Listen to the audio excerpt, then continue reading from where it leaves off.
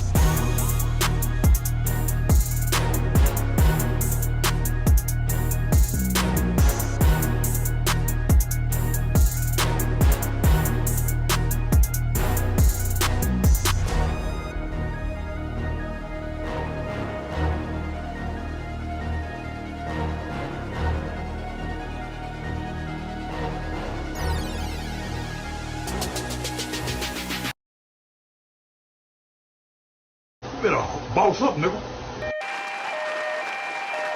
Yo, we back. What's going on, everybody? This is Coach Greg Adams back in here with another YouTube live stream. Shout out to the Coach Gang. And that's you. For being in here, being involved, and being active on this YouTube channel. And welcome back to the Wake Up Show, part of the Free Agent Lifestyle podcast here on the Free Agent Lifestyle channel. You in here with the Bruce Wayne of this ish, the King of Kings, the King of Content, and the Speaker of Truth. Yours truly, the Notorious, new world order, aka Mr. Coach Alini, better known as the Prognosticator Coach Stradamus. And you're in the Desert Storm bunker with none other than EWF. That is every woman's fantasy in the whole fucking show. I'm the CEO, Nigga of Fixes Binds LLC. The unbinder, the undebatable, the undisputed best edutainment here on YouTube. You can call me Senor Gregorio Graybeard. The ladies love to call me Mr. Third Leg Your Greg. third leg was just phenomenal. Also the man with one throw by hole. That is the Mitch Slapper. You're looking at the anointed one extraordinaire. Acknowledge me. The founding father of the After Pill, the junior college sociologist, the Morpheus of the mating matrix, the chocolate Confucius, the Black Moses, the deliverer, also known as the man that walks in the spirit of Elijah. I'm the man with more nicknames than anyone in the game. But in case you forget those names, just call me CGA, God Allah. I'm your girlfriend's special friend. Or you can call me CGA, God Allah, or the 14-time, the monetized champion of YouTube. The prognosticator is back. We got a great show for you lined up today. We're going to have evidence. Dun, dun, evidence. We're going to have evidence today presented in a thorough breakdown of the dating and matrix marketplace with the main event, a super thick teacher bae going viral on the internet, Al Gore's internet. She is a thick-ass teacher, all right? She's a thick-ass teacher, and we're going to show you a little bit of her assets that she's putting on display. And I thought I had my microphone set up pretty well, but apparently I'm still having issues. All right. And hopefully we don't have too many issues of me being muted when I have my share screen on. I thought I had it figured out this morning, but I have more issues. All right. But we have a great show. The Teacher Bay going feral. Let's see if I go audio out early on in the day's show. Let me see if my audio is bad already. It's going to be a long ass show if my audio is bad. All right. I clicked it over. All right. Let's see if we get muted already. Teacher Bay. All right. You see her. Hold on for a second. That's not what I want to share. You right there. It's sharing the wrong screen. I don't know why. Look, it's the case of the Mondays already. We're having a case of the Mondays already. All right. But that's Teacher Bay. Why is it showing that, Teacher Bay? That's not what it's supposed to be sharing. Let me see if I can get the right one. All right. Let's see what's going on. All right. We here. We got the audio. This is not the Teacher Bay I wanted to show you. Let me see where we're at. All right. It's already fucked up. All right. It's already messed up. All right. Well, that's one part of the Teacher Bay we want to show you right there. Okay. You see her Instagram, her TikTok. She's going feral over on TikTok, and she has quite the TikTok portfolio.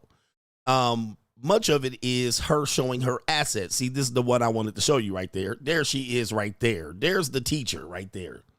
You see that right there? All right. You know, people are calling this inappropriately dressed. What do you think about this? Is this inappropriate? Oh, the humanity. All right. Is this inappropriate? This is a little bit crazy here. Now, we're going to talk about why this may or may not be inappropriate, plus the nasty things that they've been saying about this woman. All right. There's a lot of rumors floating around. All right. A lot of rumors floating around as to her previous profession. All right. We're going to talk about that later on in the day's show. All right. I do need to figure out why. It's not sharing the right screen. All right. Because let me see here. Let me see if I can reshare the screen. Okay. It's sharing the right screen now. I got some issues. All right. Do you think, all right, I don't know what grade she teaches. We're going to find out when we read the story. Do you think that was inappropriate? All right, to have her booty all out there for everybody to see on Al Gore's internet? All right, what grade does she teach? We're going to talk about this. Right there it is right there. There's the outfit that I wanted to show you. Pencil skirt and blouse. The whore uniform.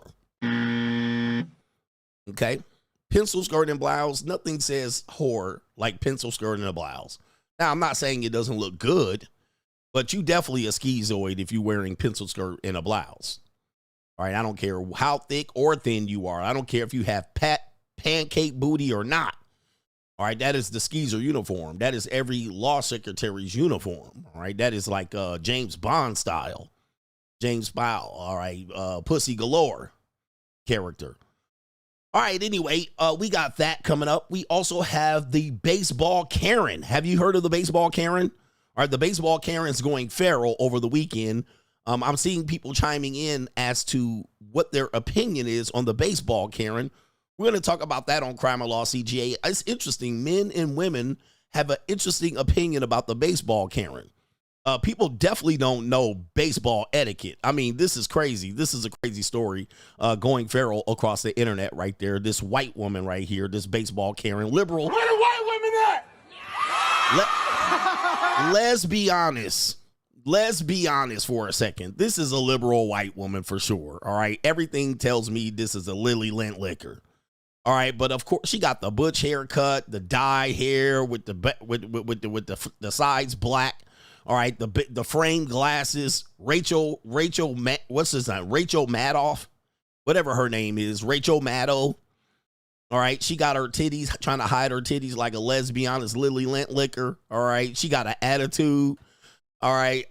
People are I'm actually appalled at some people's opinion on the baseball Karen. All right. I'm actually appalled. I'm like, what? Have y'all ever been to a sports game? What the fuck?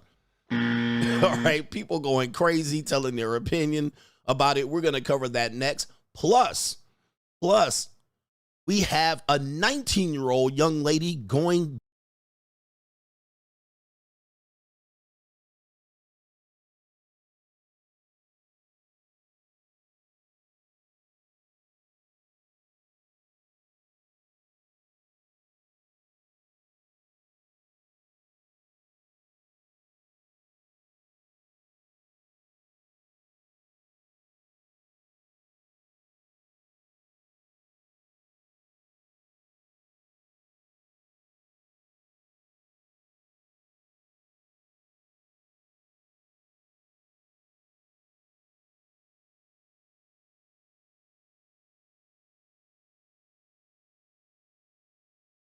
problem, struggle streaming. So apparently when I click that YouTube video, it's already bad news. All right, man, we're already having that issue again. I thought I had it fixed, but I didn't. YouTube video, they were like, no YouTube. I can't share the YouTube video, but you see that's what triggered it. Now they're going to be on my neck.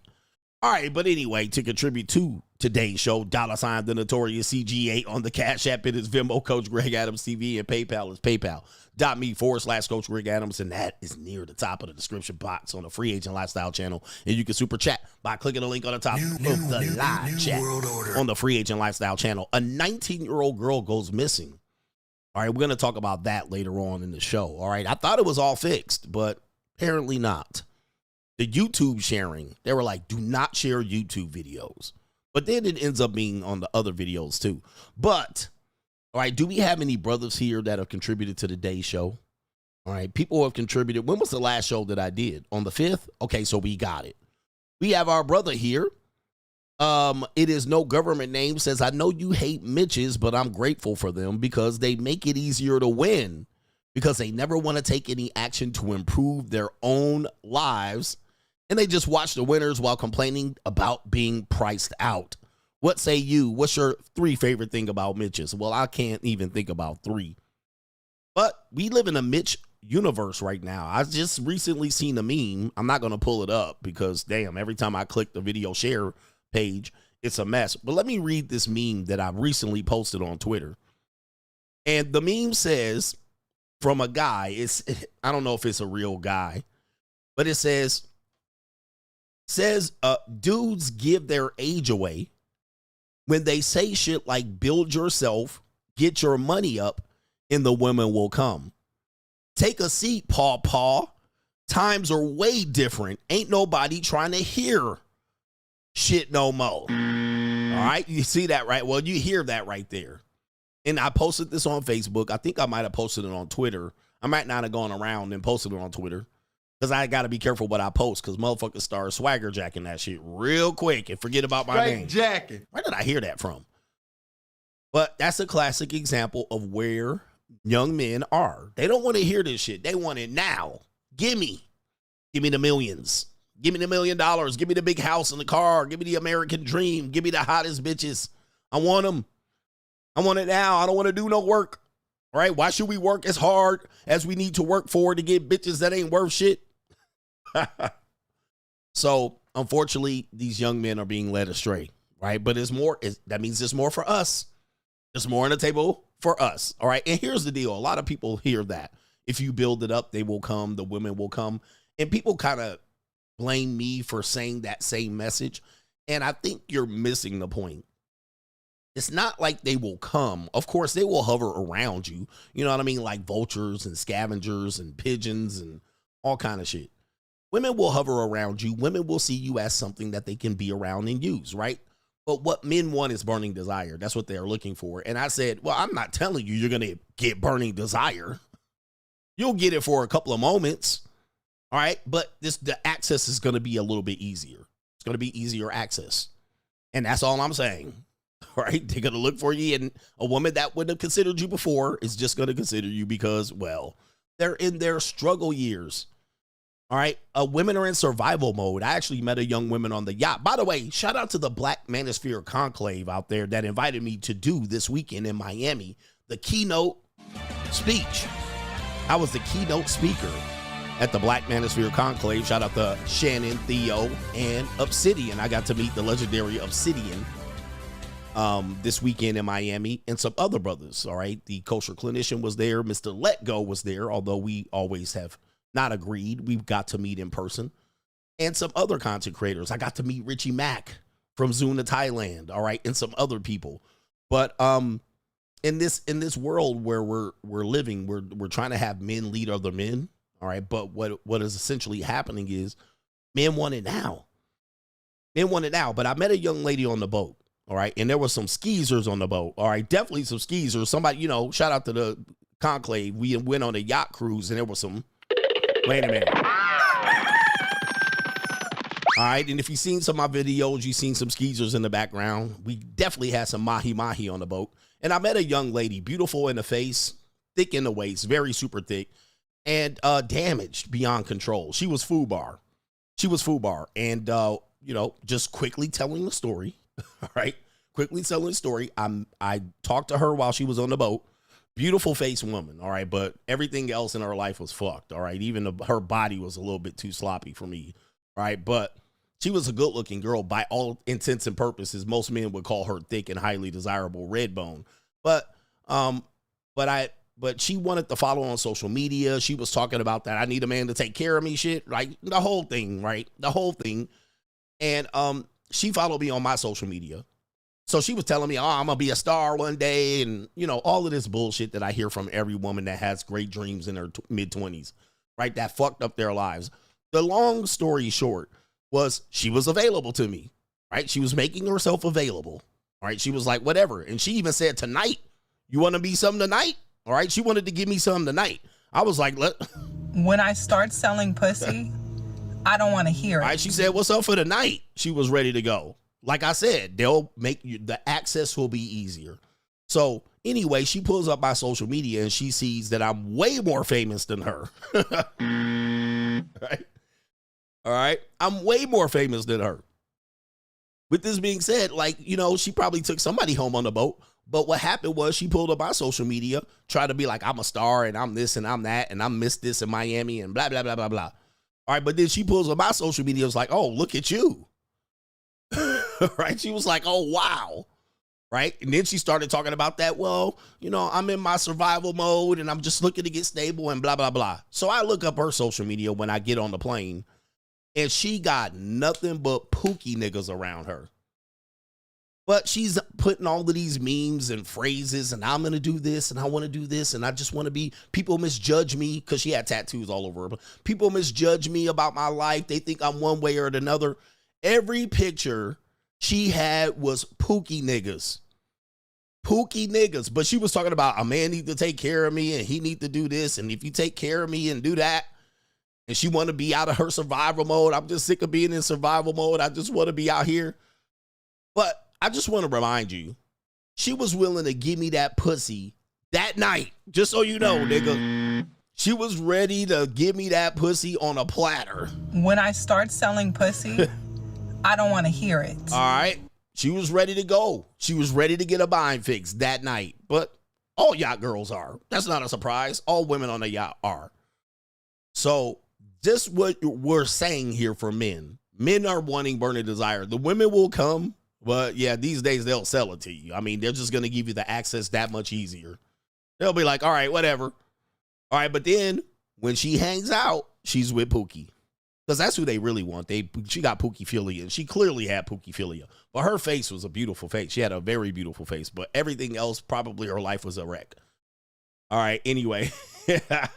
Anyway, she wasn't my type, all right? She wasn't my type for any reason at all, all right? Other than her face. Her face was fantastic. Everything else, her life, the way she carried herself, her personality was great too. She's actually in one of my videos on my story, but the story might be expired by now.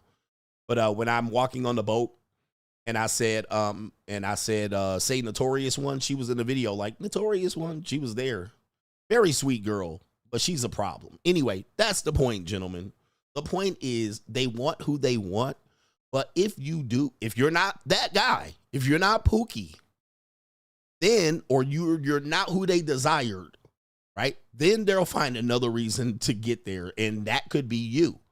Now, I know you want these hoes to fall in love with you, but I can't get that. I can't tell these hoes to fall in love with you, all right? All right, anyway. He says, I'm going to need her app. I got her app, bruh. Right. He said she was going to set you up. I know this. I know this, bruh. She was looking for a kid and a bailout plan. All right. She really looking for a baller. All right. She really looking for a baller. Sorry. Anyway. Let's get back into this part of the show. Who was I answering? Shout out to Lameek says, I'm about to take off on my flight back to Texas right now, but I just wanted to thank you, Theo, Jules. Shout out to Jules as well. Jules was there. A couple of Money Mindset brothers was there. Shout out to Jules and the Money Mindset for the opportunity. I've networked with so many great people this weekend at the Conclave, and I'm excited to see where these opportunities take me Forever grateful. Shout out to Lameek. We was able to meet Lameek there and a couple of Money Mindset brothers. Shout out to you, Lameek, with the sponsorship early on. Shout out to you, man. Shout out to Lameek. I'm Rizz. All right, I met a couple of brothers that were Coach Gang members and Money Mindset and Locals members at the Black Manosphere Conclave. It was a fantastic thing. All right, yeah, she pulled up my Instagram and she was like, ooh, let's go back to the hotel room tonight. All right, but I wasn't that starving. All right, I wasn't starving. She had a beautiful face. I would have nutted based on her face alone. All right, but otherwise. Yeah, that brother's starving. All right, not for me. Okay, we got Doom and Gloom CGA, and bear with me with the audio thing. I thought I had it figured out this morning. I worked on it, and as you can tell when the show streamed right at the beginning of the show, audio was really fucked up. But let's get into it, man. This should be a great show. It's Doom and Gloom CGA.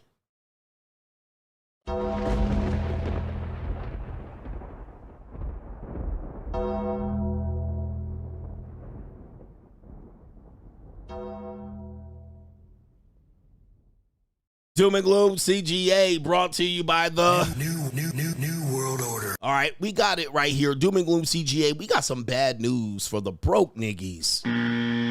As Lameek was talking about, use your opportunities to invest in yourself and network so you can get your net worth up. But here's the thing, man. There's going to be the haves and the haves not. Remember when I told you this and I triggered a lot of Mitches? If you ain't making $100,000 in the next couple of years, you're going to be priced out. Who remembers me saying this? This was around 23, 24 that I started really preaching that. I was like, $100,000 in 5 years ain't even going to be $100,000. You're going to need $150,000. There's going to be 2 classes, now no longer 3. The middle class is eroding. Now we're going to play a video from the McDonald's CEO, New World Order. All right, the CEO, of McDonald's basically said there's a 2-tier economy going on here. If you can't afford Vegas, you're being priced out. I tried to challenge people on the internet, and them bitch-ass niggas went crazy on me. I was like, bro, I'm only telling you what's real. If you just can't afford it, say you can't afford it. You're being priced out. You're being priced out. It ain't that the prices are high. The prices are high, but you're being priced out in real time. So the McDonald's CEO, Nigga jumps on Al Gore's internet. Well, it was CNBC. And tell me if you can hear this particular part of the video right here as I switch over to my goddamn, all my Bluetooth is off. But I'm going to try. And sorry for the cursing, but I don't give a fuck. All right, who can hear me? All right, who can hear me? New World Order. Yeah, somebody said this, the K-shaped economy. I heard Jules talking about the K-shaped economy this weekend. All right, but if you ain't got it, you ain't got it, motherfucker. All right, if you ain't got it, you ain't got it, motherfucker, right here. So people are complaining about that McDonald's price menu. Okay, McDonald's price menu. How are people supposed to afford McDonald's? All right, listen, it's McDonald's, y'all. And so a couple of years ago, McDonald's put their prices up and people start complaining about how high the prices are. Have the prices come down? Nope. The prices haven't come down. They're continuing to go up. I keep telling you, you're being priced out. The prices aren't going to come down. So McDonald's CEO, Nigga jumps on Al Gore internet and says, man, fuck y'all niggas. All right, let's play it. And part of what we also saw was that, particularly with middle and lower income consumers, they're feeling under a lot of pressure right now. I think there's a lot of commentary about what's the state of the economy, how's it doing, and what we see is it's really kind of a 2-tier economy. If you're upper income, earning over $100,000, things are good. Stock markets are near all-time highs. You're feeling, quite confident about things. You're seeing international travel. All those barometers of upper income consumers are doing quite well. What we see with middle and lower income consumers is actually a different story. It's that consumers under a lot of pressure. In our industry, traffic for lower income consumers is down double digits. And it's because people are either choosing to skip a meal. So we're seeing breakfast. People are actually skipping breakfast, or they're choosing to just eat at home. And so for our business, which has a significant group of consumers which are in that middle and lower income, we needed to step in with something like what we're doing here. All right, they said we need to step in and do something for that middle tier group of people that were skipping a meal, ass nigga. Oh my goodness. Not skipping a meal. All right. Remember that one CEO of that company. I can't remember if it was Kellogg's. I can't remember what cereal company. They was like, don't skip a meal, eat cereal, nigga. And I was like, niggas have been telling us that niggas been eating cereal for breakfast and lunch for a long time. All right. Cereal for breakfast. But guys, I keep telling y'all, Better boss up, nigga. the writing's on the wall. The writing's on the wall. We are in dire straits. It is live or let live. It is kill or be killed out here. It's getting that hectic out here. So, you know, if you can't have that two-tier economy, if you're at the second tier, you can't afford a family. Okay, you can't afford a family. You certainly can't afford to eat out, and then you can't even get 3 squares. 3 square meals. So even they know, they're like, man, it's getting tough out here. But what he's also saying, we're going to offer a product. But what is it going to be? Cereal for breakfast, cereal for lunch, sleep for dinner, breakfast for dinner. All right, that's what it's going to be. They're like, we'll offer you something, crickets. Okay. Man almighty, even the McDonald CEO nigga roll will tell you, there's boss up season. We're in boss up season. All right, we're going to play a video of a young lady on well, young is an understatement. All right, that's an overstatement, I should say right here. Okay. Let me know if you can hear this. Doom and Gloom CGA presses on. We have Morticia Adams on the video. Oh my goodness. What? Oh, the humanity. The way white women age is a mystery. All right. It is not a mystery. They don't have melanin in their skin. All right. No melanin is not good. You will age like milk. All right. This woman is up here looking crazy right now. All right. But she has something to say. And I see there's some audio playback issues, but it is what it is. But we do have the bangangs. Her forehead got to be going crazy right now. This woman says she's priced out. All right. She's priced out. Let's hear what she has to say here. How's everybody surviving? I get paid bi-weekly, and we are a family of 4. We have 2 kids. How are y'all surviving? Because I'm not. I got paid today, and it's gone. Goes toward the mortgage, cell phone bill, gas and electric, garbage, everything gone. Between insurance, car insurance between my husband and I, everything gone. And then I have to go to the grocery store. This isn't even factoring in groceries for a family of fucking 4. So imagine how it's like every month. It's like, do we go do a big load haul of groceries or do we pay our mortgage? Like I can't do both. And my husband works 50 hours a week. I work 40 hours a week. We can't do both. We can't do both. So like, how are you doing it? The people that don't have kids are barely surviving.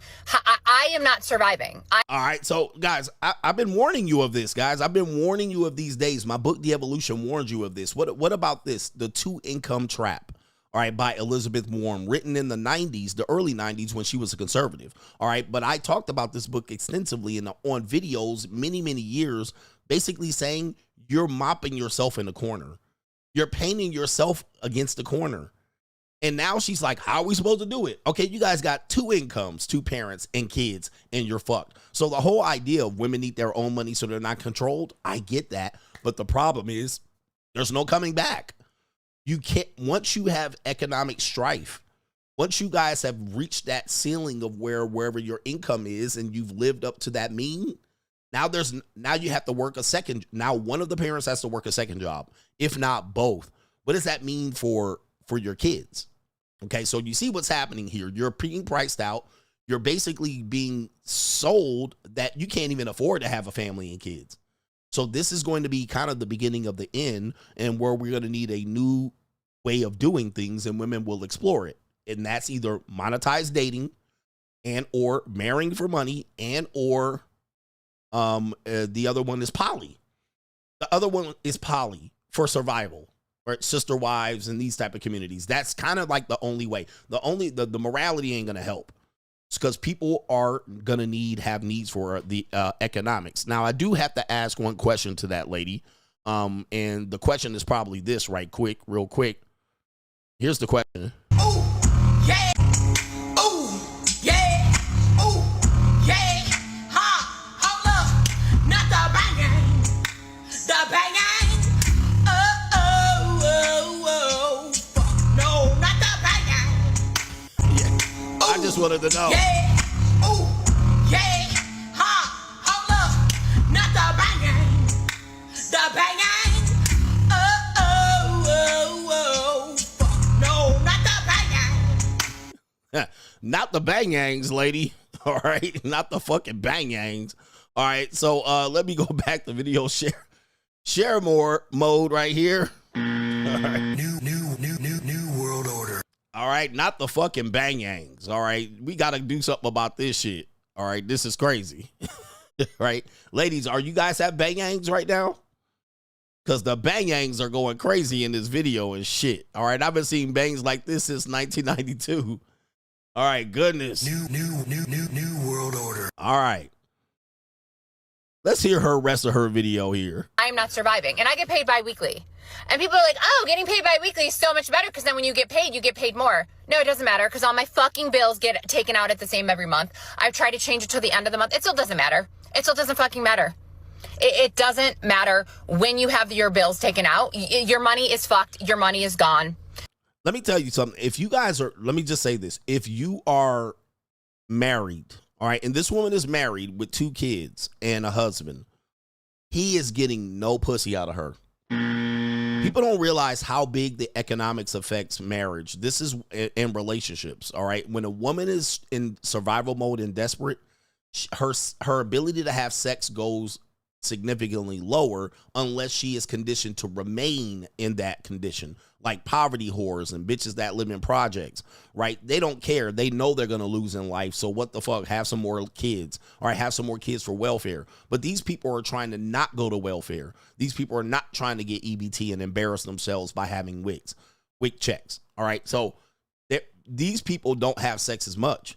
All right, and then he's going to be pointed as the problem. This is why I always tell you to have leverage, because you're going to get blamed, right? You're going to get blamed for not allowing your family to survive. You need to do everything you can, Dave Ramsey advice. So she ain't fucking him no more. He's not getting sex, and he's not getting enthusiastic sex. So your economics has to be in order, and this is a prime example. All right, this is a prime example. Scarcity here. I'll play a little bit more of her complaining about it. And as you can see, they have no solutions. They have no solutions. And take a look at this, gentlemen. Look at this. Wowzers. Oh, the humanity. Wow. Ugh. This is why you see couples, and this is going to be why you see couples turning to the wife doing OnlyFans. Well, she can't do it, but goodness gracious. What is this? He tried to get barbecue from this. There's barbecue in there. Oh, my goodness. All right. Anyway, let me continue. There's nothing you can do. You just have to fucking ride on this floating motherfucking rock and spend, $150 on 4 products at the goddamn grocery store. Yep. I can't. I literally cannot. I don't know how people do it. And unless you're a rich elite, here we go. We're fucked. There you listen. The McDonald CEO said the same thing. Hey, two-tier economy. Two-tier economy. You either winning or losing. If you're making under 100 grand, you're cooked. I hate to say it, but I'm talking about progressively making under 100. Now, if you're making 100K today, okay, you can work up to it. But if you get to 2032 and don't make 100K, say good night. All right, say sleep time. It's sleep time. So you better get on top of it because she gone. Now it's a floating rock all of a sudden. All right, bye-bye. Night. So you better figure it out, boss up. All right, but y'all want to get burning desire from Broad.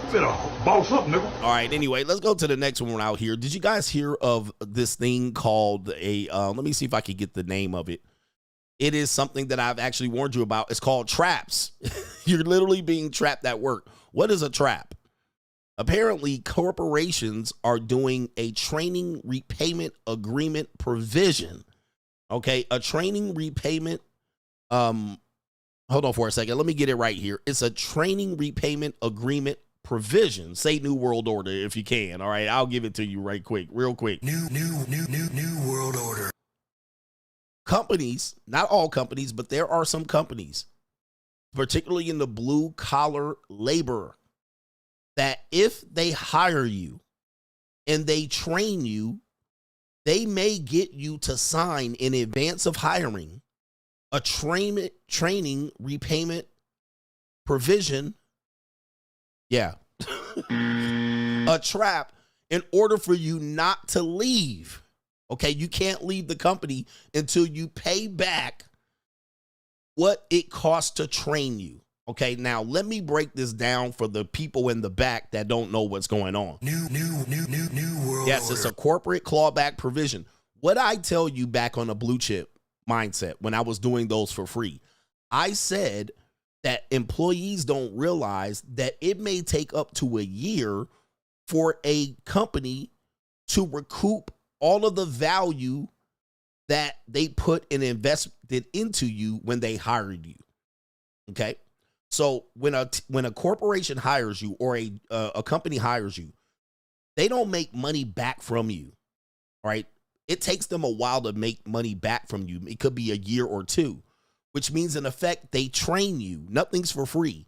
But the company agrees that they're going to train you in the ways of the company so that you can be valuable to them down the line. When you leave within a year of being hired, you essentially cost them money. They never recoup that value back.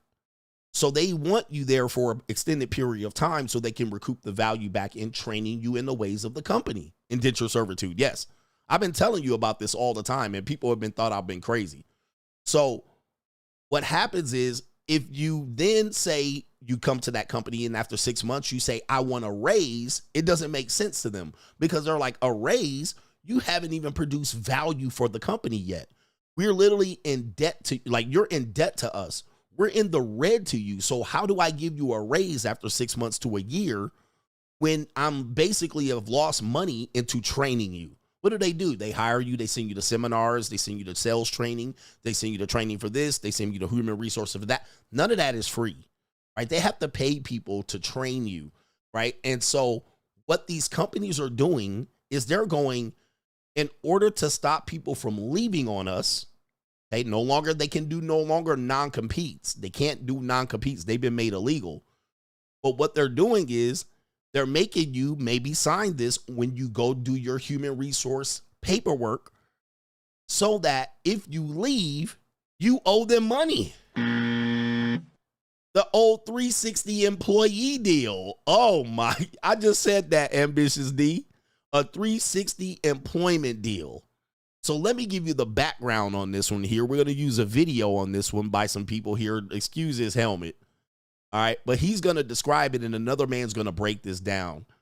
Okay, they're putting you on indentured servitude contracts. This is what this means to me. I don't know if it... New world order. All right, but they're literally doing this. Somebody says some police departments are moving to this as well. God dang, bruh. Okay, so here we go. Here, let's play it. Even going to be able to afford to quit our jobs. They're going to trap you. You may have to pay your job if you want to quit. Stories like this Texas nurse who tried to switch to a better job ended up getting a debt collector at her door demanding money for training that she received on site, or this story of a cargo pilot facing a $20,000 lawsuit over job training expenses are super common now. These are all examples of training repayment agreement provisions, or traps, a new way that your boss is keeping you at your job and also keeping wages across the board lower. An executive director of the Student Borrower Protection Center said that this is a new form of student debt, but it's coming from employers in your workplace. And although a 2014 study found that just 4% of workers were in one of these traps, the data suggests that 10% of people are now in them.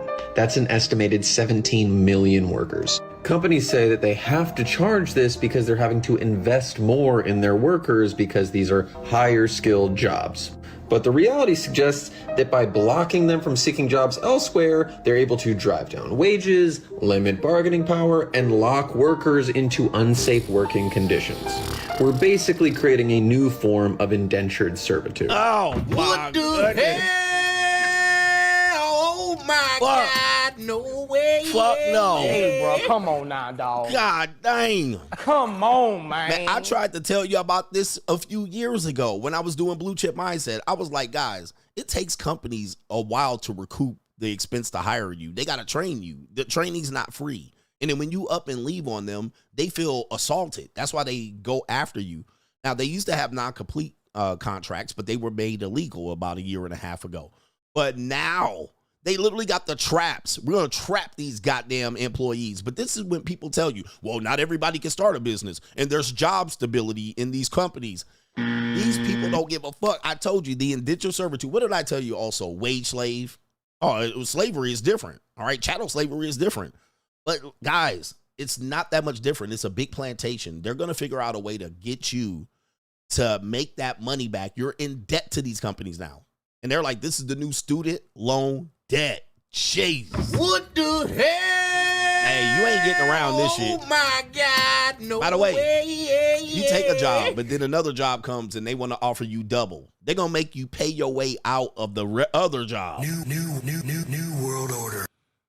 And let this be a lesson to you. You can't beat these corporations. You depend on them so much that they're going to figure out a way to get you in there trapped, literally. And last point on this one, because this is where we are. All right. In this, how do you get around the fact that he just also said it could drive down wages? New world order. Man almighty. Good luck out here, man. It's getting hectic as hell out here. Oh my goodness. All right, I was going to play another video on that, but I think that's enough doom and gloom to go around for a minute. So we'll come back on that other part of the video maybe tomorrow. All right, that's doom and gloom. CGA. Better boss up, nigga.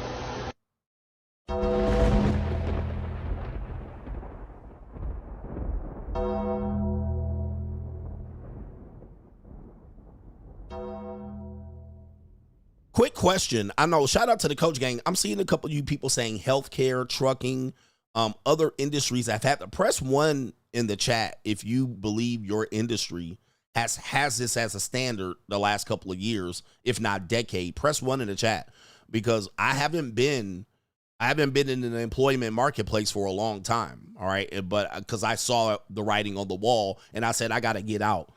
Somebody said it's the new normal, the steel curtain. All right. People say it's been this way in trucking. People say healthcare jobs have had this. Eventually, they may fight this. Somebody might fight this and make it illegal at some particular point. But when is that day? This day could be 5-10 years from now. All right. So that doesn't help you fight. I mean, you can fight it, but it doesn't help you fighting it now. You still need a job. Somebody said the police department.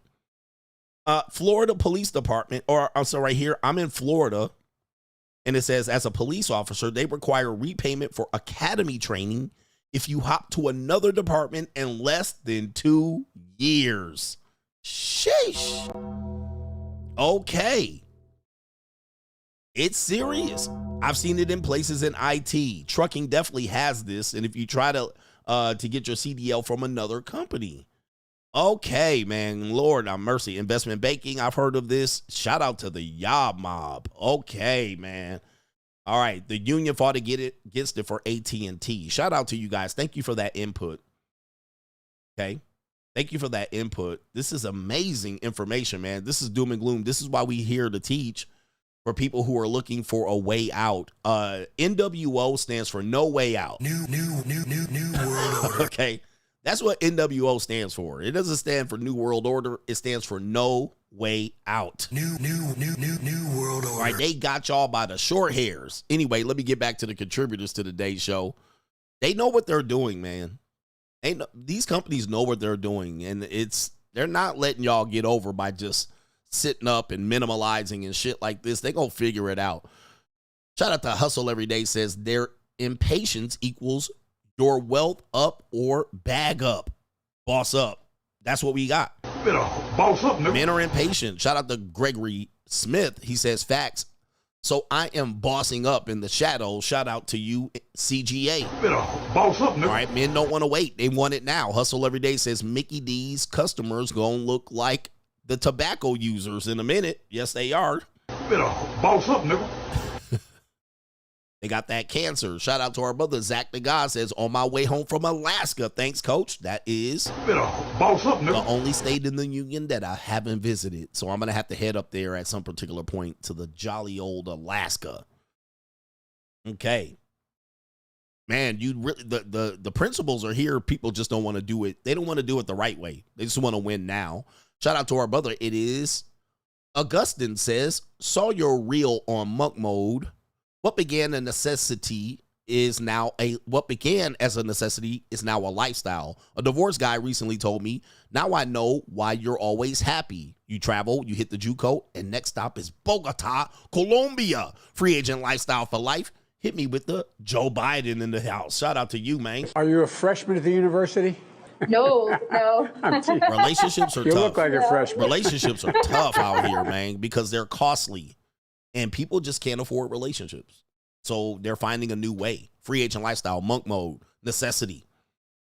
Shout out to our brother Anthony Bobo. My wife watched the music awards last night, and she said a lot of celebrities think they're psychiatrists and they're psychologists. During their award acceptance speech, he says, can I get a New World Order soundbite? And most of them are probably women. New world and order. Fugazi people.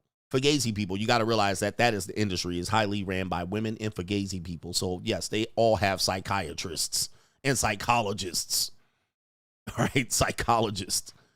All right, shout out to the psychologists extraordinaires. Most of these psychologists are enablers. And they're making money hand over motherfucking fist over these people. I'm Rizz, bitch. Yep, they was kissing the nanny goat. No government name says Milk Dud Supreme and the liberator of men. Do you think most men, especially the sucker for love ass, track con ass, PUAs, are stuck in arrested development since they all live their lives through women while refusing to accept and acknowledge their nature? I think PUAs accept and acknowledge a woman's nature. Tradcons don't. Sucker for love ninjas don't as easy. The ego. Oh, they stuck there in arrested development. I want you to think about this. You know what they're stuck in doing? Wasting decades of their lives trying to prove that one woman loves them or a man loves them. All right, over and over again, you're stuck in this loop trying to prove this right. I'm going to find the right person to love me in the end. All right, guys, you don't realize 10, 15, 20 years will go by and you will yet to have made this a possibility. Now, I'm not saying you shouldn't desire it. I'm just saying that it's very flimsy out here. It is flimsy as fuck. All right, we got Kaylin in the building. Wait, before we do Kaylin's chat, we do have some other people that have preceded Kaylin. So I want to acknowledge them. No government name. This is the Working Man's Podcast. Greetings, Coach. Your boy back in the YouTube partner program. Thank you for the motivation. And to the Coach Gang for the love and support. Coach Gang for life. Working Man Podcast he hit a home run video. Probably got 100K views or better. All right. And he been plugging and plugging away and plugging away and plugging away. One video, and then now the nigga got money. All right, shout out to you. Got money. He got a YouTube check come in, YouTube partner program. Let's go. Working Man Podcast been at it for years, and he finally struck gold. His video was a video reacting to the MTR issue. I haven't touched on it. I don't have anything to say about it. All right, it's kind of goofy situation to me. But he made a video about that, and it went feral. All right, shout out to you, man. Let's keep it going. Martin Muhammad says, how was the conclave this weekend? Can you share any insights? I was very interested to see how many men went to this conclave, and there were a lot of intelligent young black men with their heads on straight that were pushing forward to get a new direction. So they invested in themselves, number one. All right, they invested in themselves. They went there to learn about a variety of things, particularly what we presented in the Money Mindset with Theo WAF. A couple of people went there, and the men were dressed to the nines. All right, they were presenting themselves like good, intelligent, melanated kings, and they went out there with a purpose, and I hope they came back fired up. They networked with other men, all right, and it was a good thing. It was a good thing overall, and I'm glad to see it. So if you guys have a chance, log into, I believe it's the blackmanosphere.com, all right, or you can look up Theo's Black Manosphere Conclave and a Facebook group, but they do vet. You can't just jump up in there, all right? They do vet to see who you are, and you can check that out over there. Let me see if I can get their website here. Hold on for a second. It's, let me see here. Conclave. Let me make sure I got the website. Yeah, blackmanosphere.com. All right, is the website.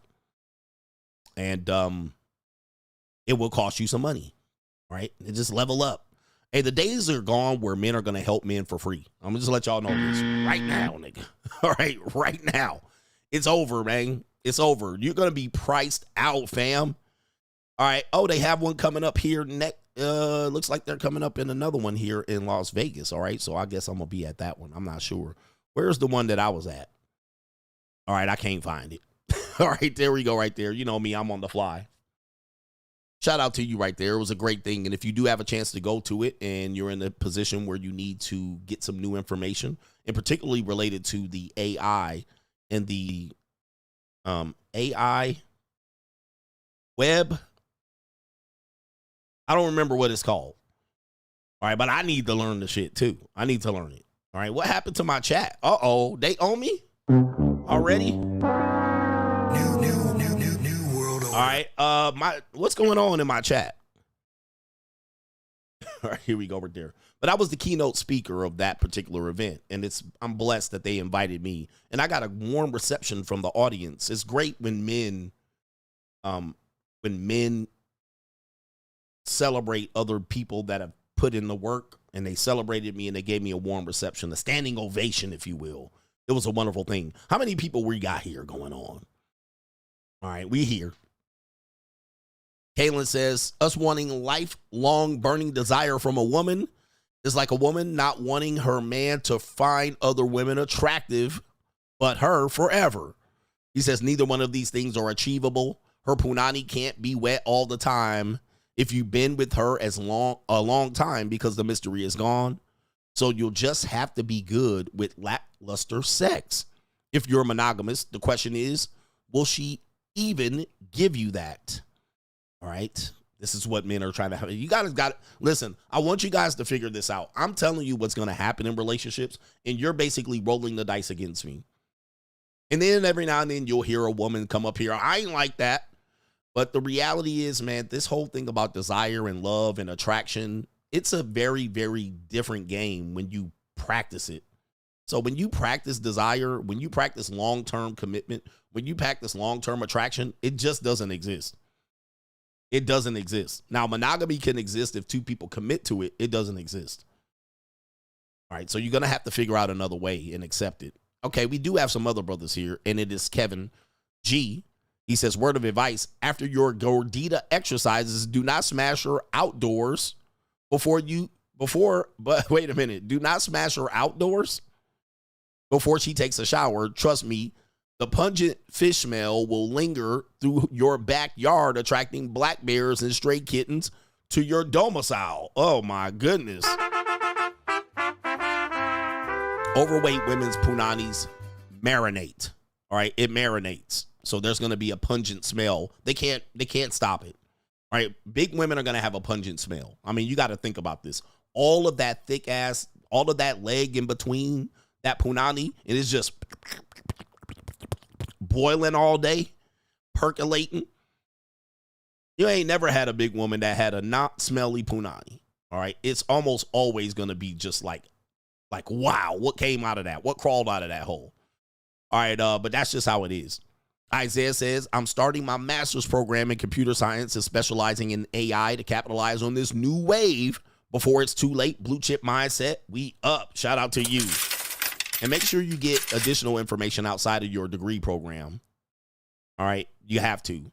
Ancient Man says, I'm tracking an increase in food prices that will crush households. I started prepping everything in 2019. I saw the writing on the wall. Most of my assets are in metal. I'm up 14 grand on my silver investment. Food won't be an issue for another 6 years for me. Shout out to you right there. All right. And he's going to never be hungry at this point. I'm always hungry. All right. Never going to be hungry at that point. Shout out to you right there. And I made a video back during COVID. I was like, man, look at these prices of these cereals and shit like this. All right. That's all the unhealthy food. Who do you think buys cereal? All right. Poor people. Bitches that work, 60 hours a week and they got kids. They're going to be forced to buy these cereals. By the way, have you been in the grocery store It is incredible how little food or shit that you can get at the grocery store. Now, there's a way around this, and I did a video back in the day on this. There's a way around it. You got to strategize on the way you shop, right? You got to be strategic in what you buy and when, all right? And I'll give you a quick preview of it. Do not buy your condiments in your other things like toilet paper and whatever you want, toothpaste and toothbrush. Do not buy that when you buying groceries, okay? Right, that's the first thing you need to do, but it's going to take you a couple of weeks to get to that point, all right? You need to get that shit separately. Because when you go in there, I used to shop for $25. I used to shop with $25 in my pocket, all right? And that was in what? That was in 2001, 1998. I could go in there for $25 and get a couple of things. But what'll happen is, inevitably, you're going to need something that's going to be $8. Windex, what do you call it? Toilet paper, toothpaste, right? You're going to need something that's going to fuck up your budget. So you going in there to get food, and then you're like, oh, I need toothpaste. I need mouthwash. I need motherfucking paper towels. And then you're cooked. Because that's going to be $8, $9, $10 each. Okay. All right. So now you're cooked. Now you got to go less on the food because you need paper towels and shit. You know what I mean? Now you at Taco Bell stealing napkins, right? You know, now you at Taco Bell, you need bathtub cleaner. Do not buy these the same time you buy food. All right. You got to have those separate trips. And then you need to stock up as much as you can. It's going to take you months to be able to get over this when you're on a budget. Yep. Deodorant. You're going to need that. One of these things are going to fuck up your whole food trip. So you need to get that stuff and start stacking that stuff up first, all right, so that you have an abundance of that, lotion, whatever it is, lotion, right? You need to get that first so then you can focus on food, all right? Because when you are now going to the grocery store now, dude, you get a steak, some ground beef, and then some other regular shit, it's already $150 already. Already 150. And don't ever say I ain't gave you a blue chip right there. That's an easy one. That's an easy one. Don't buy your condiments and your necessities with your food. It's going to be a messed up. And last one, it is Mr. Officer Boulay is in the building. He says, I'm a police officer in Florida. My department requires repayment, which is prorated for academy training if you hop to another police department in less than 2 years. Coach, keep informing these Mitches. All right, man, I keep informing you guys that the system will adjust to your trickery.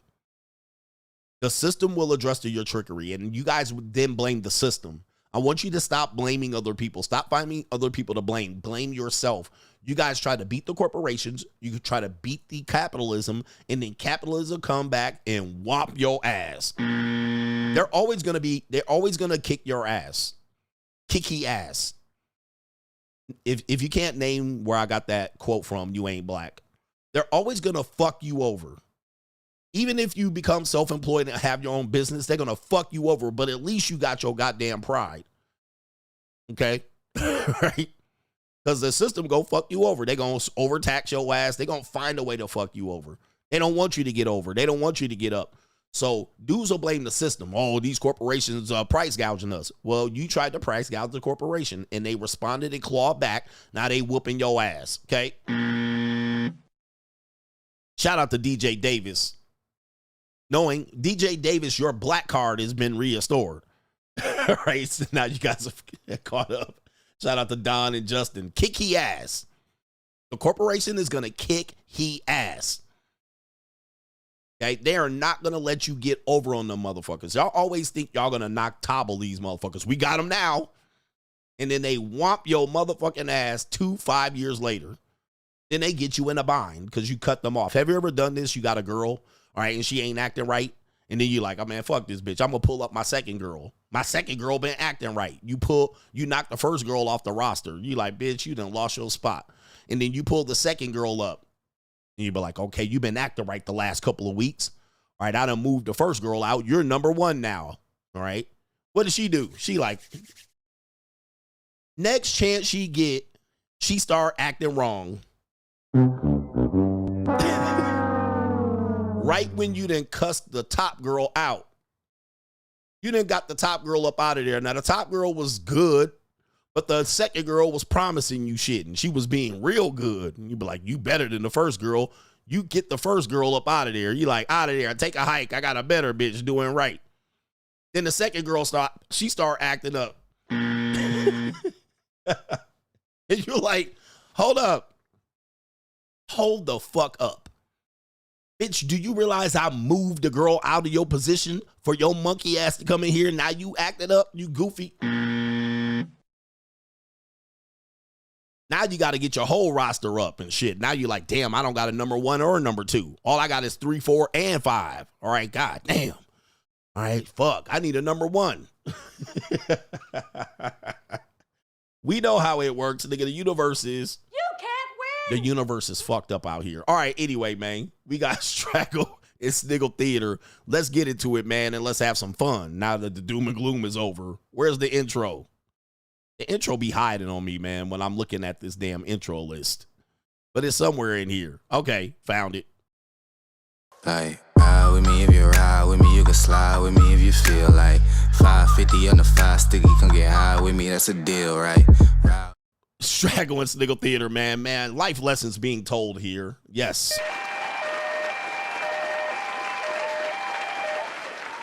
Straggle and Sniggle Theater. We got Rizz game going on here. Let's get some Rizz game going on here. Let me know if you can see or hear the video on this one. Okay. We got Rizz game going on here, and let's take a look here before we play the volume. Let's take a look at this right here. Oh, the humanity. All right. I've been and told and warned y'all about these cold approach Rizz niggies. I mean, this shit is crazy. All right. And look, where are we at? The Piggly Wiggly? What kind of budget marketplace shop is this? Dollar store? Like, all right. So let's see. We got a Rizz guy here that's going to rate his Rizz here. Let's see what this homie the clown looking bitch. Hey, excuse me. Hey, excuse me. I got this for us. What? I know it's not traditional, but you want to go on a coffee date? Let me start. My name is James, by the way. I'm Lisa. Elisa? Mm-hmm. How long have you been in States for? About 9 years. Ooh. Like, what do you do for, like, work? A little bit of everything. I'd say you have, like, a really good spirit on you. Thank you. Like, what do you do in the meantime, like, hobbies? Besides looking beautiful, by the way. Thank you. Working. I better say, if you're free. Look at this build right here. I mean, let's take a look. And he had a whole decent black sister walk by. And this is a black man, y'all. I mean, confirmed. Confirmed. It's a niggy. Low-hanging fruit. I tell you all the time, low-hanging fruit. All right, so it's a nigga for sure. And then take a look at the knock-kneed bitch. Her knee going backwards, y'all. Her knee is caving in backwards and inward so much that she has internal rotation of her metatarsals. Look at this shit. Look at the ankle and the subs. Look at this shit, bruh.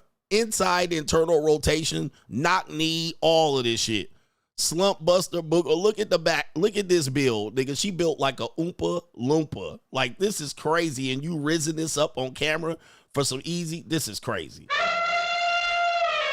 This is crazy, bruh. Crazy work. And let's take a look, man. She happy as a motherfucker. Look at her. Oh, these young guys always hitting on me.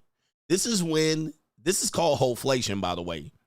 This is called hoflation because this woman's going to brag later on. Oh, this attractive young man was hitting on me. She going to tell her big fat ass husband that men want her out here. She got options. All right. And she looking like a whole clown out here. Come on. Like, this is crazy. Yeah, that brother's starving. This is insane work right here, bro. You got to keep this shit on the low. Why even broadcast this? This is crazy. Me, you, coffee? I can't today. Can I get your number? Sure. Okay, bad. Thank you. She married for sure. Is she married? Somebody married that slump. And what do you like to eat on? I can do pretty much anything. Pretty much anything? You just save. You just save it for her. Save it. Come get these guts. I bet. All right. I'm going to text you. Look at that right there. Look at wowzers. Oh, the humanity. Niggas is going to smack. The back shots are going to sound like this tonight, man. pop, pop. Them back shots gonna be insane. Pop, pop. And a pop, pop, boom. Wow, nigga, this is not broad daylight activities, man. Okay. Oh, yeah. Look at that. Is she smiling? Look how big she's smiling. All right, look how big she's smiling. I still got it. I still got it. Oh. See you later. Oh, yeah. See you later. Mm-hmm. Yep, he got it. All right, man. Shout out to him, man. Rachel, we ain't rating Rizz here, but Straggle and Sniggle Theater. God, I told you about these niggas, man. All right, Straggle and Sniggle Theater, when you get caught at the club, but it's closing time. All right, let me see what we got right here. Oh my goodness. We got them all today, brothers. What is going on? Everybody going today. Oh my goodness. Oh, the humanity. What brothers? Is this the look at the back on this motherfucker. Look at this shit. Look at the big back, big back. Wow. Hey, it's closing time. Closing time. All right, man. Closing time. You got to go ahead and close on something. All right, I got to be feeling on something. All right, stomach, titties. This shit is crazy, man. These niggas. All right, man almighty. Yeah, that brother's starving. And did I see a cockeyed? Dude, first we had knock-kneed. We got knock-kneed confirmed. Now we got cockeyed and a big back. Okay, take a look at that. Look at this work right here. I can't say I ain't never been here, bro. All right, but look at that. All swapping it down. Just slobbing it down, bruh, in broad day. Oh, my God. And look at her right there. Ugh. That post-nut clarity gonna be awful, man. And take a look at this. Wowzers. We got a cockeyed. Wow. Gentlemen. The bar is in hell, gentlemen. Look at, wait a minute, cockeyed. Oh my goodness. Hey, she ain't bad, boy. I bet you she sucks a good mean dick. She sucks a mean dick. I'm telling you right now, she gonna swallow all of that too. Look at that. Oh my cockeyed. Look at this. Hey, the bar is.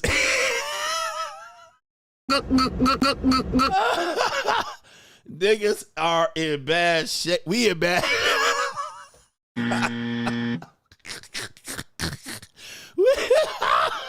We in bad. We in bad. Nigga. Oh man, we in bad shape out here, niggas. I got money. Oh wait, that ain't. But y'all don't want to pay, man. Oh my goodness, man. We in bad motherfucking shape out here, man. We can't.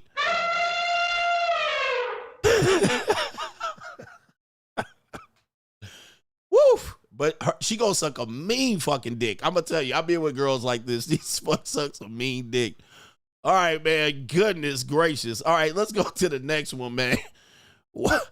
I see why women treat men the way we are. Shit. All right, local crackhead falls in love with Kens. Here we go. I want to make love to you first to make sure it's right. Addicted, don't know what the fuck I'm on. Turn around and let me lick your butthole on camera. I'll lick it dirty, fart in my mouth. But I know you never would fart out of that. Just fairy dust comes out. You know, little sprinkles of confetti and nice things for me to lick. Are you okay? Not now. Not that I've seen you. I want to make love to you first to make sure it's right. Addicted, don't know what the fuck I'm on. Turn around and let me lick your butthole on camera. Yeah, that brother's starving. Yes, sir, brother. Yeah, we done. Yeah, that brother's starving. Yes, sir, brother. This is a nasty boy. Oh, that's nasty. And she will let him lick. I mean, in private. This is the type of scuzzy skeezer that will let him lick. This, my man said, Mo 1. Turn around and let me lick your bung hole. Man, this is crazy work. I'll lick it dirty. I'll lick it dirty. Yeah, that brother's starving. Yes, sir, brother. This is what y'all got to deal with out here, man. Look at her face. Look at her face. She is like, wow, okay. Oh my God. We cooked out here, man. Fart in my mouth. But I know you can fart in my mouth. You never would fart out of that. Just fairy dust comes out. You know, little sprinkles of confetti and nice things for me to lick.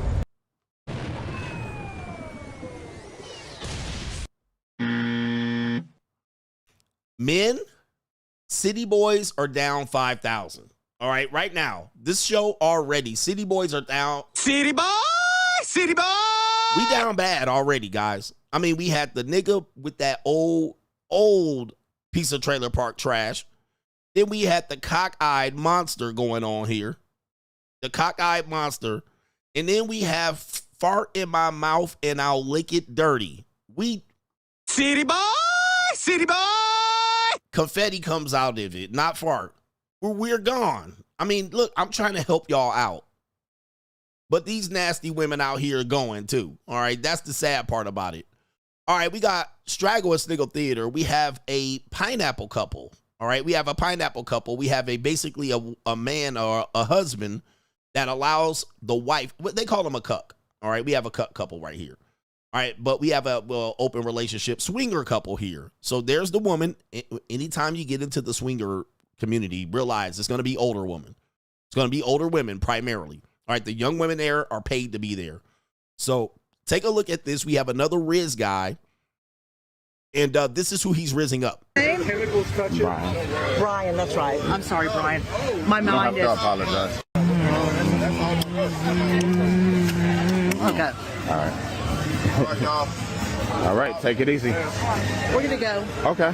Thank you. My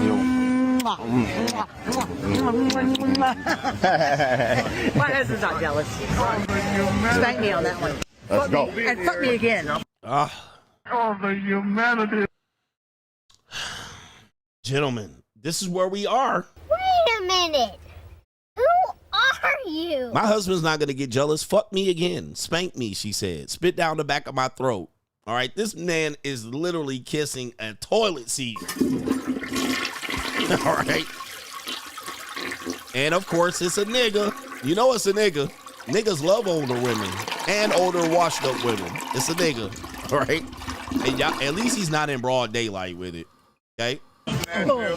Boom. Look at that. Imagine this with the monkey lip. Look at the monkey lip. There you go. Look at this.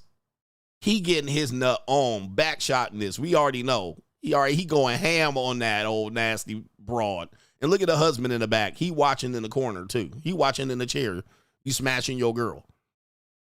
His girl. One more time. Ugh. All right. Sound like cigarettes and Natty Light and Pabst Blue Ribbon beer right here. I love it. And she got a Christ chain on. You see, she got a Christ chain. All right. This is what older white women do, man. They love young niggas. All right. They love young niggas. What's your name? Brian. There goes some more niggies on the prowl right here. All right. I get it for free, coach. Here they come. All right. And you know what they like. I already know what they like. I already know what they looking for. They could be in Columbia, but they're somewhere in Fort Myers, Florida. Do you ran into the right folks? What's your type? You like black, white? I like white girls more better. Okay. Yeah. Especially the thick time. That's what I'm talking Word. about. No, bunny. Yeah. In other words, pog. Pod. That's what I like. Yeah. Hey, say that bit again. Say it one more time, but say it slow. Pog. P-A-W-G. Fat ass white girls. That's what I'm talking about. What you like, bro? Yeah. I like fat ass white girls, the thick time. Ooh, the curvy yeah. types. Yeah. Those are my favorites. Okay. Yo, that's what I'm talking about. Okay. You fall, fat ass white girl. Fat ass white girl. Shit, I got, but I No, know. I'm talking about this. All right, niggas always know a bunch of them, and there she is right there, kissing in the mouth, kissing in the whole mouth. Okay. All right. All right, take it easy. We're gonna go. Okay. Thank you. Oh my goodness, man, this is. Oh, the humanity. They be out here embarrassing you niggas, man. They love. And young brothers is like, coach, man, it's hard out here, man. You don't realize it, man. It's free puss. It's free puss. All right, last one on Straggle Sniggle Theater. We have Summer Walker, skeezer. All right, you guys know Summer Walker. She definitely a skeezer. She rap about skeezing. Well, she doesn't rap. She's a singer. All right, but she doesn't hide her real intentions here. Apparently, here on Straggle Sniggle Theater, we have Hollywood Unlocked reporting there was some sort of award show yesterday. All right, there was some sort of award show yesterday, and Summer Walker, an R&B singer, if you can call her, shows up with, who is this? I got money. All right, a reporter asked her, who is her date? Okay, here we go. Incredible. Come on. Hi. Tell me about your date here. Oh, this is my special friend. Okay, how special? Mind your business. Oh, my. I just wanted to say thanks. I'm glad you came along. Oh. Partner, I want to sing a song I got just for money. you. Because you're my special friend.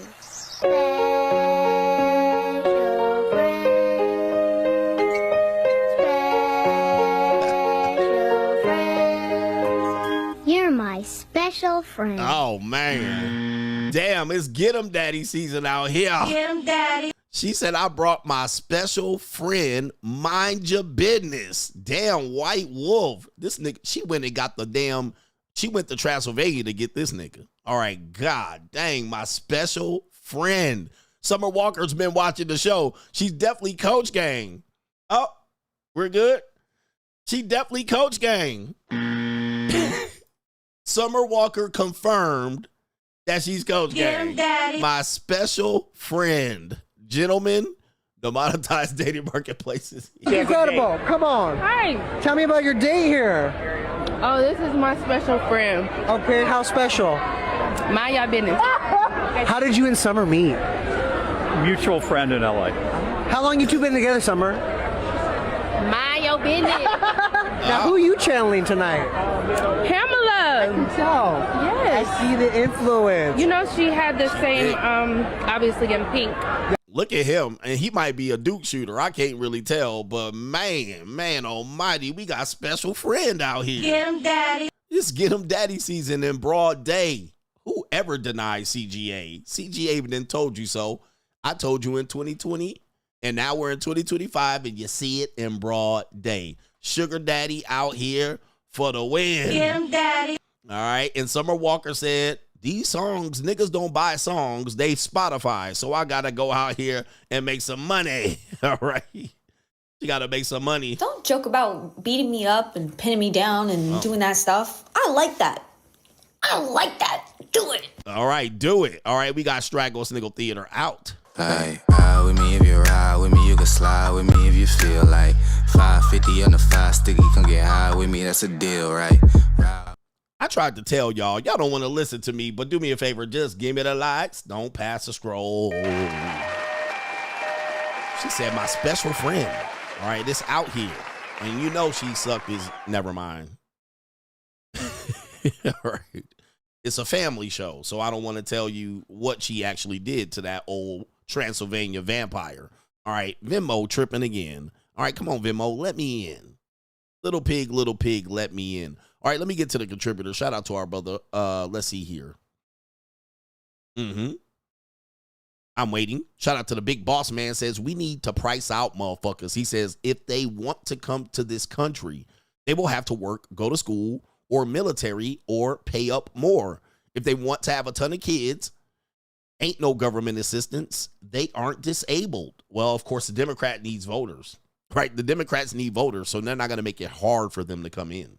They're going to make it easier. But Trump, on the other hand, he trying to boot these niggas up out of here, man. All of them. Not just the Mexicans either. No government ain't. Coach, I'm bossing up. I'm in trade school. It's part of a high school. He says, let's just say every day I see plenty of future JUCOs. Yes, indeed. They out here. Oh, they out here. And we're going to show you as much on the next segment. I know people are going to say, well, what is he talking about? We're going to show you as much on the next segment. All right. All right. Because it's out here. They out here. They active. Shout out to Trey. He says carnivore, OMAD. He says, and buying a quarter cow is the move. Shout out to you. Yes. A quarter cow. That is the move. But you need a freezer. All right. And they just need a freezer. They ain't got no second freezer. Where they going to put the meat? Pause. Where they going to put the meat? All right, they ain't got no extra space, but it is a move. It definitely is a move. All right, that's where it is. Been around the world and yai. Thanks for the heads up, coach. It's Boss Up 2025. Free agent lifestyle for life. Boss Up, nigga. Boss Up 2026. Shout out to our brother Corey with the personalized note. Of course, they don't show me what the personalized note is, all right, on the Cash App.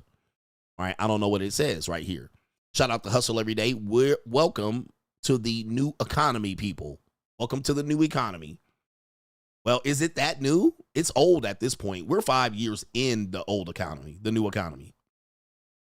This is our economy. When they start printing all that money and gave you that stimmy check, that was it for you. All right, that was it. Y'all didn't realize that, but that was when you leveraged your financial future over to the powers that be. And it already happened before that. It happened when you bailed out the banks in 2008.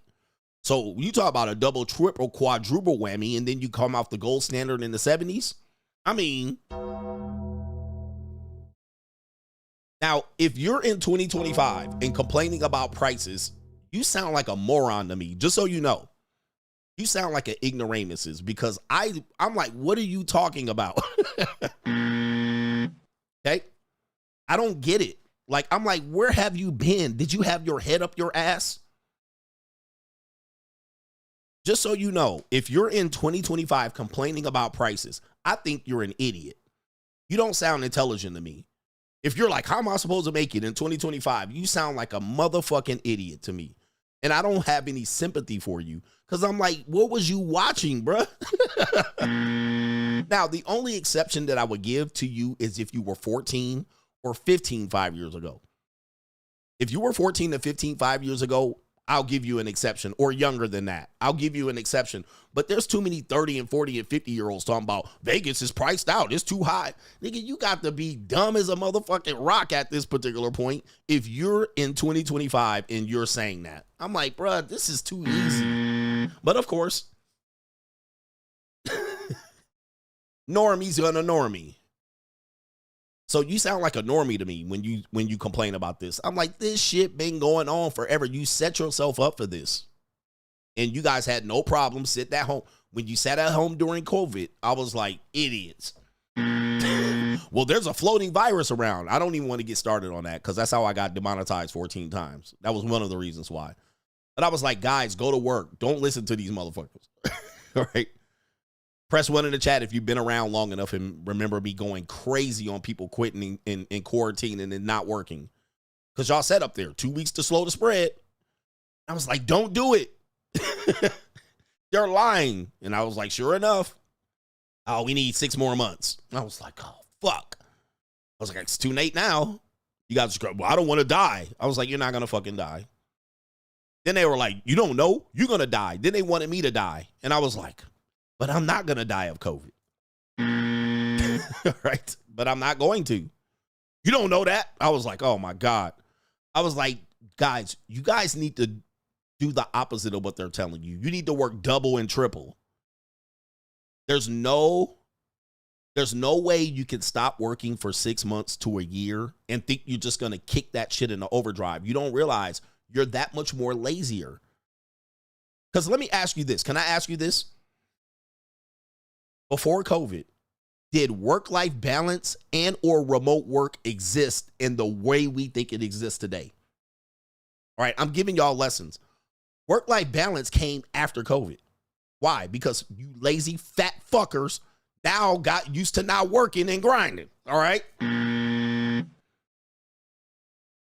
Now y'all got used to sitting at home and working remote and half remote and 2 days in the office and floating back and forth and coming in the office and not going in the office. Now work-life balance is here because you fat fuckers set up at home watching goddamn Netflix all day doing work, thinking you're going to get a remote job all your life, and you can't now. You can't even get no goddamn remote job. So now you're stuck in limbo. I want a remote job. That there's no more, motherfucker. You got to go to work. They called your ass back into work. Oh, remote jobs are going to be the future. And guess what? It's not. It's dead. Right? And I was like, you're out of your routine. You need to continue to work and hustle because everything's going to go up in price based on what they're doing. the inflation is going to kick in. Remember, they were supplementing your income with the stimulus check to boost the economy to get you to spend, and it didn't work. But that doesn't mean the after effects weren't still there. We still had the printing of excess money. Now we have hyperinflation, and there's even more to break this down. Oh, by the way, just so you guys know, okay, just so you guys know, there was an economist, a guy that was a professor in an economics professor. He challenged me on this in real time, and I was saying, just wait. And then remember, I asked him back, "Where's that economic professor?" Right? Okay. Somebody says, work-life balance is not a bad thing. False. It's a horrible thing. Work-life balance is terrible. You know why? Because listen, you guys don't realize I know you're going to think I'm wrong, but I'm going to be right. Let's just say, let me ask you a question. I'm not even going to ask you a question. Let me tell you what's going to happen. Let's say you work 5 days now and you got 2 days off. So you got the traditional 9 to 5, middle of the week, Monday through Friday. Then you got Saturday and Sunday. I'm going to tell you what happens. Then you're going to work for a company. They're going to say you can work 4 days, 10-hour shift, 3 days off. What are you going to do with that third day?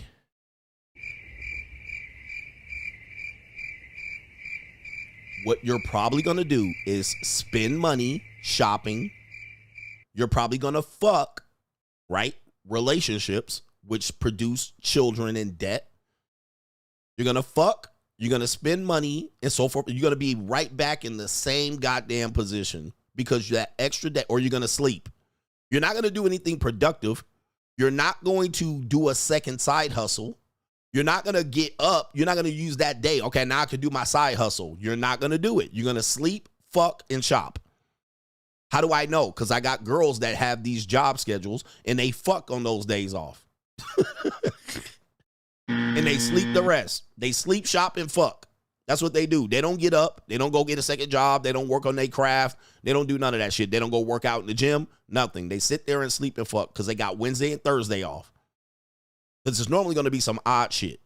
Wednesday and Thursday out, they sleep, fuck, and shop. And they be right back in the same goddamn hole they crawled in before that. Trust me, man. I know what the fuck goes on, man. Y'all motherfuckers go get extra sleep. It ain't like you do something with it and then you go back to work on Friday because Wednesday and Thursday is your weekend. And now you back working Friday, Saturday, and Sunday, hating life. People don't get in shape better. They don't work on their side hustle. They don't get a second job. They don't do any of this shit. All right? They sleep, fucking shop. Now, how's that going to be productive? It's going to be counterproductive. Yep, nurses, same thing. They work 3/12s and fuck the rest of the days and sell pussy on OnlyFans. All right, that's what they do and sleep. Trust me, I know a lot of nurses with 3/12s, and they do a lot of fucking and cheating on their husband and shit. And then what do? Traveling, going on extra trips. And then you right back needing more money at work. Just to let you know, all right, I've seen this way too much. Work-life balance is a farce, all right? It doesn't help. Shout out to Mehmet II says the military already had TRAP. ROTC grads owe 4 years for a free college ride, all right? So that's the trap. He says if you don't serve the full term, they have to pay everything back. Military pilots and after finished training, military pilots have a 10-year obligation, so they monkey bar to Delta. Shout out to you. So military pilots have to do 10 years. Wow. That's crazy. So they already have a trap. They already have a trap. So shout out to you. Thank you for filling me in. I may say working is tough. If you don't work, you can't eat. Guys, let me tell you something. There's a couple of things you're not going to get away from in this life. That's work. All right. You're not getting away from that. Taxes and death. All right. Those 2-3 things you can bank on, bruh. You're going to fucking work. I'm sorry. or you're not going to work and you're going to live 50 years of misery. Okay? Because at some particular point, it's going to catch up to you. Just like crime. At some point, it's going to catch up to you. Same thing with taxes. At some point, it's going to catch up to you, and death is coming, nigga. So I don't know what you want. I don't know what you want me to tell you, nigga. You're going to work. And when you have your own business, you're going to work double time. His boss the fuck up, nigga. You ain't getting out of it. Better boss up, nigga. I want to encourage you. I've traveled all around the world. I've touched 4 continents. I'm going to have my 5th continent coming up here in November. All right. So I'll be stuck with just Africa and Antarctica. Right. But let me just tell you, the places where men don't work, none of you niggas want to live there. Okay. Trust me. Where the men don't hustle and work, these are places you don't want to live. Go to the Dominican Republic and do how the Dominican Republic niggas do. This is not a good place to be. All right. Them niggas be sitting around leaning on gates, siestaing at 4 o'clock. You don't want to live in these places where men don't work. These places are shitholes.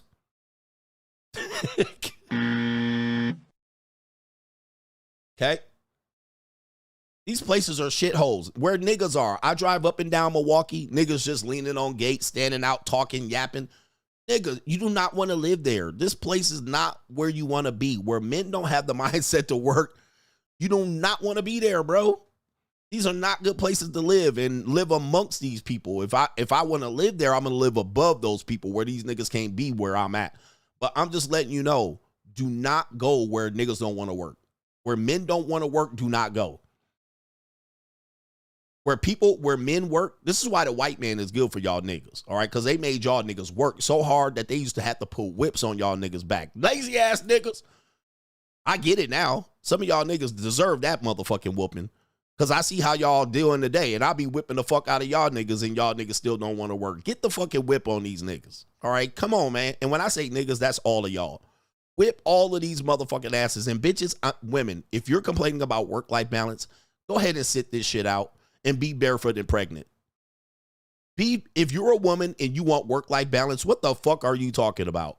You also want a 50-50 relationship or a man to pay all the bills. Like, this is crazy. Bitch, sit down. Why you even working? You're useless. Bitch is useless. I only want to work 4 days a week. What the fuck? Like, this is crazy, bro. Like, I can't stand people. Man, the white man made y'all niggas work. All right? You get your monkey ass up there and work, nigga. Niggas don't want to work. Hey, man, let me tell you, man, if you don't work, it might be cool for a good 3 years, and it might be cool and gravy, but when you turn 30 and 35 and 40 and 45 and 50, that shit gonna catch up to you real fast. Oh, my goodness. People are lazy fucks. People ain't shit out here. And somebody said, when you have employees, you really see it. This is a fact. People, look, the worst things that you can have as a business is that you have to hire these fuck-ass, lazy-ass Americans. And niggas and women. These niggas, you got to whip them to do the basic work. They get up in there and they want the job. I want the job. You know, they want a paycheck. And then they sit they lazy ass there and do about 20% of the work. 30% if you lucky. 30% of the goddamn work, and then you got to go after them and then not hurt their feelings when you tell them to work. Then they start asking you for work-life balance. They looking for a job while they on your motherfucking clock. You like, damn. You asking them to come in on time, give you an advance notice if you're going to miss work. They don't want them to come into work because they've been fucking all night. And then you like, what the fuck? Now I see why the white man was whipping motherfuckers. All right, come on, man. Whip this motherfucker. God damn.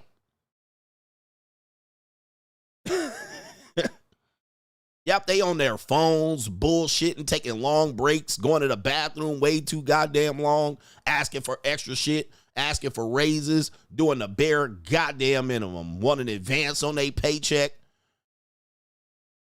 They doing everything but work. They do 20% of work. I got to pay them for 8 hours. They only worked an hour and a half. Then complaining about the work the whole time. Then trying to leave early and shit. These people ain't shit, bruh. People ain't shit. People are late. When that brother said, Brian Tracy said 80% of people are lazy. Dude, that is a fact. 80% of people are lazy fucks. And all you gotta do is look at how fat these motherfuckers are. Okay? Fatness is an indication of how you treat your motherfucking life. If you a lazy piece of shit, you will be fat than a motherfucker.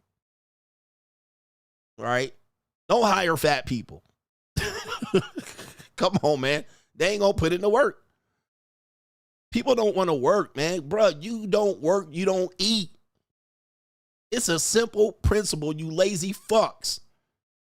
Can't stand these fuck ass work-life balance. Man, fuck you, nigga. Like, man, fuck you and your work-life balance. This shit is crazy, man. You lazy piece of shit. These people are lazy cocksuckers, man. I can't stand motherfucking people, bro. And then they be like, yo, work ethic, coach. How do you do it? Nigga, I want to eat, motherfucker.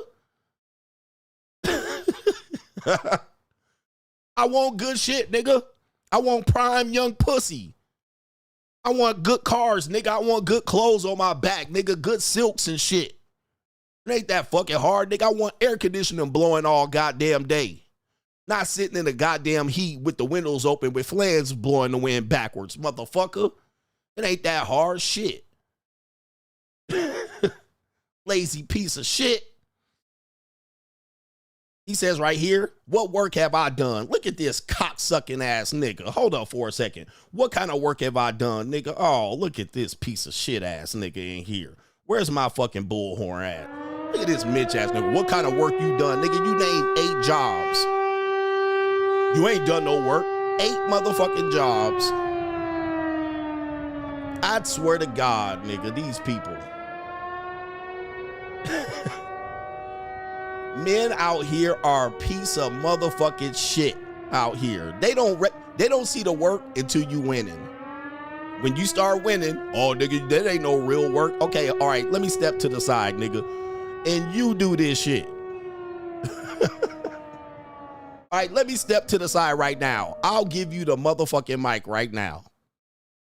Why don't you do this shit? Do exactly what the fuck I'm doing right now. Right now, I gotta take a piss. Right now, I gotta take a piss right now, nigga. But I'm sitting here talking, looking at the clock going, I got 3 motherfucking hours to go. Not only that, I'm gonna entertain your ass. I'm gonna give you education. I'm gonna give you experience. I'm gonna give you a knowledge base, nigga, a glossary of shit.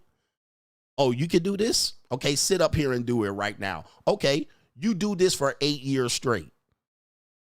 I guarantee you couldn't do it, you bitch, nigga. The first day you get work-life balance, bitch, you gonna take the day off, you fugazi ass bitch. Bitch, nigga. You can't do this shit. That's why I deserve every goddamn thing I get. Nigga, I should get 10 times more. You can't do it. Can't do this shit. Talking about it's easy to do. Do it then, motherfucker. Somebody do it. Dude, you got big YouTubers can't do the shit. Period. They can't do it. First chance they get, first piece of pussy they show up, nigga, they cutting they stream short. Fuck out of here.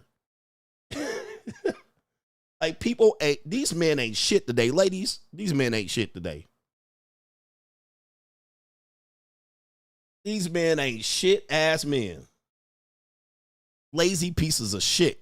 I swear to God, you men ain't a goddamn thing out here. And then look, I literally do all this for you and niggas will still be like, it still ain't no work. Fuck out of here, man. Hey, man, 80% of the male space is some bullshit. Just lazy bitch ass men that don't want to do a goddamn thing. Fuck you, man. Fuck you, man. And you women, too. Fuck all y'all. Hey, man, fuck all of y'all. Just to be out. Most of y'all ain't shit. You ain't never gonna be shit. Nobody gonna remember your ass when you dead, nigga.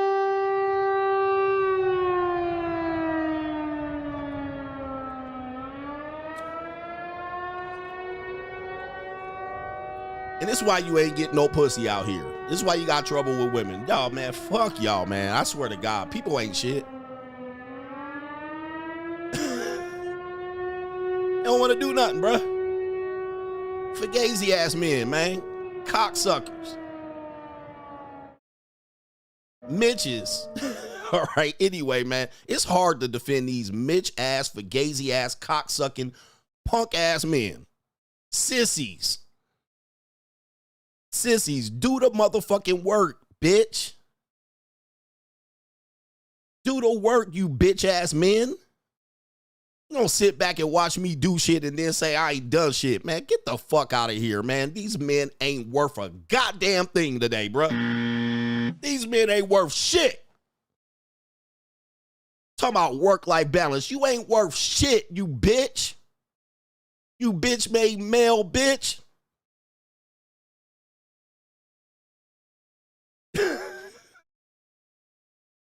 sissy-ass men out here, I swear to God. Who raised these fuck-ass men today?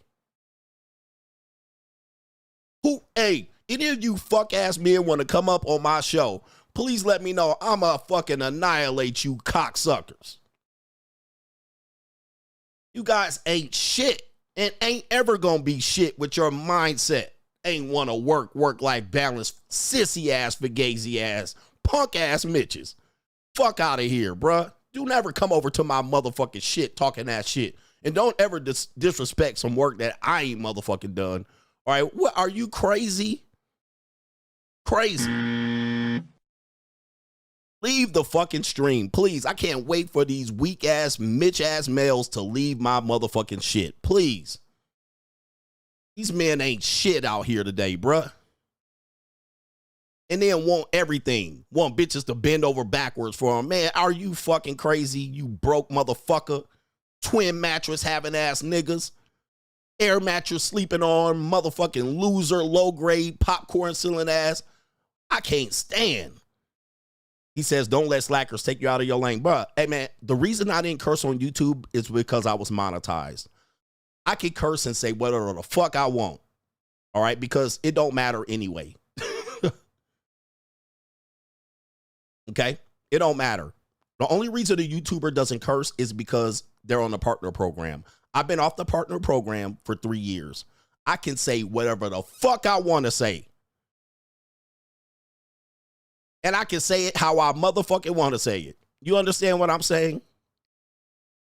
I can be uncensored on this motherfucker because I ain't never going to be on the partner program. I've been kicked off 14 times. This is my motherfucking lane, especially talking to you knucklehead, hard-hatted ass men because y'all don't hear shit until I slap the fucking piss out of your mouth. I can't stand these men today. I can't stand these men today because they want shit and they don't want to be shit. And then when they see a motherfucker being shit, they say he ain't shit. Like, how the fuck do you get here as a man, you piece of shit, fruit of the loom, goofy ass, fat ass man telling somebody he didn't do the work when you ain't did shit? Like, how the fuck do men get here, bruh? Somebody tell me how the fuck a man can get to that fucking space in their mind where they see a motherfucker working and producing shit and he tell him he ain't shit. Then you have a group of men that don't do shit. And then they want shit to happen in their lives. This shit is crazy. This shit is crazy. Work-life balance ass men. Nigga, in your 24 talking about work-life balance. These fucking men today ain't worth a goddamn thing. These men today ain't worth shit. And I'm still cursing. The men of today ain't worth shit. I wish today none of you men get no pussy the rest of your life.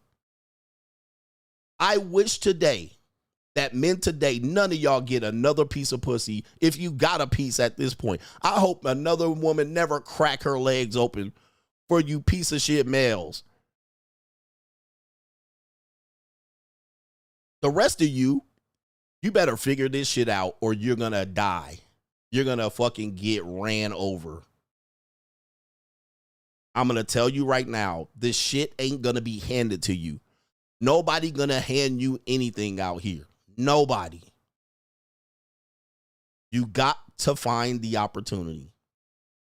And you got to be ready. Bottom line. When the opportunity comes up, you got to snatch its collar. The whole idea of, you being moral crusaders and the good people will win in the end is all bullshit to keep you poor. At least I'm trying to tell you that you have to be relentless when the opportunity comes up. You take your talent, you take what you're good at, you combine it with the relentless sacrifice and hustle, and you win. That's what's going to happen. Anything other than that, you're going to take a fat ass L. And you can even lose doing that. And then when it gets good, you pivot on these motherfuckers. That's what you do. All right. When you stagnate, it is what it is. All right. Anyway, it's crazy. But these men out here, all right, where was that meme at? These men out here and not ready for a world. They're not ready, bro. You think the shit is going to be handed to them and people going to hand them $150,000 a year job. It ain't going to happen, bro. It ain't going to happen. But most people, 80% of people are lazy pieces of shit. They're worthless. A Pareto principle. If you don't believe it, just look at the world. Okay? Let's look at the world. And it's sad. This is why, again, rich people don't help poor people. This is why rich people don't just give you money. That's why they don't get money and put and invest in communities, because they know your mindset is still fucked up. And they're never going to help you, nor are they going to feel sorry for you. All right? They're just going to go get theirs and leave your monkey ass behind. Sink or swim, adapt or die. All right? Fuck you, nigga. You're pointless. You're useless. All right? If you died today, you won't even be remembered 72 hours from now. Not even your family will remember your motherfucking ass a year from now. You will have not contributed anything in this world. Now, me, on the other hand, nigga, they're going to start painting murals around places on me. All right? I will live into, I'm immortal. You don't realize that. You're looking at an immortal human being. I've been immortalized. Okay? People are like, no, you haven't. I've been immortalized. I've contributed to the world positively. I'm immortal. Like, I will live forever, nigga. Like them motherfucking, y'all be talking about them Romans and shit. I'm immortalized. You don't realize that. And the one thing that makes me immortal is that I wrote 2 books. Okay? That makes me memorable forever. All that has to happen. Like, I'm memorable forever. I'm published, self-published. I'm an author. I'm immortal. Like, unless they start getting rid of books and burning the motherfuckers, all it takes is one person to pick that book up. And I'm still memorable. You have to find ways. One person in the future, 5, 10, 15, 20, 70, 80, 200. 200 years from now, one person picks up that book, I'm motherfucking immortal. Just like that. If one person references that book 300 years from now, immortal. I could be famous again 300 years from now. I'm memorable forever. You, on the other hand, nobody will ever know who the fuck you are on behind that faceless profile. All right. All right. So anyway, they'll print that motherfucking book forever. All right. And even when I'm dead, my son can get the proceeds of that book forever. And then his grandson, then his grandchildren, immortal. I can pass that down forever. My trust will live forever because those 2 books that were published, just on that alone. All right. Anyway, enough about that as I slap these Mitches. Okay.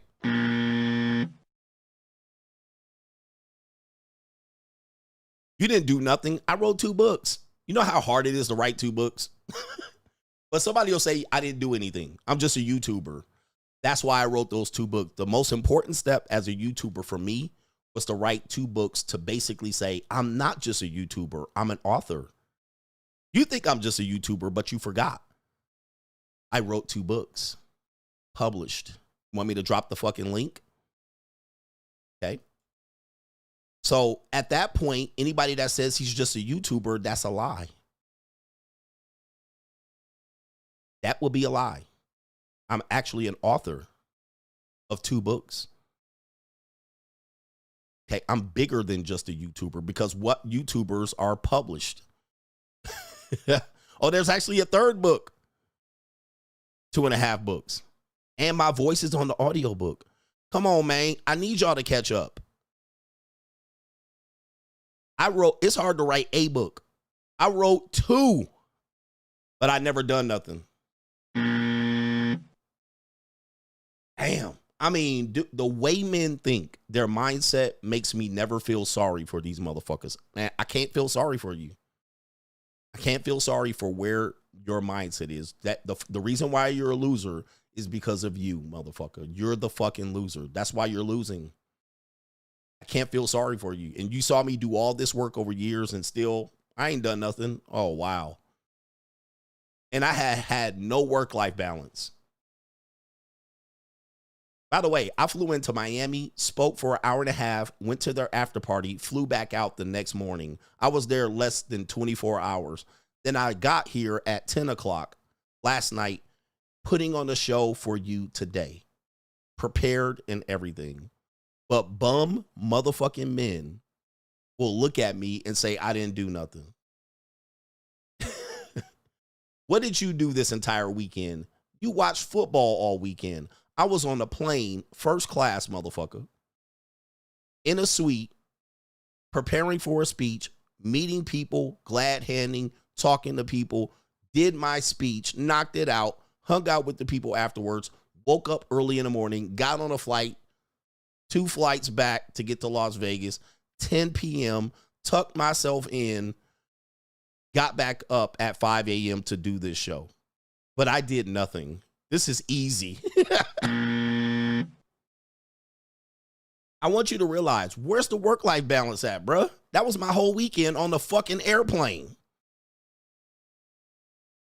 Vegas to Miami, Miami to Vegas, 5 hours, 6 hours into airports, layover, trying to get my shit done, but I did nothing. I swear to God, the average man is a motherfucking loser, is a bum. They ain't got it. They ain't got it. They ain't got what it takes. They ain't got it. Yep, I missed all of football, all of that shit. I didn't see nothing. I didn't see college football. I didn't see a weekend of the NFL. I didn't see one fucking snap. All right? You, on the other hand, watched 4 games, 5 games all weekend. I mean, it's sad where men are. Dissing regular men is pathetic. Dissing regular men is pathetic because you're pathetic. All right? Regular men are pathetic. You heard it here first. All right? Dissing regular men, guys, regular men are pathetic pieces of shit. All right? I will always double down on you bitch ass men. Regular men ain't shit. If you are a regular man, you a loser. You hear me? If you a regular man, you a bum. If you a regular man, you fixing to fucking lose out here. Oh, I'm going to double down on you, you piece of shit. Because I can't wait to shit on you regular men. Every day I wake up, how can I shit on regular men? Oh, by the way, I did my money mindset in locals. Hey, if you're a regular man, you're not a man. You're a male. You're yet to be a man. You ain't been a man yet, so you ain't a regular man. You're a male. Wait till you're a man and you can figure it out, you piece of shit male.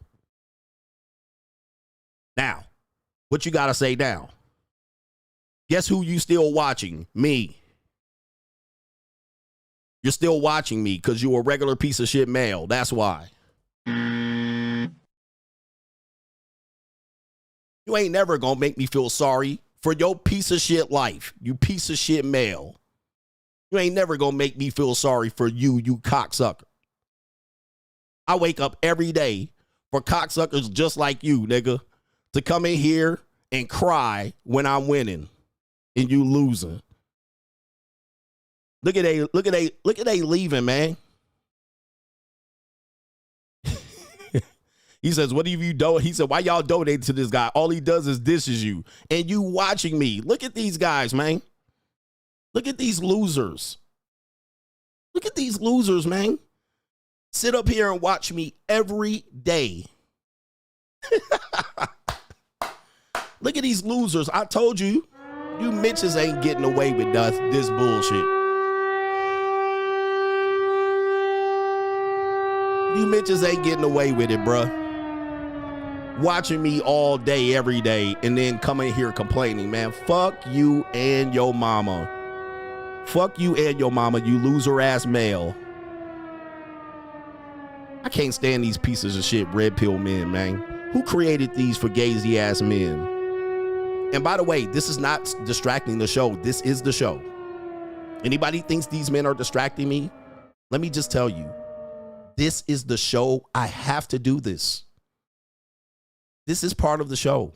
This is not distracting me. I hate these fucking loser males. I hate these Mitches. They need to be called out. If it don't apply to you, let it fly. But the loser male brigade, you Mitchosphere ass men, it's on. It's on. The rest of 2025, it's on. It's on. You guys need to be exposed because you're fugazi. You a piece of shit male. And you ain't never gonna be shit. You ain't never gonna be shit out here. You ain't never gonna win. You gonna fucking get consumed up and spit out here. That's what's gonna happen. Without a doubt. All 2026, I'm going in.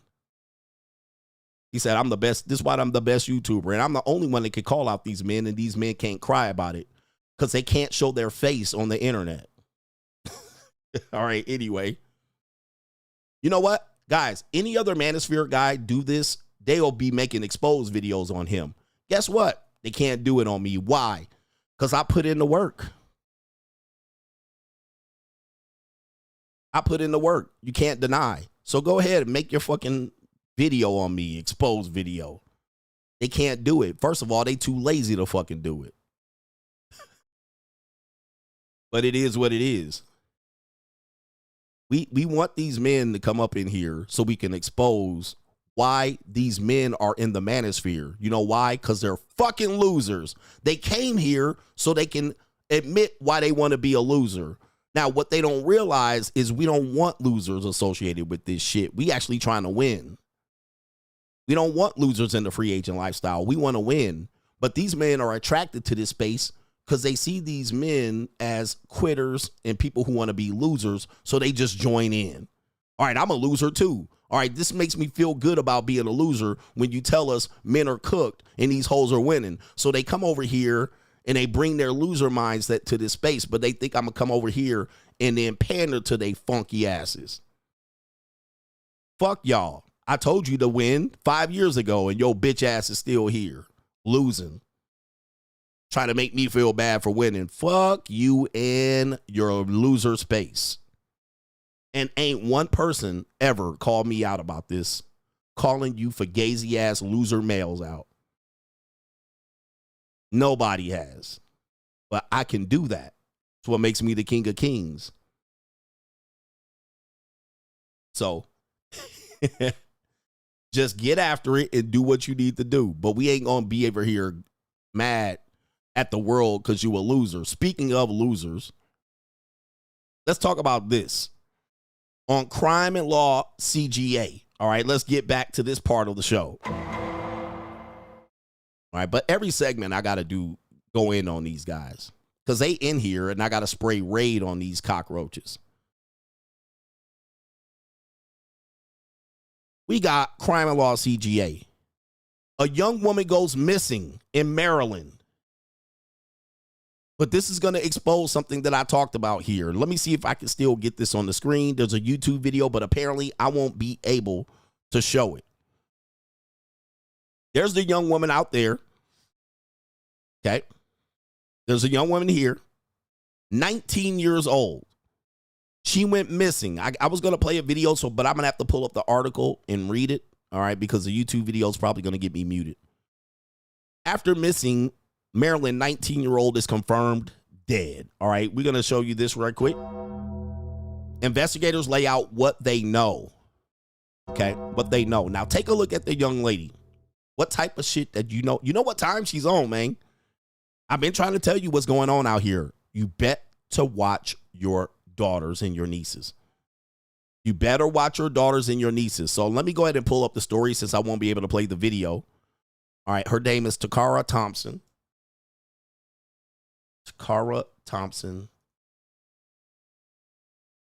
Give you the video here. It says, body found along highway, IDs missing girl.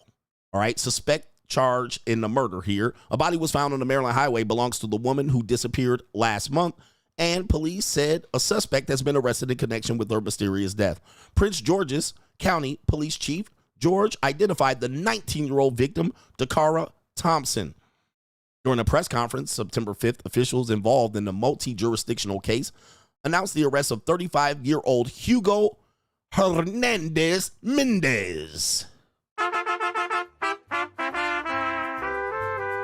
35-year-old Hugo Hernandez Mendez on one count of first-degree deletion and one count of second-degree deletion in her death. Circumstances around her deletion included how or why she died remain under investigation. And it says, our entire state mourns the horrible loss. And this is a horrible, senseless loss of violence. The victim's father told police he last saw her daughter on August 22nd after she left their home in Lanham, an unincorporated community in Prince George's County. And it says right here, the father said that Takara left the house around 10 p.m. and he texted her just before midnight. It was her last communication. Before her death, Nader said a preliminary investigation found that Thompson willingly entered a vehicle driven by Hernandez Mendez during the early morning hours of August 23rd. Video obtained by the police showed Thompson walking up to an SUV, talking with Hernandez Mendez in the driver's seat, then getting in. What do you think happened, gentlemen? What can you infer from this information? What can you infer from this information? This is JUCO. When I start selling pussy, I don't want to hear it. When I start selling pussy, I don't want to hear nobody say shit. When you see me on the corner, bitch, mind your business. I looked at it as I have an ATM between my legs, and I'm just using it. All I got to do is put my card in, and that's it, and put the PIN number, and boom, money just comes right out. All right, so again, I be telling y'all, man, you need to watch your nieces and your daughters and all of that, because it's happening out here. And also, she had a father. See, the whole notion of, fathers are needed and blah, blah, blah. Now, I don't know her relationship with her father, but she sure lived with her father at 19. But guess what? Just like that, got in the wrong car. Now, they're not going to report this. Nobody's going to say this, but this is what happened, unfortunately. So she was selling that thing. All right. We don't know how the arrangement was met, but we're going to read it here. We don't know if she was just on the corner because she left at 10 p.m. and text her father at 12, but she entering into a car. Okay. But again, she lives with her dad and she going to slang. Now, I know you guys don't want to think about this. This is a tough thing to think about. All right. It's tough and it's a sad story. I don't want these things to happen to the young ladies. I always wish the ladies safety, stay safe. But this woman willingly went in the car. The video footage shows that she willingly walked in the car. Okay. Whether this was prearranged or not, she left the house with the intent of doing this. Okay. Reading more on this story, it says right here, detectives on Friday continued to grapple over whether the two knew each other before she got in the SUV. See, I'm reading the article here. They're trying to grapple over the idea. Did she know him? Why would a young 19-year-old get in a 35-year-old man's car? Well, all right, well. I looked at it as I have an ATM between my legs. Sorry. I'm just using it. All I got to do is put my card in. Sorry. And put the PIN number and boom. This is where we're at. Hernandez Mendez then drove to a home on the 12,000 block of Cambridge Drive in Bowie. This is Bowie there. And the chief said police believe the homicide took place in a bathroom in the suspect's house and her body was moved to another location to dispose of it. And it says right here it was recovered in a grassy area along a highway. And it says it appears that Hernandez Mendez reportedly acted alone in the deletion, and Thompson's body was found some 7 miles from where the killing took place. Who was this woman? All right, here we go. Thompson graduated from St. Charles High School and at the time of her death was working at a Prince George's nonprofit, officials said during the press conferences. So she was broke. All right, so she was broke. She graduated from high school, no college, and she's working at a nonprofit, basically normie activity. All right, nonprofit people don't make a lot of money. So she was trying to find ways to raise money. According to the governor's statement, she raised her hand right out of high school to join our most recent cohort of Maryland service year option members, patriotic Marylanders committed to public service and being broke. She was a bright light in our state and so forth and so on. So this is a regular girl. All right. She had a job. She graduated from high school. She wanted to do public service. And then she left the house to do what? Make some fast money. All right. So the monetized dating marketplace is pretty simple to understand. These aren't women that are trying to, they're not doing this as a full time. They're doing this to try to make ends meet. And it's always been this way. But she found out the hard way because, this is renegades get caught up. So being a renegade can't catch up to you real fast. Okay. This is PG County. Unfortunately, this is the way of the world. You're going to hear way more of these stories because way more renegade women are doing this. Now, somebody's going to deny it. Somebody's going to deny it. Coach, that's not what she was doing. She was looking for a way home. She was just cold outside, and she was buying Skittles and an Arizona tea. And then this guy convinced her with cash, connived her, held her at gunpoint. Nope. No. All right, she was an innocent person, and she didn't deserve it. Well, nobody deserves death. But this is where we are at in the monetized dating marketplace. Young girls are going to just take chances like this one. They're going to take chances. But, when you ain't got no pimp, when you ain't got no security, all right, you can get got thinking that, I'm a young woman, I can protect myself. You know how many young women, I can protect myself, okay? Not against no male strength. And she looks petite. She looks petite. And a lot of these young petite women think they can fight. I can protect myself. I can fight. All right. Nah, baby. Not against no male strength. And especially a male that is hell-bent on doing something to you. So you got to teach your young ladies out here. You do have to do follow-up. How many, God forbid her father watches me. Because he's in the age demographic that he will watch me. He would watch a person like me. When I say, watch your daughters and nieces. Watch your little cousins. This is that real.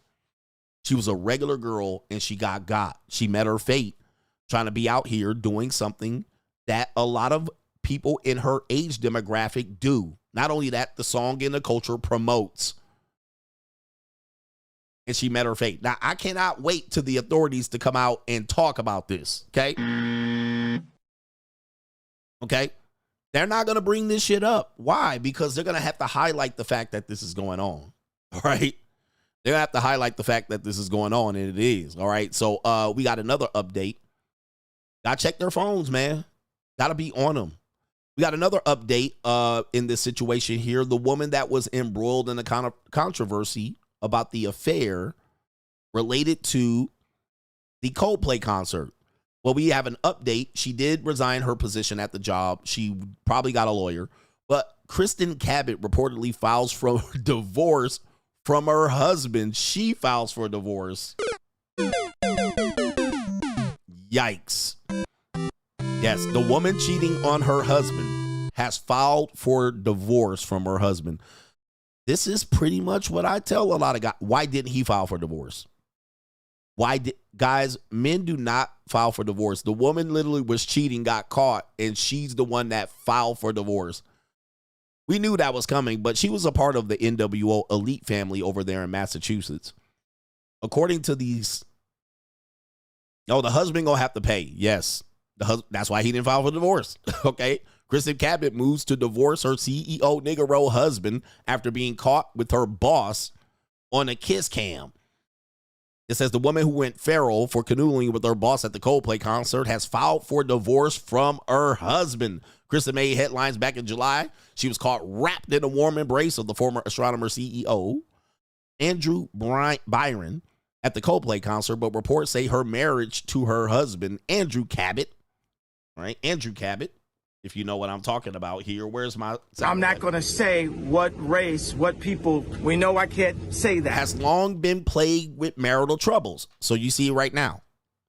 So they said, they've been unhappy already. All right. They was already in... I'm not happy. So it's long been plagued with marital troubles. It says, meanwhile, there has been no news on the divorce between the CEO and his wife, Megan, even though she has removed wait a minute. I'm sorry, that's the same person. There's been no news on the divorce, although she removed her name Byron from her surname on social media. There's the woman right there. Okay, this is the woman that was in the warm embrace. Her picture does look way better than the Coldplay picture, but they cleaned it up. All right, they cleaned it up quite a bit with the airbrushing and the lighting. According to reports, Kristin Cabot, the former HR executive, filed for a petition for a split from her CEO husband, Andrew. And if you guys want to see the couple there, that's the family with the kids' faces blurred out. Hey, wait a minute. What happened? All right, where did it go? What happened? Oh, here it is. Let's go back. That's the family right there. All right, so there's the husband, Andrew. And there's the wife there. Oh, the Mitches have attacked the stream. Oh, that's what happened. All right, the Mitches. Or am I talking about the New World Order? New World Order. All right. That's interesting that they attack on that part. All right, so it's either the Mitches. It's either the Mitches or it's the New World Order right there. All right. So there it is right there. We back. Come on, man. Come on, man. Refresh the stream. All right, the Mitches went crazy and attacked. All right, you know it was the Mitches. All right, the Mitches went crazy. The Mitches are like, we're going to get him. We're back. All right, the Mitches want to come for the neck. All right, we're going to report him, Mitch ass niggas. All right, let me go back to the show and explain what was happening here. Now, let me just show you this here. It says right here. It says right here. A person named Julie. Who is Julie? Okay, legal documents obtained by the Daily Mail revealed that she filed for the petition in Portsmouth, New Hampshire on August 13, less than a month after her embarrassing moment. And it says, I texted Andrew right after it happened, and he said her life has nothing to do with me and said that they were separating. Andrew's ex-wife, Julia, tells the outlet. So ex-wife, his first wife, is telling about the second wife that they were actually separated. So the divorce petition was filed pretty rapidly after it. We're just hearing about it now. Apparently their marriage had been on the rocks for some time before the incident, with Andrew playing it cool until learning that his wife had become the subject of global ridicule while he was on a business trip in Japan. All right, so you know what he was doing out there. I cook, I suck, I shut the fuck up. So he was fucking Japanese women, and she was out there cheating with him at the concert. He's saying it has nothing to do with him, even though they were married and shared a house. But then the only thing he cares about is money, Julia, the first ex-wife, says. Elsewhere in the chat, Julia painted a bad picture of Kristin's estranged husband, Andrew, and said that he's not a nice person. So, wow. So the first ex-wife is coming in, and how is he getting the blame? Wait a minute. This is craziness. This is nonsense. So let me get this straight. The first ex-wife lost. The second ex-wife married, they bought a house, and she cheated on him. And now he's the villain. Oh, my goodness. I'm not happy. He's not a nice man. So they're setting it up as the reason why she cheated was because of the husband. Wow. He forced her into his arms. Theo, he forced her to cheat. That is crazy, man. By the way, did I tell you that's the marriage will? Well, he's not a nice guy. He probably pushed her into his arms. Now something not nice has happened to him, the ex-wife says. That's why after it happened, I got a load of texts from people with the word karma. It was like, what you give, you get. So they're blaming him. And it's all Jermaine's fault. It's always Jermaine's fault. Wow. So the first ex-wife could not wait to talk to the media and say karma to him for leaving me for that woman, only for her to cheat. So, wow, this is an interesting take, man. Crime and Law CGA. That is very interesting, but it's... Yeah, he better get a DNA test on all them kids. God dang, bruh. You really can't win out here, can you? Okay? You can't win. You really can't win. You're going to be to blame for all the bullshit. All right, we do got another segment coming up. But, oh, you know what? We should do this now. We got to agree or disagree coming up. Have you guys seen the Pharaoh video of the baseball Karen? The baseball Karen. Agree or disagree on this one? Let me see if I can cue the video up. Okay. Cue the video up. All right. We got it right here. Let me see if I can get this video queued up. All right. So anybody ever been to a baseball game? You guys are a baseball fan? Getting the video queued up. Have you ever went for a foul ball or a home run ball? All right. What is the rule of the foul ball or the home run ball? What is the rule? It's anybody's ball.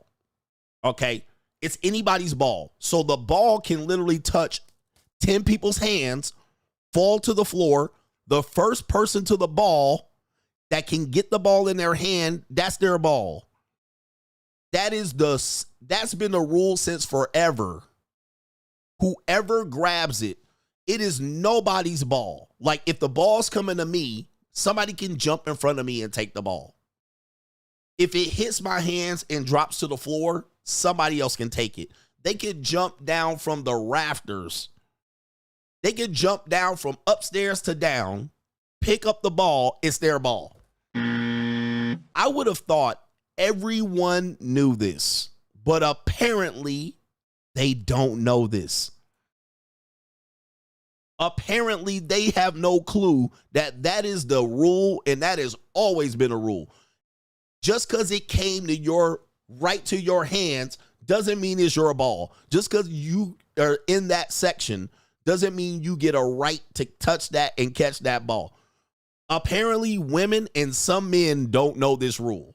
All right, so I am flabbergasted that we are here in 2025 and people are arguing about this particular thing here. Okay, this is mind-boggling. Again, you know, normies. So let's take a look at the video and see what happened here. So there it is. There's a home run ball. All right. It lands in the seats with the woman dodging the ball. It lands in the seats. There it is on the floor. It lands in the seat and a guy snags it and he walks away with the ball. Now, everybody knows that that's fair game. Anybody that doesn't know that that's not fair game, I don't know what's going on here. And then he gives it to his son. He gives it to his son, and he says, look at what dad did. This is an American baseball moment. He's happy. Look at this. But then take a look at what happens. A Karen comes over and goes crazy on him, and she says, bro, that ball was hit to me. That ball was coming right to me. It landed right in front of me. That's my ball. All right, so here we go. The kid has the ball.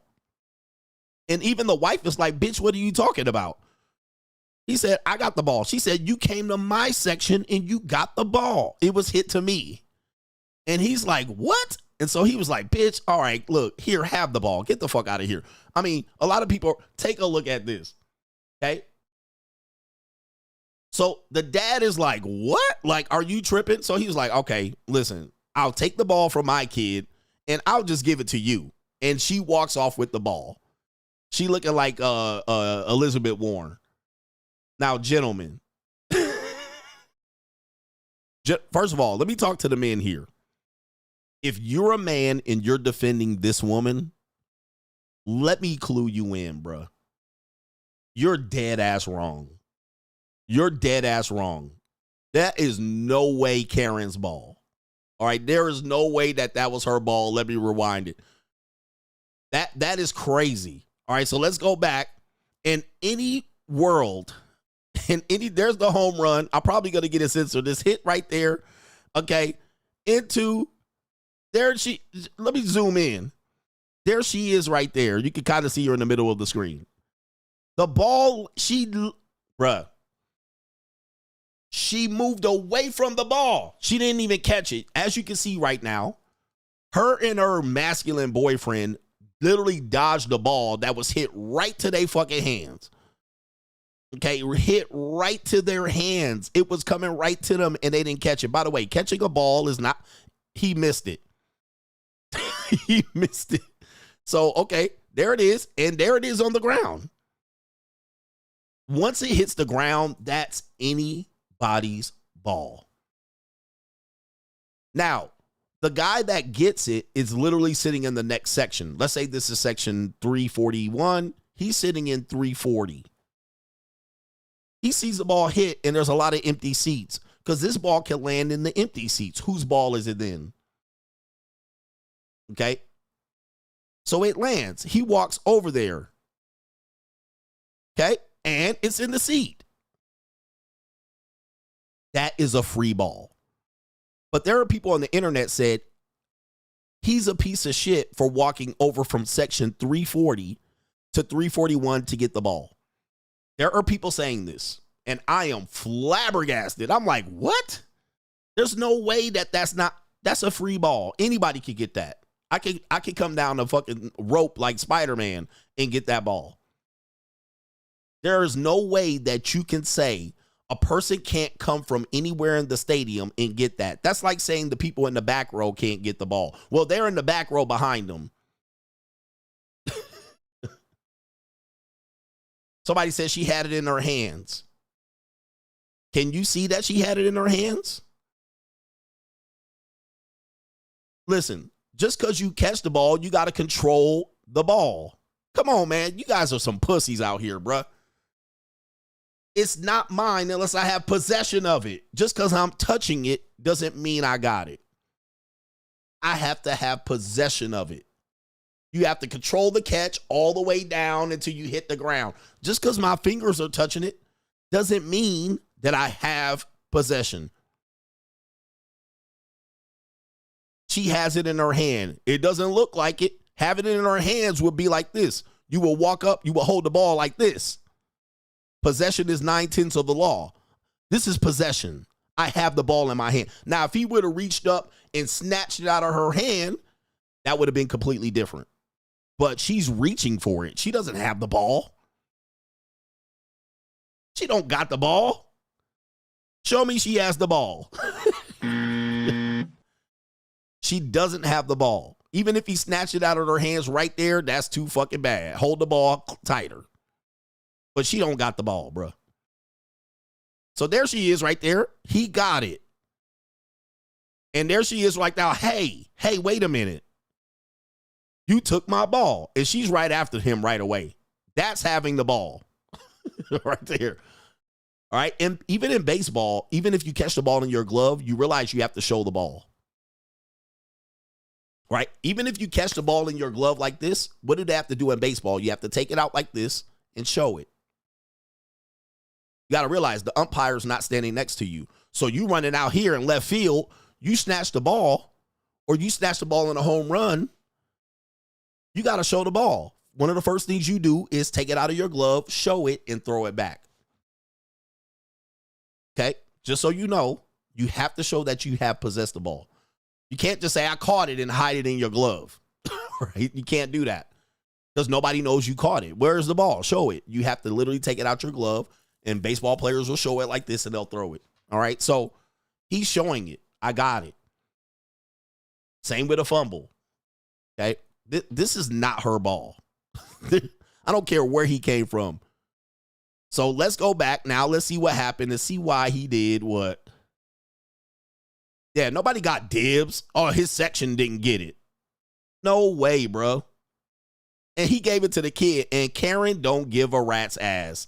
There she is. Is she grabbing him? This woman literally lucky she didn't get knocked the fuck out.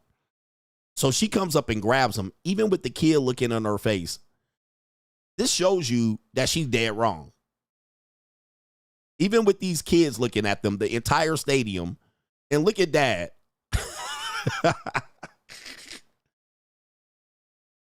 Somebody said this, no matter what happens in a dog pile, whoever comes out with the ball. That is a fact.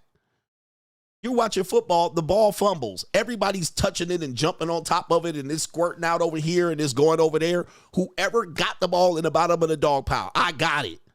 And they remove everybody. That's who has the ball. All right, that I don't care who touched it. Well, I touched it first.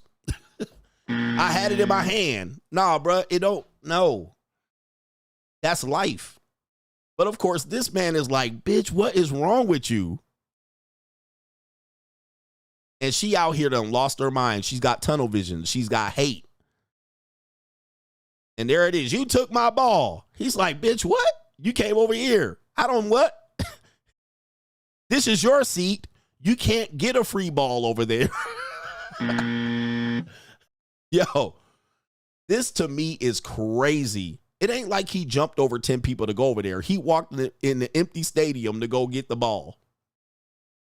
And guess what? Now he's going to say, instead of hearing this bitch mouth, I'll do it. Now, because he gave it up, people are going to say he was wrong. He must have felt guilty. He was like, you want that ball? That probably is a fake ball. And even the sister is like, hide it. As you can see, the sister is like, hide it. The son's trying to hide it and give it to the sister. I hope they switch the ball. I hope they switch the ball. And now the son, he's like, what? Wait a minute. Who are you? And what an example. And of course, they're calling her all kind of liberals and this and that. You know, they're making it political. People are saying they're only attacking her because she's a woman. All right. No, guys, let me just tell you something. If a man did that, it will be fisticuffs. If a man did that, he would be out of line. Nigga, somebody's getting their ass whooped right there. If a man did that and said, hey, I have my hands on that ball. There's been how many years of baseball? 135 years of baseball. I guarantee you not one dude did that and nobody got their ass whooped. All right. No one man has done that and nobody didn't get punched. All right. I'm going to just tell you, no man has done this in 135 years and nobody got socked. All right. I'm going to just let you, especially at a Dodger game. You do this at a Dodger game, you getting your ass whooped if you do this. Even if you are a Mexican gordita over there, somebody fighting. Okay, so anybody that says that she's right and he was wrong and is crazy. And now she walked off, and you have to ask, why did he give up the ball? Normally because how women work, they're just going to cause a scene and then say, well, the rule says you're in your section. Come up with an unwritten rule that doesn't even make sense. And she's like, well, technically.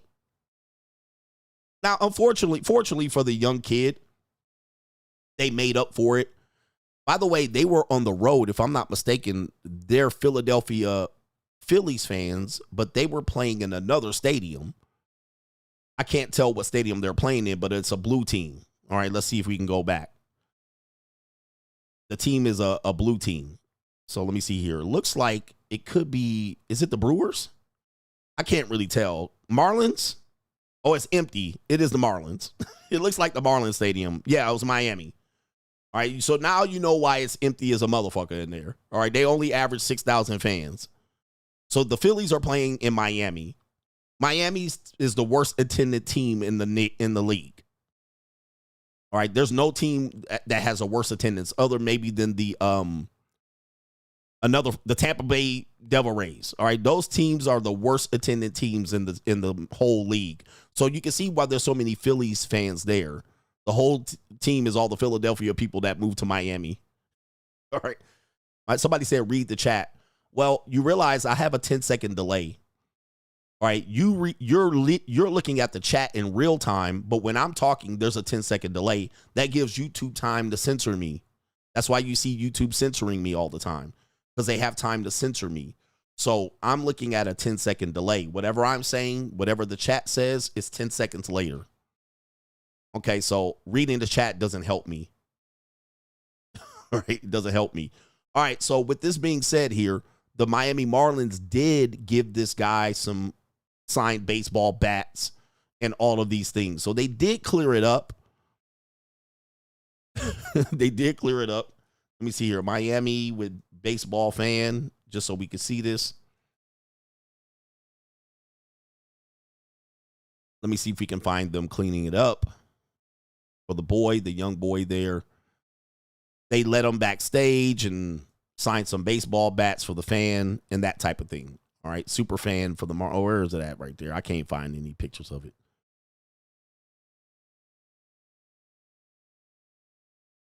Anyway, with that being said here, do you agree or disagree? Who was the piece of shit in this one? All right, and you can only pick one. All right, who was wrong? And I'll do the super chats here.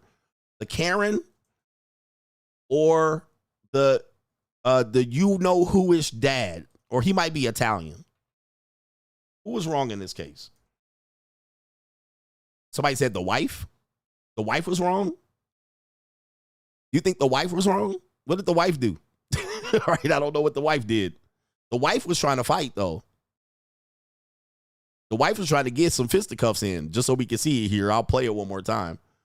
You guys can vote there on this one. There's been some men that disagreed. They thought the guy was out of bounds here. Guys, I don't know if you know, if I could play a compilation of baseball fans fighting over balls, dude, these baseballs roll all over the stadium and people be dogpiling the ball. I have never heard someone say that this person wasn't sitting in the appropriate seat to get that ball. Right? I have never heard that in my days of living and 50 years of life. I've never heard a person say that person wasn't in the vicinity of the ball to pick it up. Like, I've never heard that before. Like, that's a new one on me. For a person to be like, well, he wasn't even sitting in the right section. Let's just look real quick. It wasn't like he jumped over people to get the ball. All right, there he is. He saw where the ball was hit. He's literally sitting in the same section, to be honest with you. He's sitting in the same section. He just moved over 10 seats. Look, that's the same section. I thought he actually crossed the barrier there, but he didn't.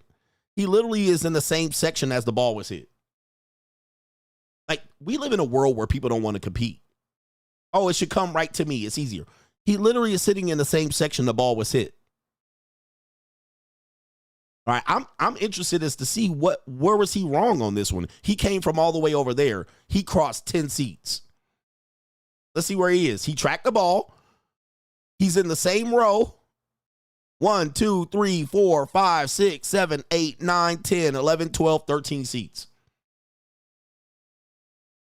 He went 13 seats to pick up the ball, and people are saying he came from out of nowhere. He didn't even step over anybody in those 13 seats. They're completely empty. And she didn't catch the ball. There it is, right there. Where did he cross over all these people? He walked 10 seats. Freely walking between the aisle. And people are saying that he was wrong for that. All right, he was wrong to go over there 10 seats to go get it. Man, we are in a bad shape as a world. We're in bad shape. If you think he was wrong, he said he was wrong for not smacking the shit out of her. He was wrong for giving her the ball, for certain.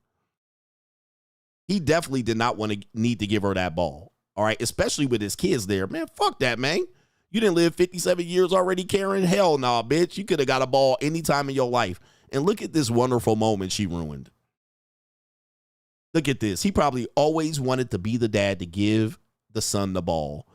And this bitch ruined it, bruh. This is incredible. And I'm sad to see that as a country, people agree with Karen. and she grabbing on him. Like she is a pissy person. She is definitely a pissy person. Like she's not a happy person in general to be able to do that. Let me do these super chats, man.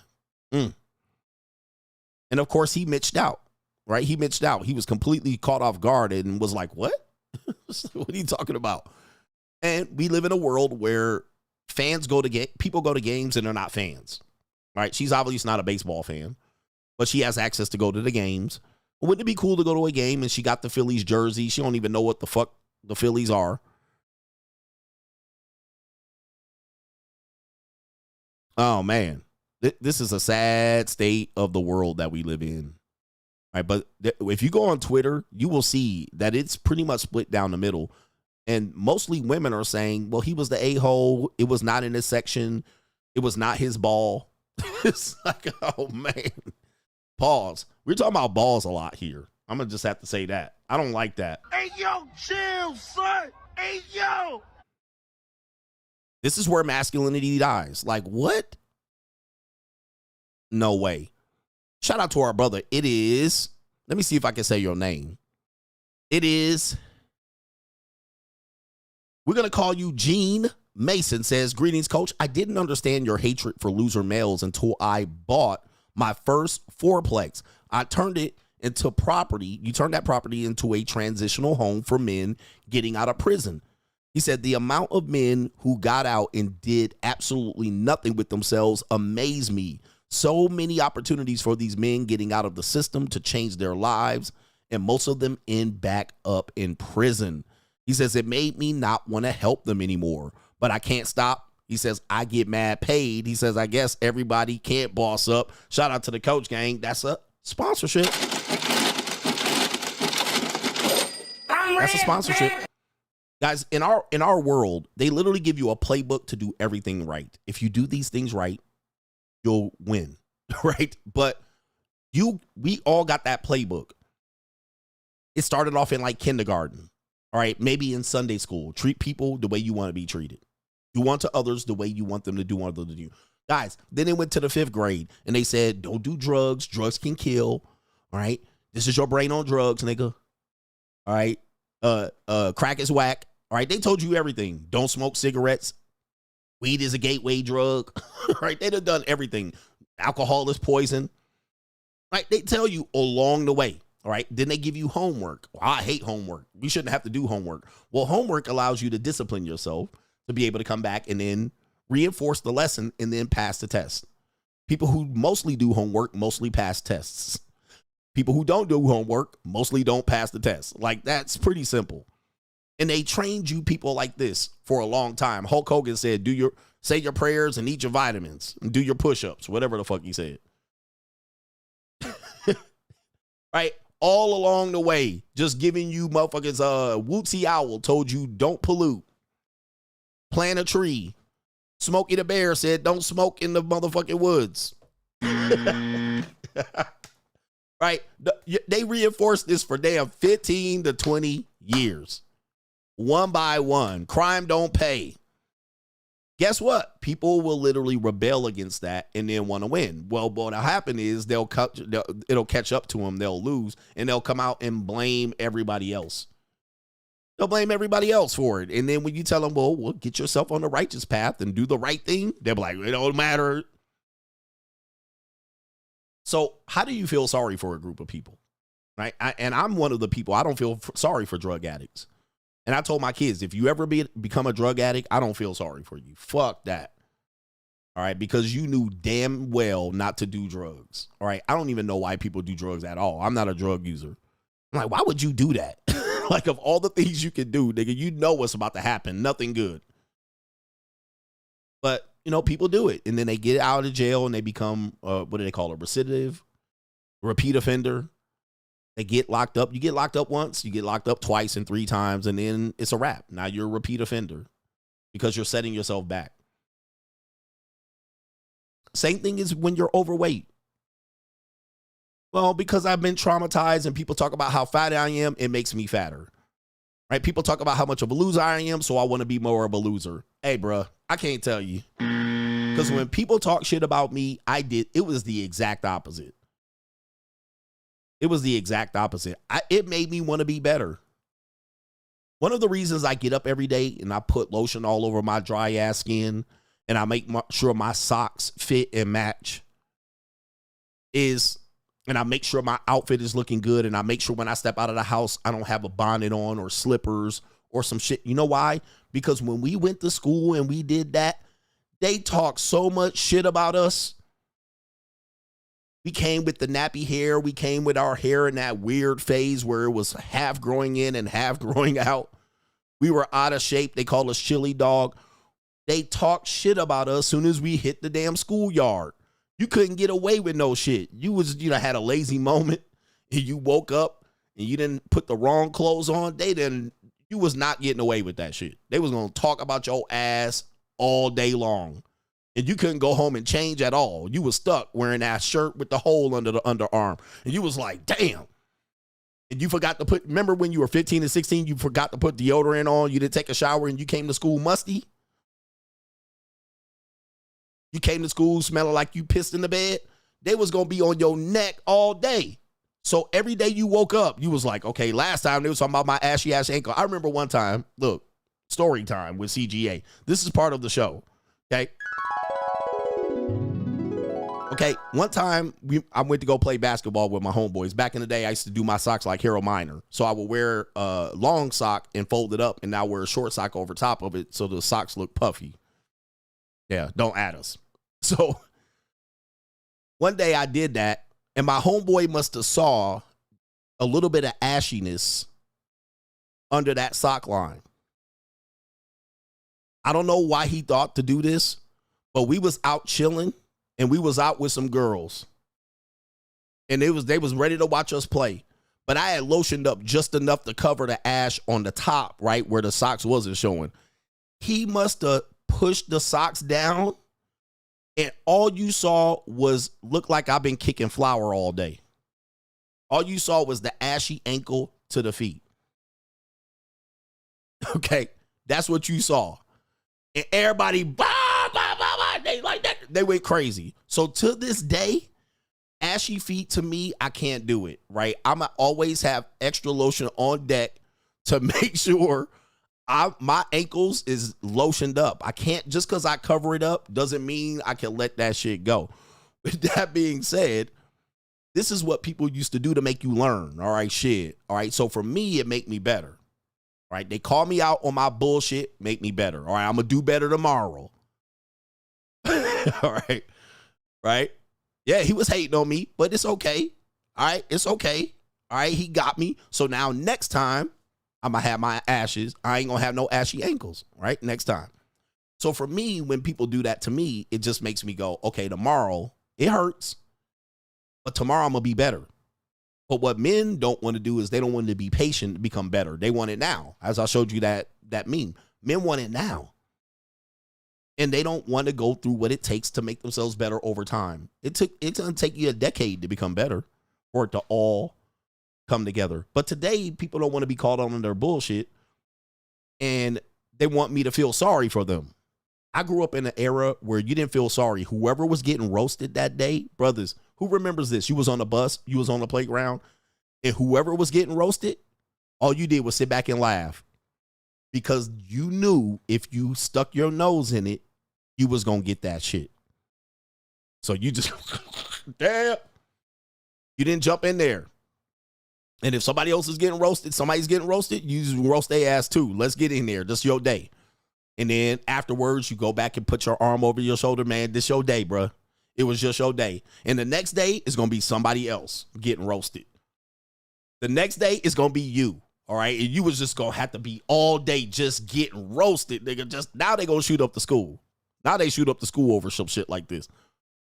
But back then, if it was your day on the bus and you got 15 stops and you live in the suburbs or the suburban, you got 30 minutes on the freeway and 15 drop-offs, you was going to get roasted from tip to tip. And then you jump in there, nigga, I know you ain't talking shit. And don't let them flip it on you. So you just go sit back. But one day you show up and you get caught slipping and they was going to be on your neck. For us, to me, it motivated me. That was motivation. It felt bad. It was shitty. But to me, it was motivation.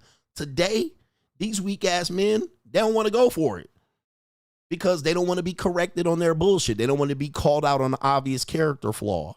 You don't want to be made better. You just want to come out here. Why do men have to be better?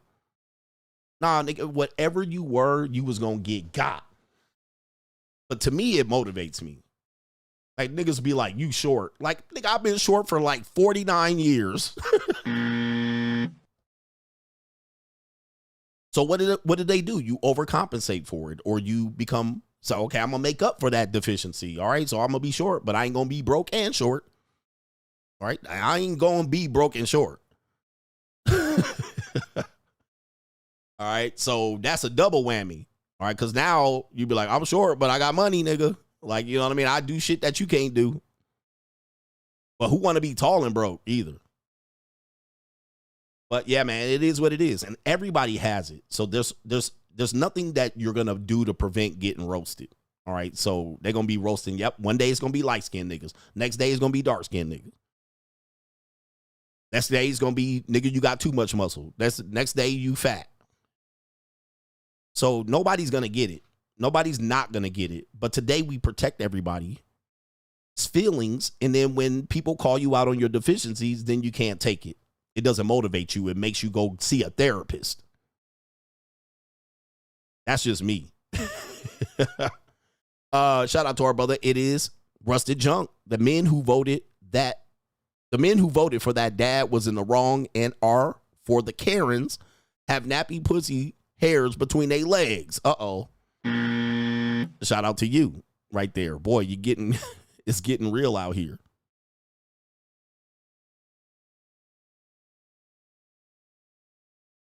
Caitlin says, when Freddie Freeman hit the walk-off grand slam against the Yankees in the World Series last year, a 10-year-old boy caught the ball while in a massive crowd and gave it to his dad. The ball has since been auctioned for $1.5 million. That Karen could have learned from that and understood what possession, especially when she had a chance to catch it in an empty crowd. All right, possession is 9/10. Yep, you had a chance to catch it. Okay, you can't claim the ball after somebody else got it. I mean, that is mind-boggling to me. Yeah, people roast you on your shoes and your outfit selection. Then I'm going to go get dressed better next time. All right, maybe I should actually worry about how I dress. Edmund says, I'll never forget in 2019 when folks were coming at you about COVID and you asked the question that still lives with me till this day. You said, why are homeless people still outside if COVID is still bad? He says, that's when the light bulb went off. Price is wrong to the normies. Remember I said that? Yep. I was like, if it's so bad, why the homeless people ain't dropping like flies? All right. Like, why they ain't dead on the street? Like, that's what I would want to see. All right, what they doing? They in good shape. They were still out there begging. Kirby says, you're right, coach. My normie coworker quit his previous job for that weekly unemployment. Now his paycheck is getting garnished because the government said they overpaid. Woo! People are literally trying to cheat the system. People are cheating the system, and then they get caught and they play the victim. I'm telling you, people ain't shit. Then they be like, they coming after my money. Man, it's crazy. Darian says, good meeting you and Theo in person this past weekend. It's nothing but bossing up, moving forward, and getting our money mindset up to develop a money mindset. Tell these niggas it's time to boss up. Ain't no other choice. Boss up, nigga. Ain't no other choice, guys. Well, not everybody can make $100 grand. Tough titty, man. What do you want me to do? Make it so that you can live under $100 grand? I can't do that. I can't do it. Carlos says one of the biggest issues with today's society is cheap dopamine, from Uber Eats to prawn, not exercising and sleeping like ish, which also explains the laziness in our society. It's never been better to be a human being with all of this technology. It's time to boss up. Boss up, you don't even have to go to the library anymore. All right, serious shit. MS81, thanks, coach. I remember you telling us in 22 and 23. He says, I focused on those before I buy food because we're always going to buy food. Yep, you're going to need those things, man. Just go get your toothpaste in a separate shopping trip. That's a blue chip. Dennis S says, we are behind in working overtime, has been approved. He says, I depend on my team's laziness to take advantage of the overtime. I did 40 plus hours overtime this pay period. Fuck them. Right? Fuck them. All right. Yeah, man. Hey, every day I tell young people and kids, dude, we're in competition. Okay, we're competing every day. Every day we're up, we compete. We compete to eat. We compete to work. We compete for property, space, baseballs hitting the crowd. We're competing every single day for women, for sex.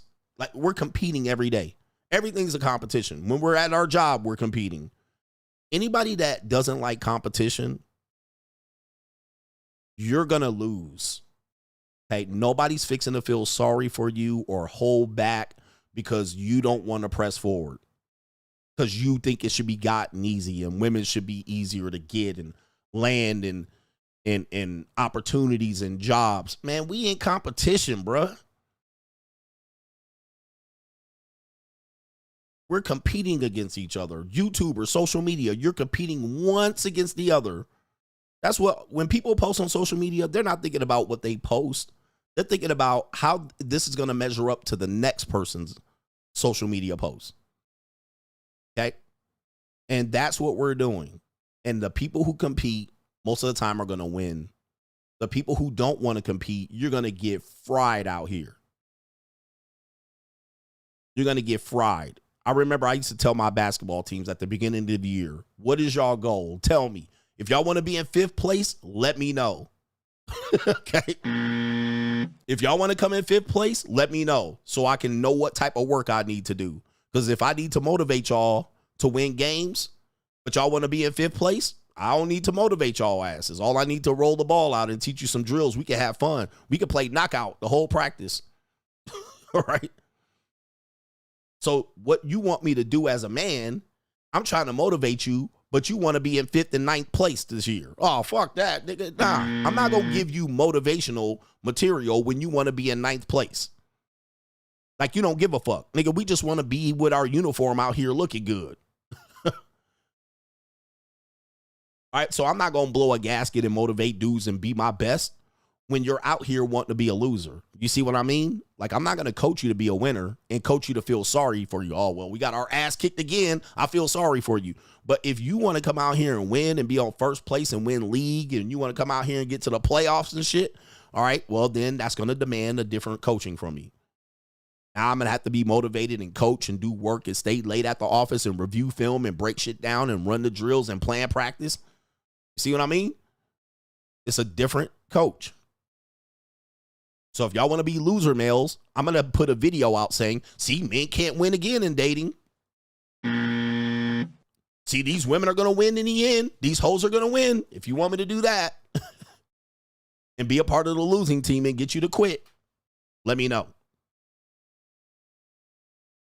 Anyway, let me do this. I got some other chats, but I'm going to matriculate this ball down the field and give you some more context here.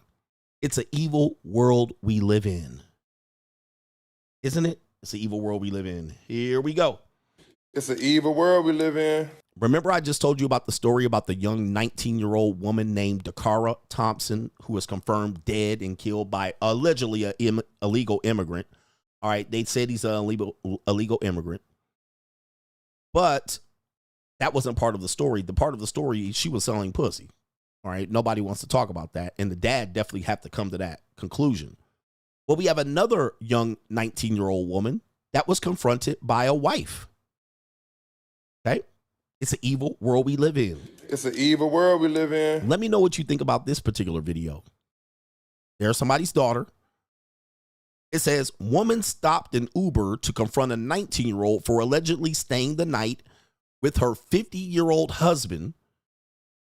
And it says there's some quotes there, but there's a young woman there, a wig wearing Straggle. Well, here, let's hear parts of this confrontation here and see what happens here. Here we go. We gotta go. I'm sorry, man. Did you know he was married? I had to roll the window up. Hold on. Did you know he was married? Hold on. Did you know he was married? If she's not gonna answer, why you keep Just be a asking her? grown-up, girl. I'm not mad at you. I'm not mad at you at all. I'm not. You look very young. Don't let him manipulate you. Don't. Don't let him do it. He still lives with me. He still lives with me. We're still married. We have a 15-year-old daughter together. If I were you, I would strongly stay away from him. Not because he's married, because he's lying to you. He's lying to you. Let me stop right here. Now, this is where the normies are lost. The woman is basically saying, I don't give a fuck what you think, bitch. Cut that bitch off. Next caller. this is where y'all got to catch up to me. The monetized dating marketplace is here. See, in the past, and yes, a 19-year-old would look 17, right? That's the purpose of being 19. Very rarely does a 19-year-old look 19. Same thing as a 25-year-old probably looks 22. But watch this. This is where people don't catch up to me. You guys are still thinking with your normie brain. But this is the monetized dating marketplace. See, 20 years ago, if a husband was with a young girl, the young girl was in love and trying to take the husband. Okay? That was 25 years ago. So back in the day, a man would go with a girl and be caught with the girl, and the young girl would be like, he manipulated me. He told me he loved me, and I was his only one, and he was going to leave and divorce you. That's what it used to be. But in the monetized dating marketplace, this is... I got money. This is an arrangement. And I'm going to show you why. I'm going to show you why. I'm going to show you how. Even the young girl is like, bitch, what? Now, you guys think I'm tripping, but I tried to show you this with this. Times have changed. That young girl is there for money. This ain't the old days no more. This is a transactional relationship. She don't give a fuck about that husband. She ain't trying to leave or his manipulation. Just look at her face. She don't want him. She don't want to marry him or none of that. She don't want to have his kids or nothing. So you can see how she's reacting to her outrage, and you can see all she doing is selling that cat. We gotta go. I'm sorry, man. Did you know he was I married? have to roll the window up. Hold on. Did you know he was No, married? Not hold on. Did you know he was married? She don't give a fuck. Just like that young girl in Maryland. Man, I don't give a shit. Most of my men are married that I fuck with. They're almost all married. She's like, yeah, whatever, ma'am. If she's not gonna answer, why you keep Just be a asking her? grown-up, girl. I'm not mad at you. I'm not mad at you at all. She don't care. She like, I got my 350 and I'm out. I got my 500. I'm good for the night. She doesn't care. She doesn't have feelings for the woman. This is business. Business. I'm not. You look very young. Don't let him manipulate you. Don't. Look at that. Don't let him manipulate you. She's like, ma'am, do you realize? When I start selling pussy, I don't want to hear it. When I start selling pussy, I don't want to hear nobody say shit. When you see me on the corner, bitch, mind your business. You don't have to manipulate young girls no more. All you have to do is wave dollar bills in their face. Manipulate me? Ma'am, what the fuck are you talking about? There's no manipulation going on here. This is a fair exchange. It's like, what? You talking about manipulate? I had rent due and he's paying it. Your rent's due, motherfucker. Like, what are you talking about? So you can see what's going on here. Normies ain't catching up because even the guys, y'all don't want to catch up to me. This has nothing to do with love, romance, the wife getting replaced by the young girl being sprung on some dick, all right? Nothing. Manipulate? I'm sorry. That's $350 to my pocket socket. She laughing. This is why I laugh at you guys. You don't realize. Like, what? To manipulate you. She laughing. She like, this woman has no fucking clue. This is why when you talk to me, I'm like, you men don't have no clue, bruh. You think you know what you're talking about? You guys are clueless. And even this young woman is like, these people clueless, man. Don't. She's like, what? I gotta pause it on that one. Look at that. No clue. And they don't even want to tell her because it'll really break her heart. All right, man. This is my sponsor, bitch. Like, what are you talking about? Clueless. Don't let him do it. He still lives with me. He still lives with me. She don't care. We're still married. We have a 15-year-old daughter together. She don't care. If I were you, I would strongly stay away from him. Not because he's married, because he's lying to you. Lying. She's not lying. She knew he was married. She knew. He's lying to you. See, she's shaking her head. He ain't lying to me. I already knew. I don't know what makes you think he's not lying to you. Everything you just told me, I already knew. Everything you just told me, I already knew. And this bitch is ice cold. I mean, look at her face. She's cold. She been like this, and this is a 19-year-old young woman, allegedly. By the way, by the time you meet her, you guys, she'll be 28. And she will have 5-6 years socked away in this game. And then you'll finally meet her and think you're meeting somebody good. Okay? She's like, everything you told me, I already knew. He ain't hide or lied anything, bro. Everything what? I can't hear you. Everything you just told me. Yeah. Can you turn it down? I can hear, so I can hear if you don't mind. The wife can hear. I already knew. You know? Ooh. You didn't know that he was married? He told you? She already told me about the 15-year-old daughter, too. Natalie named the daughter by name. And what did he tell you? That we were married? And let me guess, that we're divorced? Nope.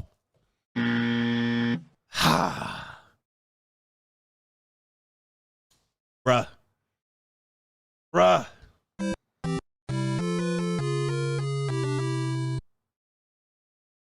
No. This ain't the old days.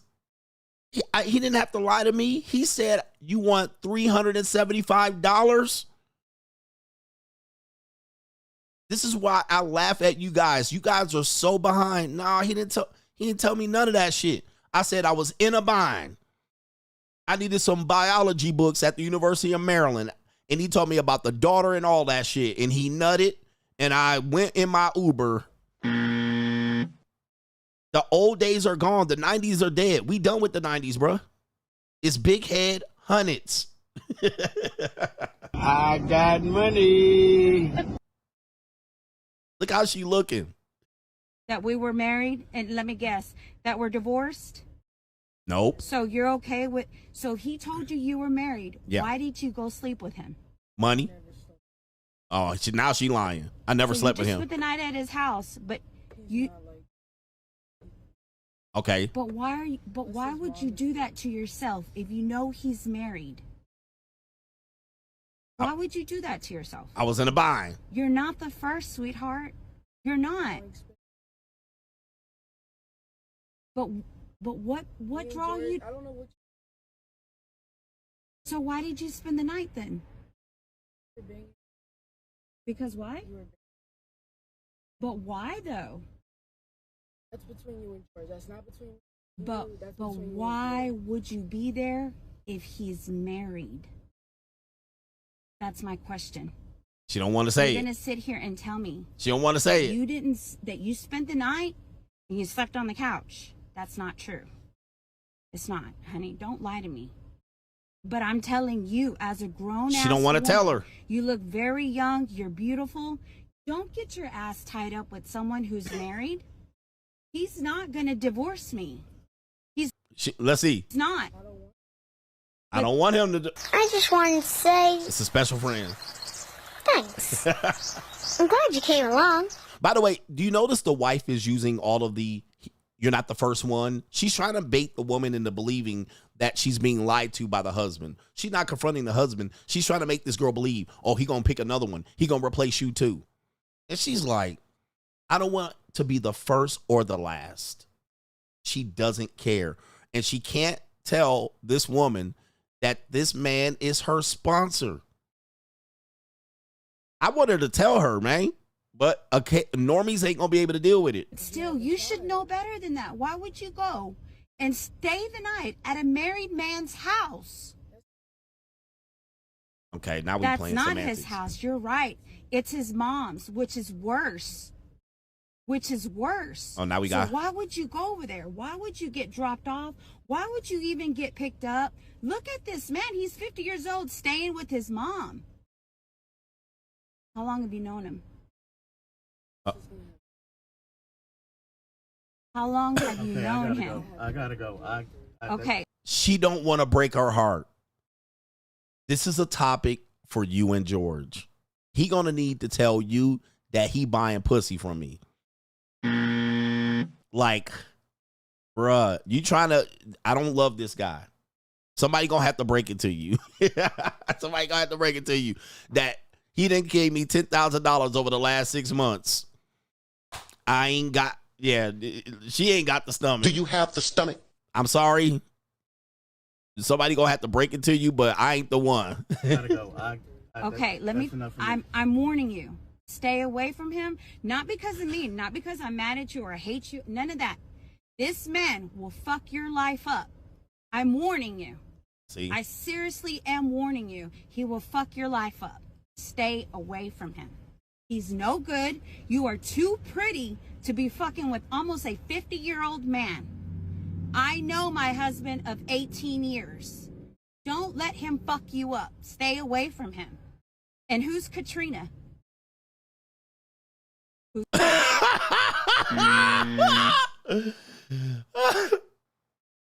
All right, so guess what? Yeah, false concern. He's gonna mess your life up. I don't even be around him that long. Who's Katrina? She was like, ma'am, that's his other girl. I don't know. I have no. That's another bitch he fucks. I don't know, at the JUCO. I don't know where he. So the wife tried to be like, there's another girl you need to know about. I don't know who. That's another girl. I don't even know. That's between you and him. Who's Katrina? I'm telling you right now, stay away from him. Just stay away from him. Let this man prove to you, if he likes you, wants to be with you, let him show you the divorce papers, because it's not going to happen. He's fixing to go to my house right now. That's where he lives. He told me that. You see, she's trying to use all the shaming tactics to make her feel a way about this. She thinks this is an emotional relationship, and it's technically not. It's an emotional relationship as far as support goes, right? That's about it. Girlfriend experience, that's it. But she trying to shame him. He coming back to my house. Who's Katrina? There's another woman. You ain't the first or the last. All right, and the girl's like, who cares, bruh? I don't give a fuck. He told me he was going back to your house. I could give a rat's baby. I got to go to class tonight. He told me that. You want to do that to yourself? That's but why? What could he offer you? What could he offer you? What could he offer you? I got money. This is what he could offer me. Hair, makeup, esthetician, facials, vagina waxing, everything. That is all independent. That's what he offers me. He offers me that money from his job. That's what I get. I got money. What can he offer me? That's all she cares about. She don't care about the rest of that shit. He told me what time it was. What makes you think he could offer you something? He does all the time. I get it every single time. I get big head hundreds every time I leave. All right, he nuts on my forehead. I get money. That's what he offers me, and that's our agreement. A fair exchange is not a robbery. See, a lot of you guys want to be in denial about this. I know you want to be in denial, and you want to say he a trick, and he getting played and finesse, and she using them for money, and these young girls don't like you other but for money, and this and that, and this and that. Guys, this is real life. It's affecting even these marriages. And even the people in the marriages, they don't even know. They're so clueless. Those old school affairs don't exist no more. These young girls don't want affairs. They don't even want your husband. You know what they want? They want money. The good old days where a woman would try to take you from a man, right? A woman will take a man from a woman are gone. These women want to get paid and go out and do hookah, Hennessy, crab legs, and lemon pepper wings, and go to the club and be outside and go back to their pookie boyfriend and smoke weed. That's all they care about, man. If they ain't in college, that's what they care. They don't care about none of that shit. So she don't give a fuck. And the wife trying to trigger her, but she's like, I don't care. Why am I worried about it? Because I got a 15-year-old daughter. I got a 15-year-old daughter that was supposed to go to that house, but she didn't because of you. So I'm telling you, stay away from him. If you don't want your life to get fucked up, my life ain't gonna be good. I'm telling you, if I see you again, what? I'm gonna warn you right now, you're gonna find yourself in a lot of trouble. And he's gonna be the cause of it. So don't say I didn't warn you. She like, whatever, bitch. Whatever. I want to see a picture of I want to see a video of the wife. All right. The girl is like, whatever. Yeah, lamb chops. Hookah Hennessy lamb chops. The woman's like, whatever, bro. We just go to the Momo next time. We don't care about none of this shit. All right. But the wife has been stalking them for a while. All right. We have It's an Evil World We Live In continuing on here. We have a young woman that says, boy, listen to this video. And it went feral. So don't at me on this one. Coach, why you always showing this and always talking about it? This is hot topic right now. And it backing up what I'm warning you about. This woman says, boy math is spending $150 on a date and then complaining when it ends. Just so you can see, 97,000 likes. That means this is over 1 million views. And we got comments going crazy. Boy math is spending $150 on a date, then complaining when it ends. Let's play the video. Math is spending $150 on a date and then complaining when it ends in a hug. If all you wanted was to get laid, then you should have just hired somebody instead. Math is spending $150 on a date and then complaining when it ends in a hug. If all you wanted was to get laid, then you should have just hired somebody instead. Bruh, it's a wrap. Even these women know, if that's what you wanted to do, why didn't you go hire somebody? Uh-oh. This is the new world. This is the new marketplace. If you wanted to just spend $100 to get laid, why didn't you go to the source? Woo-wee. All right, so let's hear the comments here. Let's hear the comments. She's right. We are not on this. Why are we not on the same page? She's right. This is a woman. That's what I don't understand. Why they do dates if they're not interested in a relationship, sir? There's a website for what you're looking for.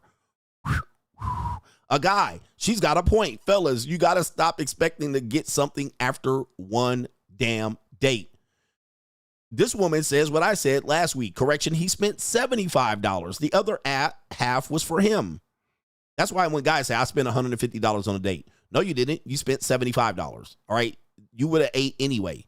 And if you went out to that place and ate to try to get laid, that's your fault. Okay. Why does any amount of money mean you're entitled to my body? Ever. This one says, I love how triggered the men are. The only thing they can do is come after her looks. I love how all the men hate in here. It says you really riled these boys up. The men trashing her looks are mad that she's right. Okay. The comment section is really telling. Dates are meant to lead to marriage. If you just want to hook up, then find someone who just wants a fling too. All right, but what men try to do is finesse women by playing the nice guy. That's mode 3 or 4. All right, they play the nice guy. Hey, I'm interested in you and nice to you, and I'm going to feed you, and then they try to fuck. Right, and I'm saying, why do that? My question is to you. Why would you do that? Guys, in 2025, why would you do that? That's my question that you guys literally will fight me about. Why would you do that 2 times, 3 times, 4 times? You're not interested in a woman. You just want to fuck her. Like literally, you could have literally just took that same money.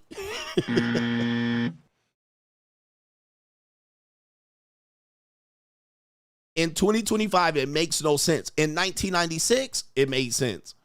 In 2008, it made sense. In 2025, if you're still doing that, and they're basically saying, if you just want to fuck on something, just go fuck on something.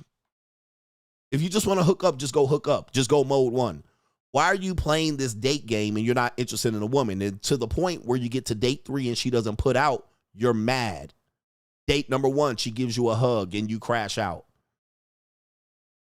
There's still men that are defending that process here and defending what I'm telling you to do. If that's what you want to, even the women are coming to it. If that's what you want to do, there's a website for that. And over the long run, it's going to be cheaper. But the women are not clueless anymore. They know what you're doing. It's not clueless. They know what you're running game on them. They know they're going to finesse you for the date. You guys then call them foodie calls. Okay, so why go on foodie call dates now? I don't get it. Then get mad when she gives you the church hug and a pat on the head. You can't expect that you're going to continue to be able to do that and then still win. All right, anyway, we have a evil world we live in. We have somebody's auntie out here on Our Girls Internet. Man, it's getting hectic out here. Let's go ahead and look at, first of all, I always want to hype this up by showing you the engagement to the post.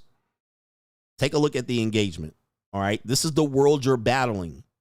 All right, that's 337,000 likes. This is well over the 3 million view. We're talking about 3 to 5 million views. All right, roughly. With almost 7,000 comments. We have Dr. Lori. Women don't listen to CGA, y'all. They're listening to other women. Dr. Lori says, date multiple men. Women should date multiple men. Women, today's modern women should not be dating one guy. Dr. Lori, take it away. I'm going to say this again. Date multiple people. Just sweet Dr. Lori. I help high-achieving Black women date in Paris, and I give dating advice. I don't know why it's so hard for women to get this concept of dating multiple people. Is it the patriarchy that has us brainwashed? Is it society that has us brainwashed? Men are dating multiple people. You should too.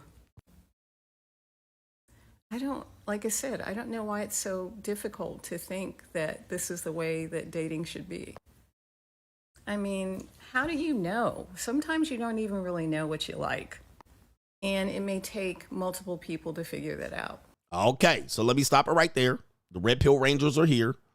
Let me just say, man, the problem you have is you're wanting who to fix what. Like, I can't fix it. I can't even fix it for you because you still have to interact with the woman. But you have women that are listening to this. So I can't fix the women either. Like, I'm not about to go on a crusade to fix these women because you have these women that they're going to listen to. Guys, they're not going to listen to CGA or Myron or Andrew Tate or any of that. So here we go right here. Let's go ahead and go. Let's look in the comment section. We don't have to hear more. I don't even feel like dating one of them. It says, and don't let your husband stop you from finding your richer husband. We also have another one. One thing about me, I listen to my elders. Thank you. They ain't going to listen to CGA. It's a lack of options. We're trying. This one says, ma'am, the options are limited for real. This one says the quality of men out there is so wild that having multiple of them right there, right here. This one says, yes, I call everybody baby. My dad told me this before I left college. I'd rather you be cool and hang out with 12 different men than to be caught up with one man. This is the dad telling this woman this. We have a okay here. This one says, internationally, that's what I'm talking about. Okay, it says, I don't think that it's that we don't want to date multiple men. The issue is I don't want to date just anybody, and the options are low. This one says it's exhausting. And we got I'm going to listen to you. Okay, yes, it's the patriarchy. Okay, because why not? So forth and so on. By the way, these are real women, and these aren't bot comments. You can see the women here. All right, these aren't mostly bots. The women are here. They're out here with their profile, although these could be bots. The problem you're having as a man is accepting the fact that dating is dead. Like, we just know too much. We have a new way we're dating. Okay, we have a new way we're doing it. So even the fathers, she's suggesting the fathers told me that. Okay. And also we have the mindset of women listening to women. All right. I can't do anything. This is why I don't get mad and outraged. There's nothing I could do about it. I could just tell you dating's dead. This is a new way you're doing things, or this is going to be the future. This is how you protect yourself. Okay. This is how you protect yourself. But if you're out here dating, trust me, all these women are dating and talking to multiple men, and they then get their confirmation from people like this. All right. She has, I want to see the video. It has 2 million views. 2 million views, and it's her second most recent video. Uh-oh, man. Boy, oh, boy. Okay, she's got another video here. Okay, she has, wow. Okay, interesting here. Let me see here. Okay. I'm not going to give you a... Give me a second here. All right, TikTok does this all of a sudden. TikTok does this. It says, having a problem accepting that I shouldn't date more than one man. You're not a bad girl or a hoe. All right, hey. Hey, man, I can't help y'all niggas, man. I can't help y'all find this out here, man. All right, we got how many more videos here? Oh, man, boy, these videos are so interesting. I love it. We got 2 more videos in the main event. Stick with me. This woman says, motherhood is a scam. Motherhood is a scam. All right, these videos get way more views than I'm getting, just so you guys know. 27,000 likes. Now we have a Ling here. All right, we got a Ling, a westernized Ling. I cook, I suck, I shut the fuck up. She says, motherhood is a scam. Here we go. I'm going to say something very controversial, but motherhood is a scam. Too many women have been lied to and deceived by society about motherhood. Everyone is celebrating being a mother, it's secret, it's divine, but no one has told women how hard motherhood actually is. I'm not a mom, but I'm a daughter and a friend to many other women. I have seen my own mother and a lot of my other girlfriends sacrifice their lives to motherhood. So my best friend just had a daughter 2 months ago, and she told me, Jessie, I know you don't want kids. If that's your plan, stick to it. Don't change your mind. And mind you, my friend actually got support. So when the baby was born, for the first month, she got a nanny living with them, taking care of the baby 24/7. She didn't have to lift a finger except for feeding the baby. And now her husband's parents are living with them, cleaning, cooking. She doesn't need to do much, but still she told me it's exhausting. And her body starting to have all the low problems. And not even to mention she lost a great career opportunity because of this. So my friend works in this big Chinese company, top tier in the industry. Her boss really values her because my friend is really good at what she does and she's ambitious. So her boss wants to send her to the US. All right. All right, whatever she's talking about. I lost track. But it's an evil world we live in, gentlemen. Yeah, look, it's an evil world. It's an evil world we live in. Data tells us there are going to be more single women in history than ever. All right, than ever. Ever. All right, let me see here. We got 2 more. You guys bearing with me? This is a great show. We got 2 more. Okay. The next one we have, I think this is Shaquille O'Neal's ex-wife. Somebody can help me out with this. I think this is Shaquille O'Neal's ex-wife. Shout out to Shaquille O'Neal, probably watching me somewhere in the clouds. Okay. Shaquille O'Neal's ex-wife. Is her name Shawnee Henderson? Okay. Let me see here. Shawnee Henderson. This looks like Shaquille O'Neal's ex-wife. All right. So let's listen to what Shaquille O'Neal's ex-wife has to say, and let's see if it has matched up with anything CGA says. All right. What does CGA tell you about women? The women you meet now is not going to be the woman that you know later. All right. So listen to what she says here. This is Shawnee Henderson, formerly Shawnee O'Neal. Here we go. The thing that I wish somebody had told me is that there will be different versions of me as I get older. Completely different versions of me. And those different versions require different people, different spaces, different words, different careers sometimes. So I wish somebody had told me that, hey, the plan you have at 25 and you got this whole career and everything planned, I want this many kids and a husband, or I don't want a husband, whatever it is, that's so gonna change by 30 and 35, like your whole perspective. You're gonna have to reintroduce yourself to that person every single time. And the people around you are gonna have to re-meet that person every single time. One thing that I wish somebody had told me. Let me stop. Straight jacket. Now, I want you to know this. I do my best for this space of men. This is why I'm richly rewarded, because I cannot miss. I've been telling you this for years. Even in the marriage wheel. The marriage wheel has the bait and switch. The woman you today, you know her. The 25-year-old version of the woman you're listening to. I want to get married and have kids. I want to be loyal and have a house and a car. That woman, you're not going to know her in 10 years. In 10 years, that woman's going to be gone. She will not be that woman in 10 years. I've been saying that forever. But when I say it, y'all think I'm going crazy or telling you a lie. But then when a woman says it, what happens? The language is more flowery. She talks more soft. There's a harp, a piano, some African soul beat in the background. There's something, a violin. They know how to say it in a way that's soothing, not only to women, but to other men. It sounds less dangerous. She doesn't get demonetized, right? I get demonetized. I sound like I'm crazy. Oh, man, what happened to you? You sound bitter. But I've been telling you that that's going to be the case, and you got to keep living. The woman that gives you burning desire today will dry up her pussy in 6 months when you move in with her. In 10 years, that's going to be a different woman. You better be ready for it. So then when you see these divorces and why things fall left and you have irreconcilable differences, it's because you're talking to another person. You're not talking to the same person you married. Even if you go through a divorce, your ex-wife is not going to be the wife you married.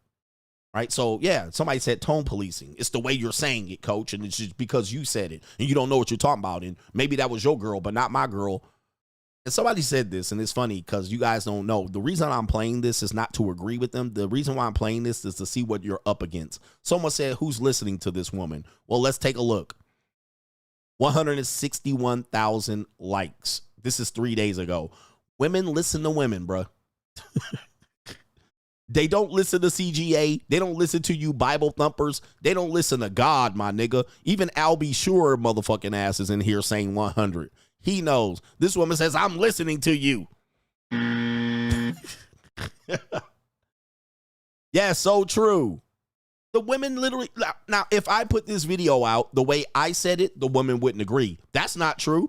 But when the woman says the exact same thing, preach. I literally spoke of this 2 days ago. So they agree with me. The women agree with me. So true. Happens every decade for me. 16, 26, 36, and 46. I have noticed pivotal changes in my life. If I put this video out, it would get demonetized and shadow banned. But she says it and they agree. How many times have I said this? How many times have I said this and taught this as a teaching point?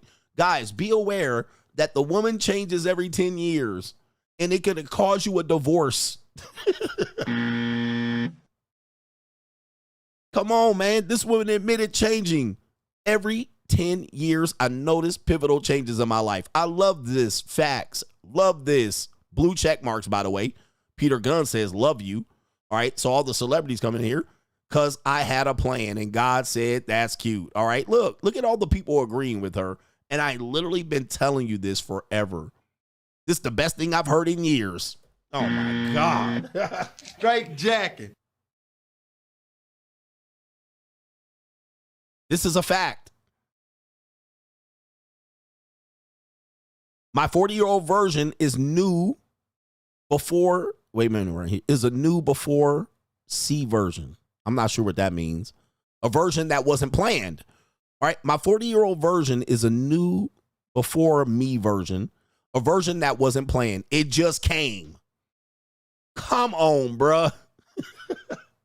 When y'all gonna stop denying what I'm telling you, man? Victory lap, CGA. Victory lap. But y'all don't believe me, huh? It just happened to me. I'm just bitter. I'm telling y'all life-saving messages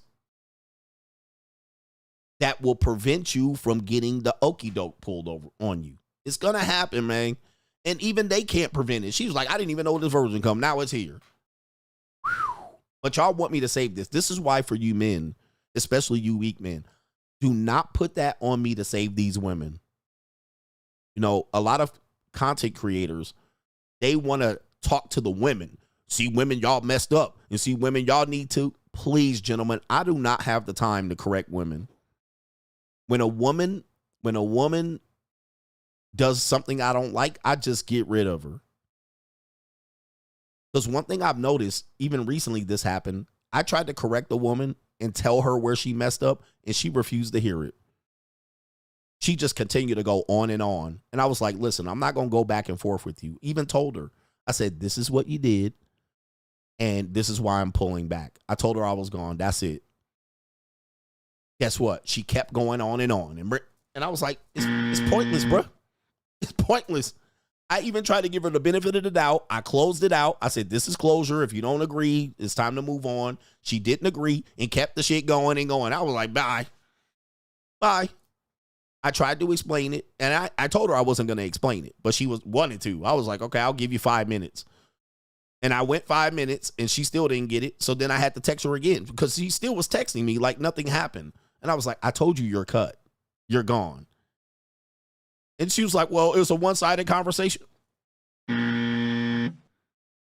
Just walk off. The best thing you can give them is your silence and absence.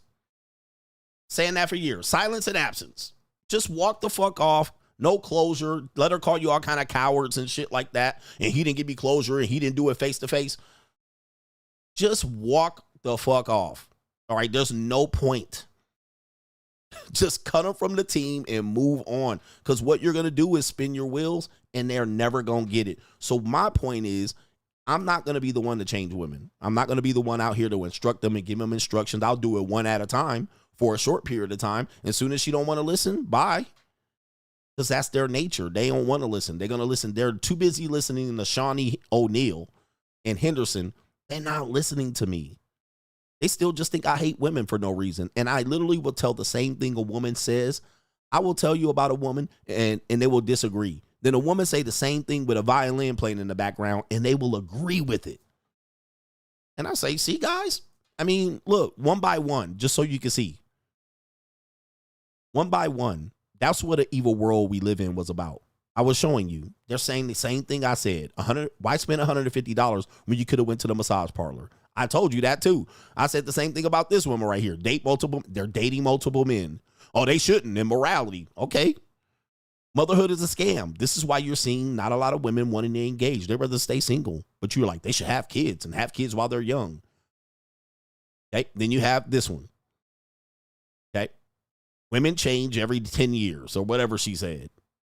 And they agreed. Oh, wholeheartedly. All right. This is true. I was just talking about that 2 days ago.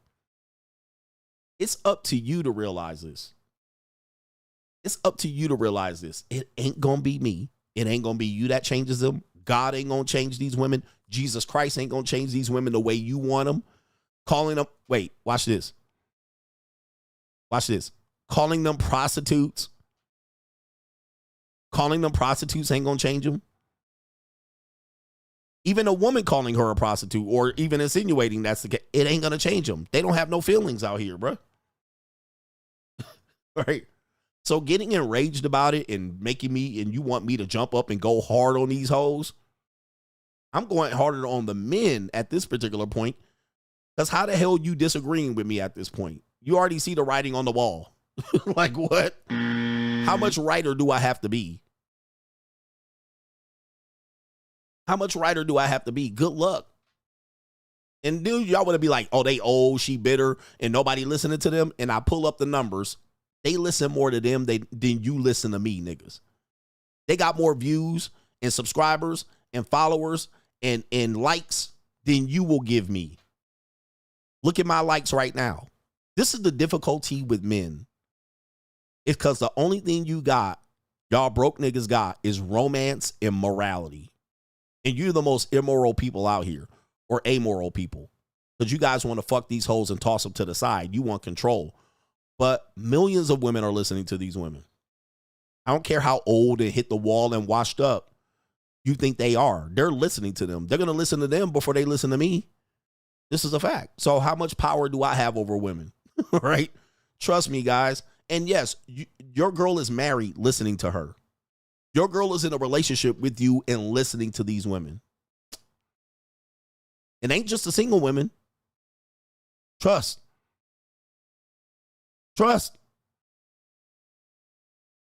It ain't just the single women. It's women that's dating and in relationships and married. Listening to these fucking women.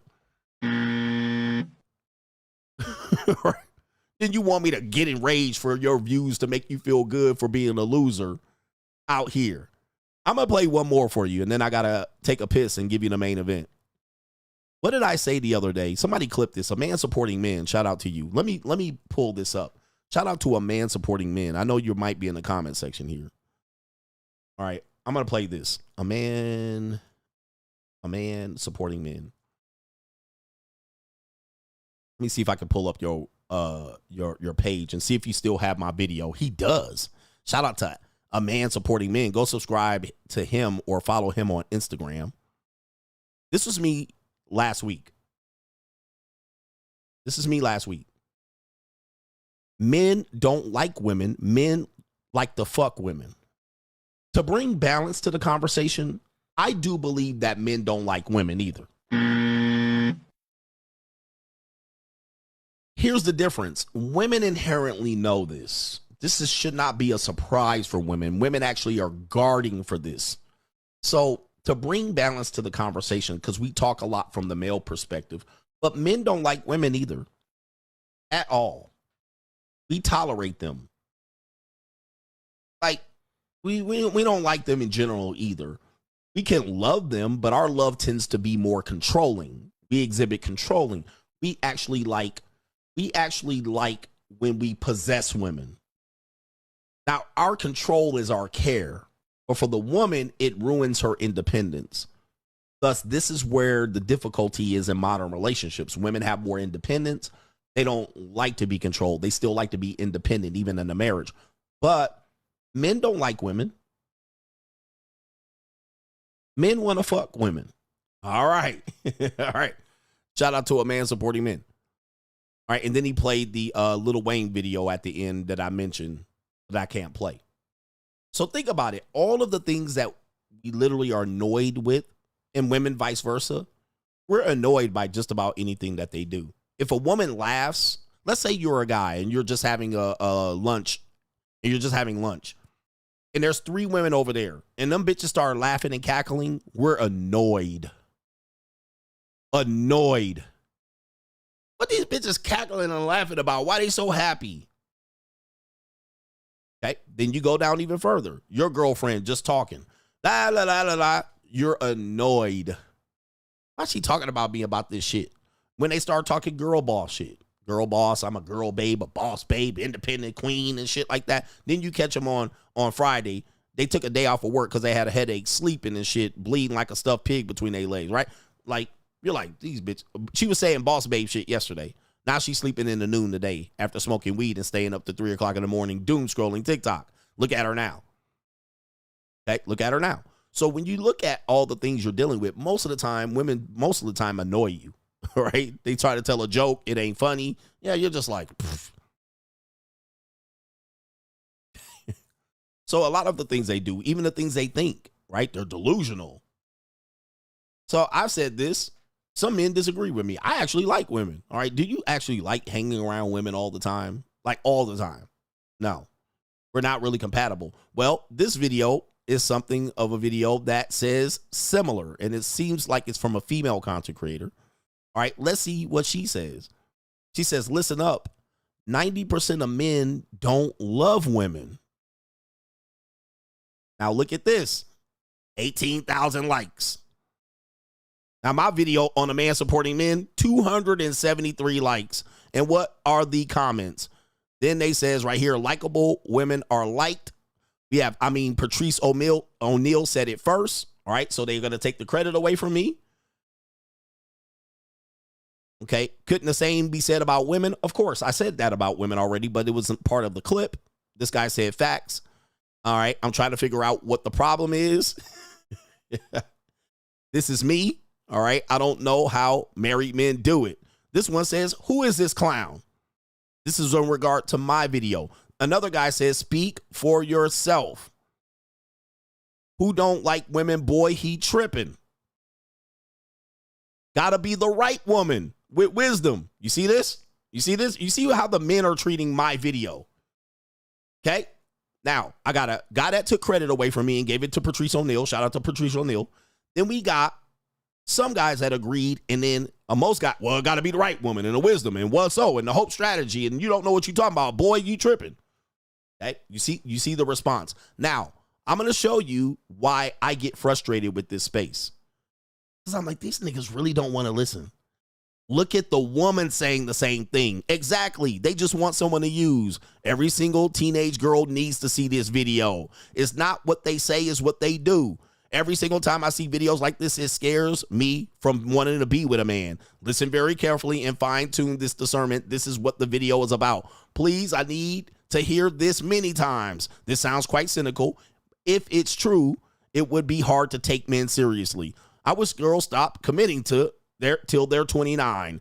All facts. All women should wake up and listen to this. I don't even know if men love themselves. All right. Facts from the woman. Where's the dissent from the women?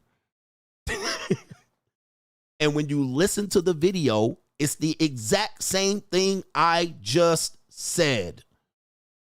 Let's listen to the video. 90% of men don't love women. They love the value a woman brings. In a man's eyes, love isn't real. It's just you meeting his needs. Here's the hard truth. If you don't get this, you'll get played. 1. Your value equals his love. If you're useful, he'll spend. If not, every dollar feels wasted. Those "I'm broke but I love you" lines? Straight up bullshit. He just wants to keep you around cheap.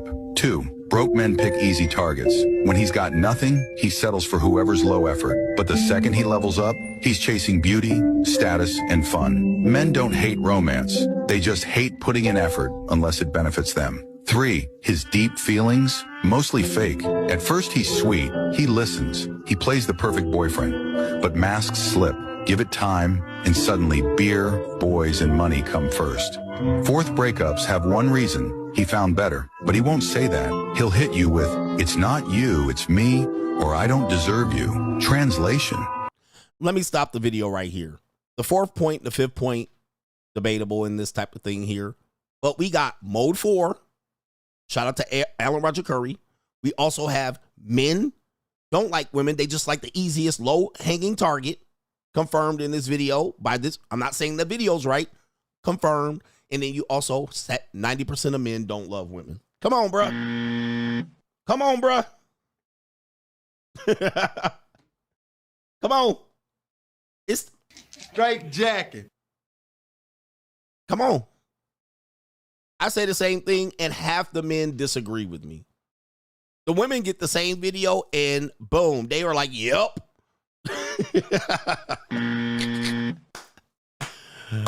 Oh my goodness, man. This is crazy, crazy work, but it's an evil world we live in. It's an evil world. This is why I don't pay too much attention on try to correcting women. It's pointless. Pointless. All right. They all have their own mind, their own video, and all of that stuff. And I'm going to just tell you how it is. Men, you can accept it or reject it. You can accept it or reject it, but you're going to learn at the end of the day. All right. Do me a favor, man. Hit them like buttons, man. It's tough out here for me. It's tough out here for me. It's an evil world we live in. Y'all want me to be the Red Pill Ranger. All right, the Lone Ranger out here. It ain't going to be me. Y'all ain't going to have me chimping out for these 304s right here. And talk about feminism. Talk about feminism again. I wrote a book on it. I'm tired of talking about feminism. I'm tired of talking about it. We got our brother here. Stephen White says, "It's been a while, coach." He says, "I'm the guy with the ex in Wyoming with the kid. I want to thank you and this community for always pushing men to be better. I'm a corporate accountant with almost a decade of experience, and I have a mobile mechanics business." He says, also, now I'm in the process of learning bookkeeping and to help a small business with their books. This could bring in an extra $20K and $50K of revenue. He says, on top of my corporate accounting job and mechanics business, I've lost 15 pounds just focusing on my health and wealth. And you also got a pay raise and learning AI. Here's my overdue taxes to CGA. So life is good. I work remote and I'm using my time. I would commute in traffic to work out, focus on the business. I love CGA and the coach gang. Thanks for striving for men to be better. Be better, darling. Okay, be better, guys. Like, be better for yourself. That's the whole Free Agent Lifestyle book. Shout out to Stephen Weiss. All right. It's cold out here. But guys, if you just be the same, it's not going to help you. All right. The same guy you're at 20 and you're the same guy at 35. You turned that shit in, you about to get got. Shout out to our brother Will says, forget the Mitches, man. Your content is inspirational and recognize the Miami are its Fiesta tours. You recognize the Miami and its Fiesta tours. And he says right here, keep winning, Coach Gang. We in here. Shout out to our brother Will. He's the CEO Will. He says something light says the dumb broad ruined an epic moment for that father and son, but he allowed it. Couldn't it be me? Now, if she did that to a black dude, I'm assuming she would have got at least pushed, maybe if the black wife was there, down the stairs. Right? But of course, they don't care about those epic moments between father and son. Patriarchy. We have Joshua says, boss up and go for what you want out here, guys. Go for it. Women are secondary, guys. In today's marketplace, it's hard to make them primary. Shout out to Preston says she was trying to put words in her mouth so bad. She was trying to put words in her mouth so bad. Let me see what that was referring to. Oh, that was referring to the 19-year-old girl who was with the husband. We got our brother J-Day. The best gift a man can give himself in the world is the gift of options. The ability to pivot on people, places, and things at a moment's notice. He says they are ruining your momentum. And he says right here, love the journey and results will come. Okay. You see guys pigeonholing themselves into no options. Blue baggins, all these women in grandma content sections demanding good men as if they are all good women. Game over. Guys got to remember, a woman is always a good woman. Game over. I had a 52-year-old woman in my JUCO account telling me if you change your age range, you'll have more success. And blocked. But I did send her a couple of pictures with me and some JUCOs. All right, but blocked. Okay, what do you want me to fix a 52-year-old woman's bind? Please. All right, but older women say shit like this and literally don't have any successful relationships to speak of. None. Why would I listen to you? And first of all, second of all, I'm just playing out here. All right. So I'm not looking for a relationship. I'm looking for toys. All right. So yeah. But they do shit like that to get you and then if you respond to them, they're gonna get your account dismantled. Right? They're gonna report your account. So don't respond to them. Shout out to our brother, the International Quiet Storm says, it was great meeting you. I already said it was great meeting you this past weekend, coach. He says, we coming to Vegas next year. He says, we hope you coming back. # boss up season. I see that. I saw that when I was on the website today in Vegas. But yeah, I mean, it's kind of what men have to deal with. Guys, I don't want nothing to do with an older woman. I mean, I can have sex with her. That's about it. All right. And that's not going to be routine sex. That's going to be very, very, every once in a while sex. All right, in the middle of my rotation sex. But I'm not relationship material out here. I keep telling y'all that. Ladies, I'm not looking for a relationship. I'm not even looking for marriage out here. And if I'm looking for a relationship, it's not going to be an American woman. Like, it's not going to be an American woman. If I was looking for a marriage, it ain't going to be here. No government name. Not sure if you covered it. But have I heard of the Dakara Thompson? Yeah, you came in late. I talked about that before that. It says right here, he was caught by the Maryland police for a DUI in April and released instead of deported. But yep, I talked about that earlier. People are going to make that about him being deported and shit like that. But it was more about her selling some punani in the middle of the night. Pro Mansplainer says, I was watching you bump my phone and the thinking ape Stardust came on and he was raging about complete demonetization. I suggested Sunday night money mindset for content creations right here for the content creation portion. He says, thank you for what you do. Carry on in Godspeed. Yeah, men. And men are lazy too. There's content creators that literally they got them YouTube checks and they sat on them. Right? They didn't do anything else. They took them YouTube checks. And I was like, bro, you need to do more than YouTube checks. Them YouTube checks are going to be gravy and it's going to pay rent and you can sock some money away.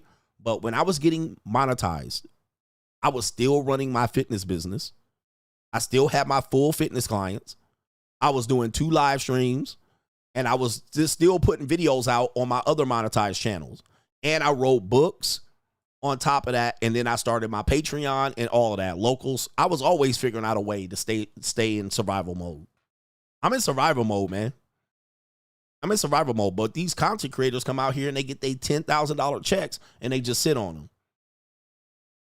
And then they also get sponsors. And then the sponsors try to change their content or they pull out, pause. And I'm like, dude, you men need to set examples for these men.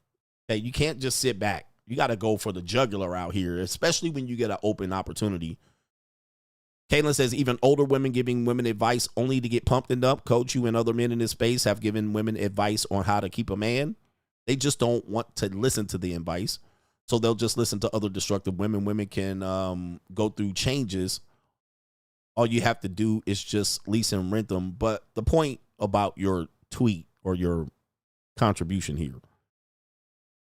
is that you're saying women listen to other women on how to keep or lose men, but they don't listen to men. Can we say that's similar to men as well? Okay. Men do the same thing, right? Men listen to other men on how to keep women and how to get women. And most of the advice is destructive. All right. They never, like, women ain't going to come and listen to me, just as you aren't going to go listen to Sprinkle Sprinkle or Liz or Wiz or Liz, whatever her name is. You ain't going to go over there and listen to them either, or any of these women. So why the hell are they going to come over here and listen to me?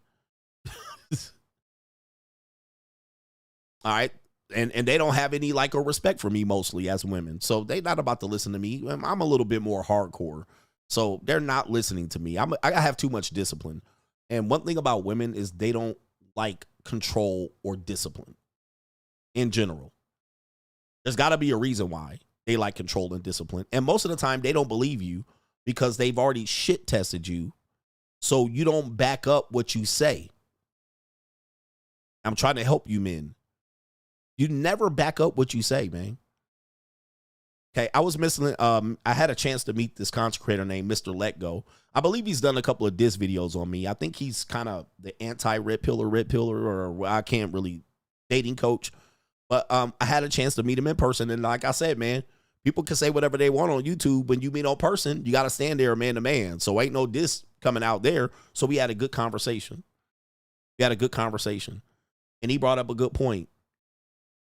Is that what women need? And he said this is important. Why do women listen to their boss and not you? Because I always say they're going to have a government daddy, a corporate daddy, right? Sugar daddy. Why do women listen to these men and not listen to their husband? Let me give you a piece of information here. And he said this, and this is a good thing for you to listen to. One of the reasons why women listen to their boss and not their husband is because the boss has slain dragons. Okay? The boss has cut heads. The boss has told bitches to walk the plank. The boss has made kills in real time. So if a bitch don't cooperate, or a nigga, or a man or a woman, they get fired. They get cut, their head chopped off. They get stabbed. They get killed. See what I'm saying? And that's what he's saying. This was a good point. He has slain dragons. So this was from Mr. Let Go. So she seen that man stand on business. So when a woman come in there with that bullshit, he goes, bam, cuts her head. So then she gonna be like, boom, she in line. And that goes for any man or woman. Soon as you see a person come up there and talk that shit and he cut heads, all right, then you're like, we better listen.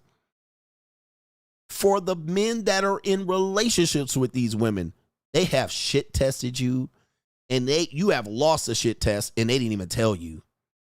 And they like, damn, he a weak ass nigga. I got a weak ass man.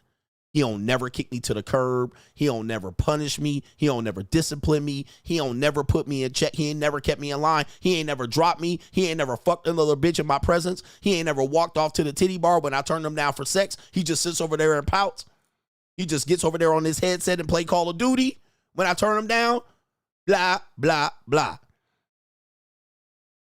Even when you get into a relationship and you trying to impress her, you impressing her and you tell her this and that, and you telling her what the ex-wife did, and you didn't cut your ex-wife's head off.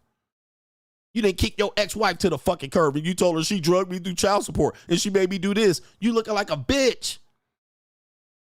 You looking like a bitch to her. She like, this nigga a bitch. Let this bitch drag this nigga all over the place.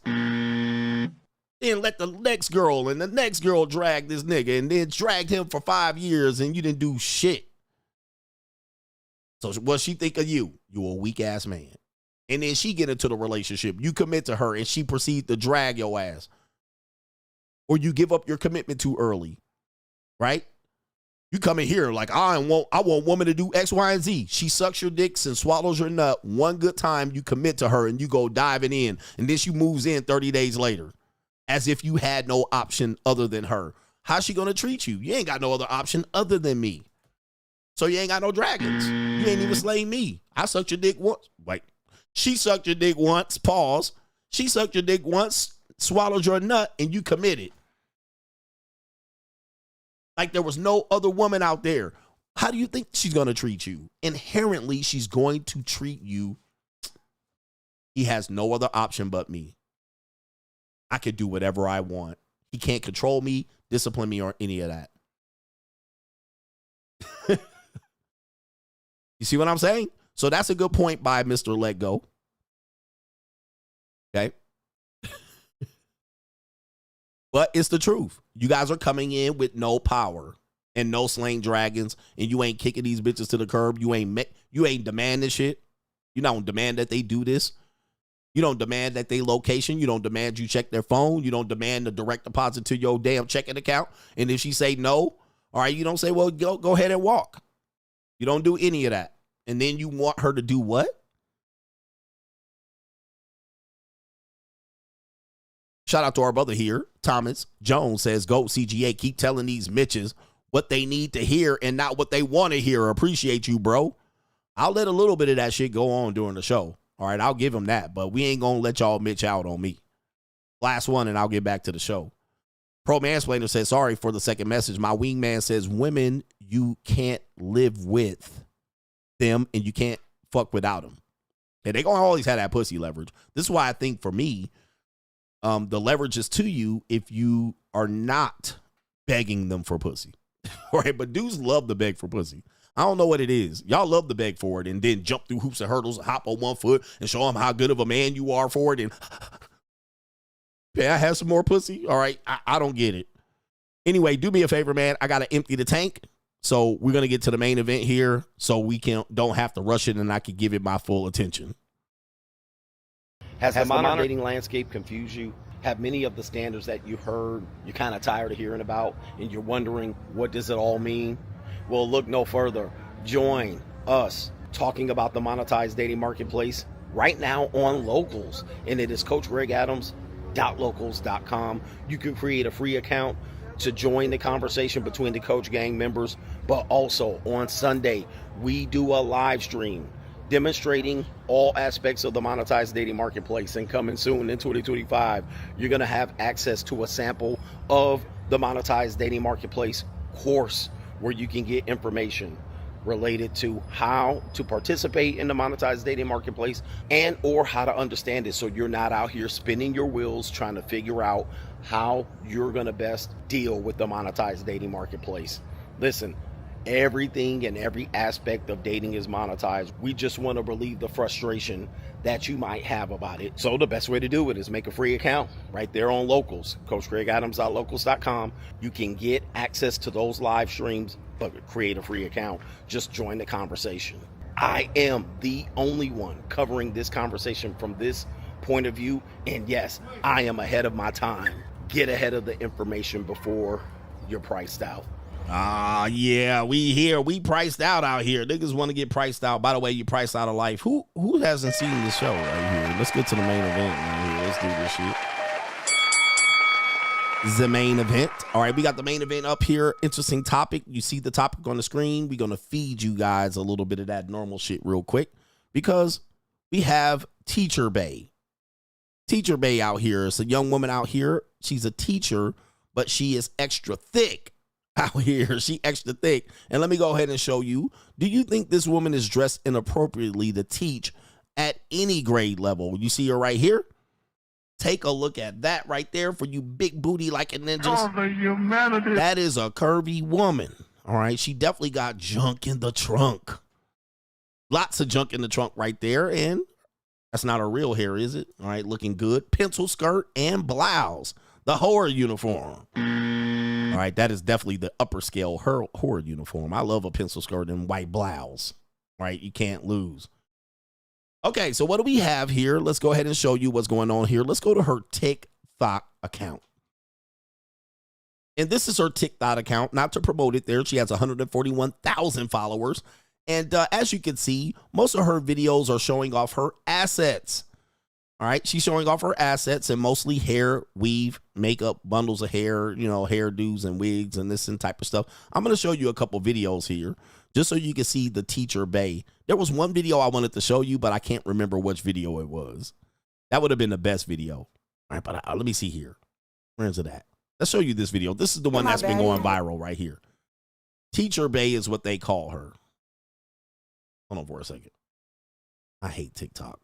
I hate showing TikTok on the browser. Right? It's just. My baddie, Teacher Bay neighbor. All right, so wowzers. All right, this is her baddie, Teacher Bay neighbor. All right, Miss Williams. Miss Williams. All right, she kind of cute in the face. All right, okay, very good, nice piece of chocolate right there. So pretty. All right, the school she's at looks like either middle school or high school. All right, so these are older boys, 13 and up. This is not an elementary school. As you can see the students in the background. You see the students in the background, those young boys there? All right, so those look like either middle schoolers or high schoolers. I'm gonna turn the volume down. We don't need the volume here. And she's doing this shimmy with these young boys right here. Is this appropriate? There she is looking at the boys.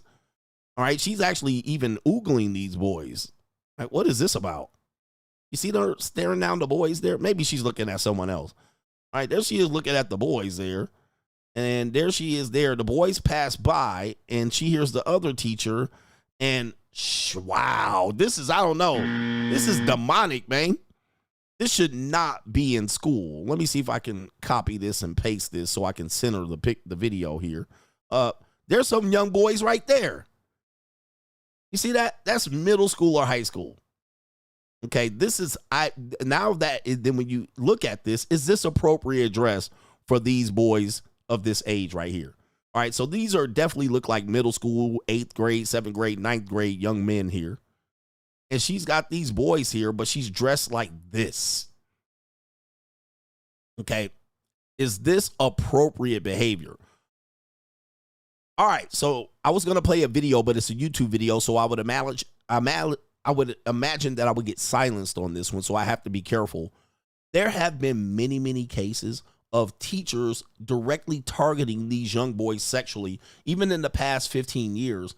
A lot of teachers have come up, all right, and being reported for having sexual relationships with these young boys. Now, I'm not saying she would, but let's just flip the script. If it was a different gender and it was a male teacher, and let's say he was attractive and wearing muscle shirts or whatever he would be doing to look attractive. If he was going above and beyond and there was a history of younger teachers targeting these young age boys, all right, the man probably would be called out on this situation here. All right, but in this situation here, you have a lot of people defending this. We're going to read a newspaper article related to this, or a paper article. We have a lot of likes on this one. And let's read the comment section. All right. You hear those children once said, that's your teacher, right? And the boy said, oh, she bad. This is example why, and she knows it. All right. So the boy, I don't know. I didn't hear that in the video.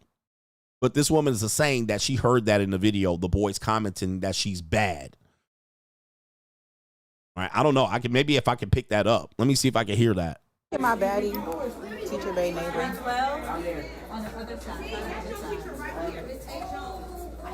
Miss Williams.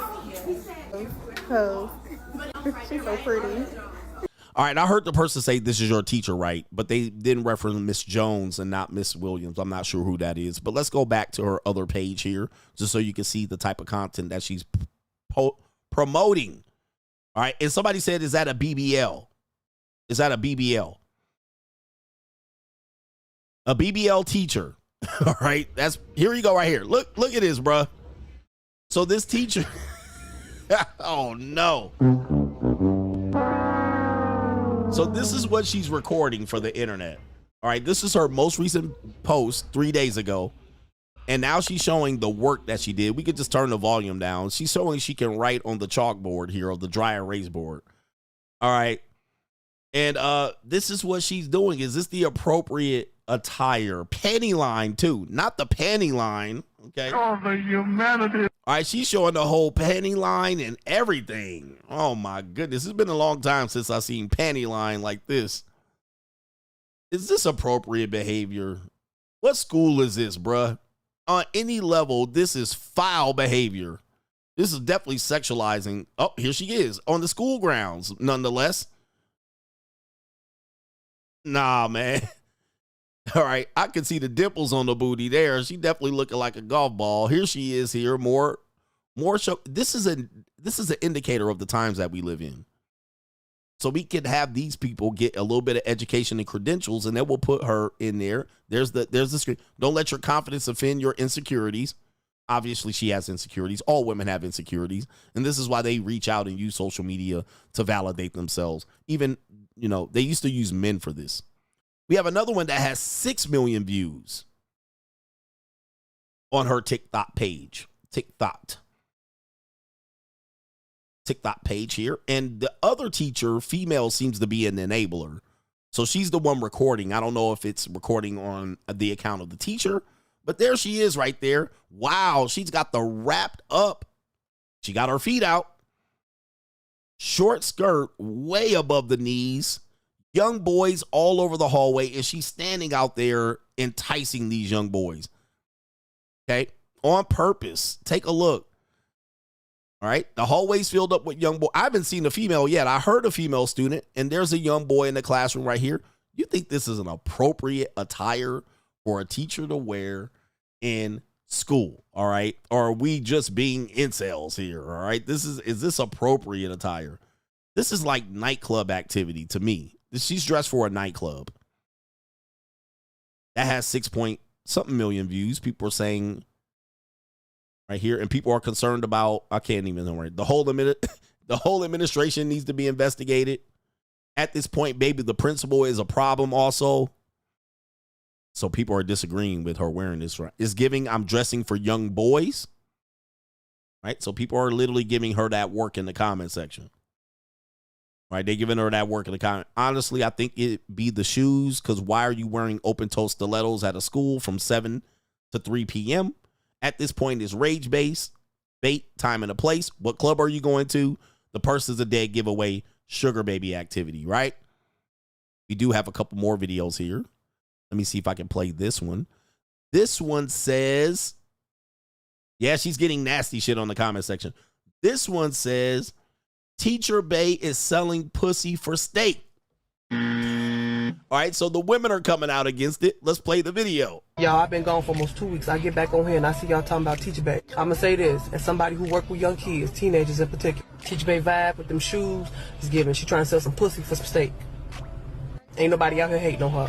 Y'all be smooth, y'all be easy. I'ma holler at y'all. All right, so so this one called her out as a possible JUCO, all right, selling calico. Do you agree with that woman's, do you agree with this assessment here by that young woman? That she possibly is trying to get, yeah, wow, look at that, man. That is incredible. Yeah, definitely the football coach, the janitors, the assistant principal, the principal, they all trying to fuck, if they haven't already.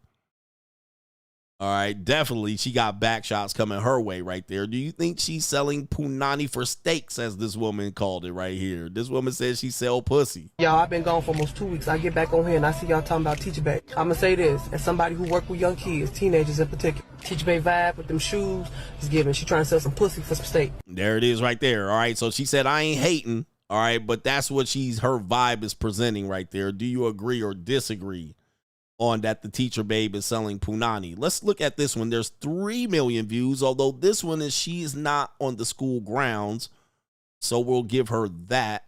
But we have, this is the same, oh yeah, you can see it. This is the same woman here, all right, on the video. Take a look at that. Oh, the humanity. Imagine her dressed. I hope they don't have her dressed like this. This would be insane if she showed up to school dressed like this. This is definitely a reformed skeezer. And she certainly ain't going to be teaching for very long. That OnlyFans is going to get cracking. Oh, the humanity. All right. Yo, she definitely been selling some punani. Well, more than likely. We have this woman here. It's a content page that says, Miss Williams was allegedly a scripper before a teacher. Do you believe that? Do you believe that she was a scripper? Now, they do have some videos. I can't play all of it, but let's take a look here. They're saying that this woman, and I did see a first female student here, that she was a scripper before. He had him. All right, there it is right there. I can't show that on YouTube too much. But they're saying that's her. Now, obviously, I don't think it's her. They're probably saying she was a scripper. I don't know if they found her actual footage. Okay. But that page is saying she was a scripper before she was a teacher. Okay.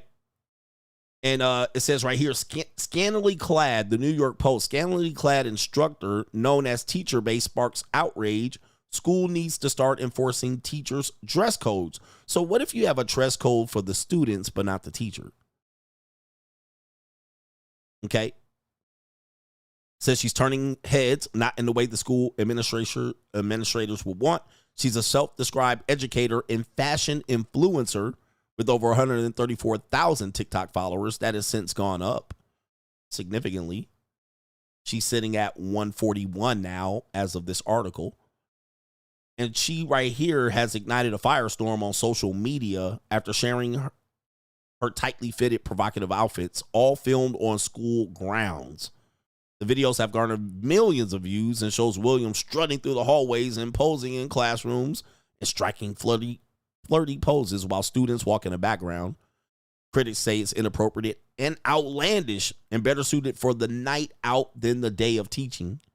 In a viral clip, the controversial educator is seen wearing a form-fitted nude pencil skirt and a white blouse or uniform and a black laced-up heels as she shimmies in the school hallway. That's the video right there that we showed. Another video shows her in a partially sheared white maxi skirt and black top, customized with oversized bow and black heels and stuff. This is the video right here. Oh, wow. Okay, so, all right. Oh, she has Chanel purses. She does feature that she has her own bags. I don't know how she got it, but I'm going to probably say they were a gift from her sugar daddy. Okay, daddy. The principal gave her the bag. All right, could be possible. That's not the worst of it. It says right here, I'm assuming this is the worst of it. I think this is the worst uniform. No, there was one that was worse than this. But, oh, she didn't wear it at school. It says, and the video that makes people upset is the flowy cotton trousers that perfectly accentuate her curves and leaves nothing to the imagination with the rear end as she writes on the dry erase board. So I showed you that one right there. Yeah, that one's by far the worst one. All right, which was the most recent one here. All right, this one right here. This by far is the worst video that she got on here, meaning that it is the worst representation of who she is. This definitely is foul. Although that thing looked like it stank. All right, when you start putting back shots on that, you know the stank gonna come pouring out. That's a stank ass right there. That one's pretty bad. All right, that one's pretty bad. The article then goes on and says, critics didn't hold back, especially because baby got back. Schools need to reinforce more teaching dress codes. And it says she's setting up the camera just so people can see her butt jiggle, obviously. But the online fury hasn't stopped Williams from posting. It says, y'all are miserable. Y'all are miserable. She claps back in the video. Let me be. Let me be a skeezer, she says, claiming that parents and former students praise her and wish their children were still in her classroom. Okay. While the teacher might moonlight as a content creator, another educator ditched her classroom to pursue her lifelong dream as a poet. Okay, we don't care about none of that. There was also a recent other teacher bay. All right, but this was a few years back. I would say 2020. It was a light-skinned teacher. Let me see if I can find her pictures. And what women will say is, yeah, I did find the light-skinned version of the teacher bay. Let me see if we can pull this up. She was a little bit better looking in the face. Let me see here. There was one about 2020 or 2019. Who remembers this one right here? This teacher bay. This one right here. And so again, you guys think you're going to tell women something. When they go about something, the only way they'll listen is punishment. All right. This one is pretty much has the same thing on. Tightly form-fitting outfit, big hips, big tits, big ass like a motherfucker. Big lip, hip, tits, ass like a motherfucker. All right, we got feet out, right? Toes out.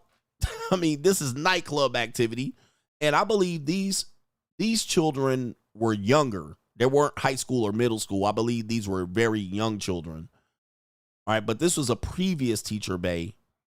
And maybe, you know, colorism, she's definitely a little bit more favorable and pleasant among the eye right here. Let me see what year she was famous, going feral. It doesn't say the year. 2020. That was during COVID for some reason. It was 2020. So that was about 4 years ago. People might have forgot. I ain't forgot about her. All right. But this is nightclub activity. And if you look at the amount of teachers that have gotten in trouble for enticing young boys or leading to sexual relationships, then you would say this has got to be considered inappropriate and foul. 100%. But what we'd also know is that men are starving. Since men are starving, then they're going to most likely say, I'll just let them get away with it. And you will more likely hear the women come out against this. Namely because then we know, and the women know, that these 304s be out here in these streets, all right? And so in these streets, they want to protect their sons, but they also don't like the competition. Damn, there was another video I wanted to play of hers, but I was going through the videos this morning to try to get the story. I just don't remember which one of them they are, all right? Which one of the videos it was. Let me see, was it this video? I get ready to go to work. So yes, of course, I'm still a teacher. Haha, still here. I'm going to deposit my money before I go to work because I don't. Hey, good morning. Come with me while I get ready to go to work. So yes, of course, I'm still a teacher. Haha, still here. I'm going to deposit my money before I go to work because I don't want to leave money in my purse. However, I'm at the ATM. I came late this morning because I had to go to the doctor. And, you know, I'm not going to really take pics. Man, who cares? Man, bruh. About that. Who told y'all that? Not saying it's true or not true, but I want to know. Let's start here. Who even told y'all I had a BBL? Who told y'all that? Okay. Who told y'all that? Not saying it's true or not true, but I want to know. And quite frankly, I'm not that nice of a teacher. I'm very mean, strict, and firm. Man, y'all can't tell them nothing, man. All right, this woman is definitely a straggle daggle. Is this the video here about the purse? There was a video about her Louis Vuitton bag. I don't think this is it either. There's only like, all right, there's only like 10, 15 videos. Why can't I find the video I was looking for? And it would have said just watched. All right, I tried, y'all. Let me see if this is the video. Okay. All right, no volume. Is this the video? Let me see. Come on, go back. Go backwards. Back. Hold up. All right, it won't go backwards. Maybe that was the video. I can't tell. So anyway, this is her talking. I just been walking in my purpose, baby. All right, turn that shit off. All right. Damn, man. This is the sign of the times, guys. You guys think that we're always going to go backwards? We're not going backwards to the old school teachers. Like, this is the future, man. And once she gets away with it, they all going to get away with it. They all going to do it. All right. One does it, and then it's just the next after the next. Also, she says she's a good teacher, so she's trying to show and demonstrate that. I have no opinions about her teaching. Right, but there she is with the bags and the jewelry. The video I wanted to show you was about her, why she kept all that expensive shit at her school, right? And people were saying these niggas are going to steal it. That was kind of what she was saying when she was putting the money in the bank. So niggas don't steal the money. Let me see. He telling me to get my life together. I just left church. Church was always good. I go to church every Sunday. Now I'm going to... Of course, she goes to church every Sunday, too. All right, so we got that. It's only going to take the internet. It's only going to take the internet so much time for her to, whatever is in her past, to get brung up. Right? The internet is crazy. Twitter is going to bring it up. But of course, she's in church every Sunday with all these tattoos and shit. They're going to find a mugshot somewhere. They're going to find a sugar daddy somewhere. They're going to find somebody. He telling me to get my life together. I just left church. Church was always good. I go to church every Sunday. Now I'm going to go get my lashes and my eyebrows done. I was supposed to have my hair done this morning, but I'm last minute, so I'll just get that done tomorrow. But it's okay. I pay for my inconveniences. All right, there she is in church. I'm going to do a live tomorrow, so make sure you guys are here to ask me any questions that you want to ask me. I will be answering them because... Oh, my goodness. Anyway, who can listen to this? Somebody exposed her. It's only going to be a matter of time before she definitely has. Oh, she has a child. I was going to say there's a kid involved because she's playing that whatever that fucking video she is, or that DVD or that iPad. So there's the child right there. She has a child. So this is not a surprise.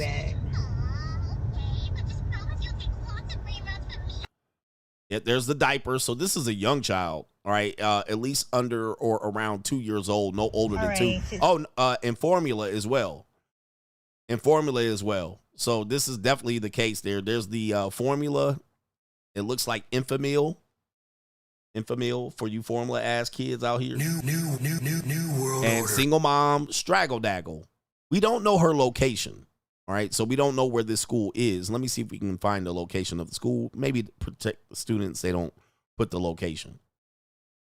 Yep, we don't have the location of the school. And then the last thing I'll do is look at some comments here for the normies. I would think that the school's policy would stipulate no taking videos on the premises. I remember. Yep, okay, this one says, she looks like a lady of the night. Her priorities seem to be looking cute and buying high-ticket luxury items. The priority is not this kid's learning. In her defense, anything she wears is going to fit tightly because of her body shape. Now, that I've heard a lot of people defending it, saying no matter what she wore, it would be revealing.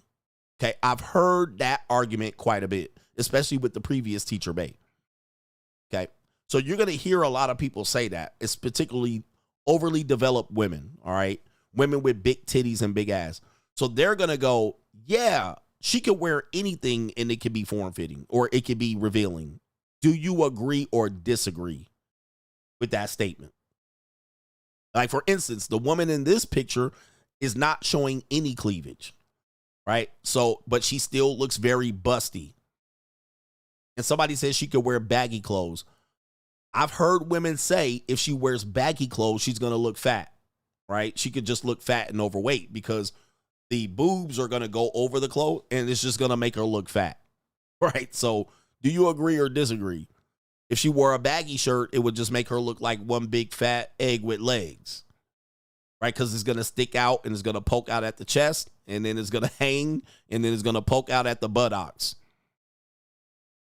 And so that's how they're defending it. They're saying anything that this woman wears would be revealing. Do you agree or disagree? Let me go ahead and put up a poll real quick as we exit. Do you agree or disagree? Anything she wears will look revealing. Revealing. Agree or disagree? Let's see what we got. The fashion police are telling her to wear a potato sack. All right, let her wear a potato sack. No, she's overdoing it. Both of these women are overdoing it. So there's other stuff they could wear. Although if this woman was wearing pants, oh, Jesus. I mean, I mean, what else could this woman wear? And if this is a BBL or titty implants, I don't think they should be teaching at school. Like, you should be teaching with a BBL. I mean, if you got a BBL, you should be disqualified from teaching. Let me get to the support here. Here. All right, we got it right down the middle. Right down the middle. These people definitely are in a situation where we got to agree or disagree.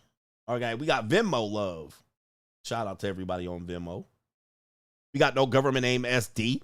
He says, Coach, I can't stand these people being too lazy to work. Being a landlord made me stop caring about other people because of their laziness. This is a fact. Anytime you guys, when you become a winner in life, you're going to see people from a completely different standpoint. You become a landlord. You become a manager. You become a boss. You start your own business. You're responsible for people. You become a teacher. You're going to have a different view of people.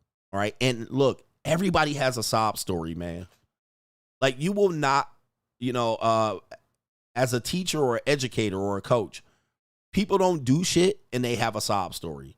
Oh, I'm a little bit on the spectrum and I had my cousin die when I was 10 and it still affects me. And I have a little bit of a learning disability and I learn slow and I don't have this and I have asthma.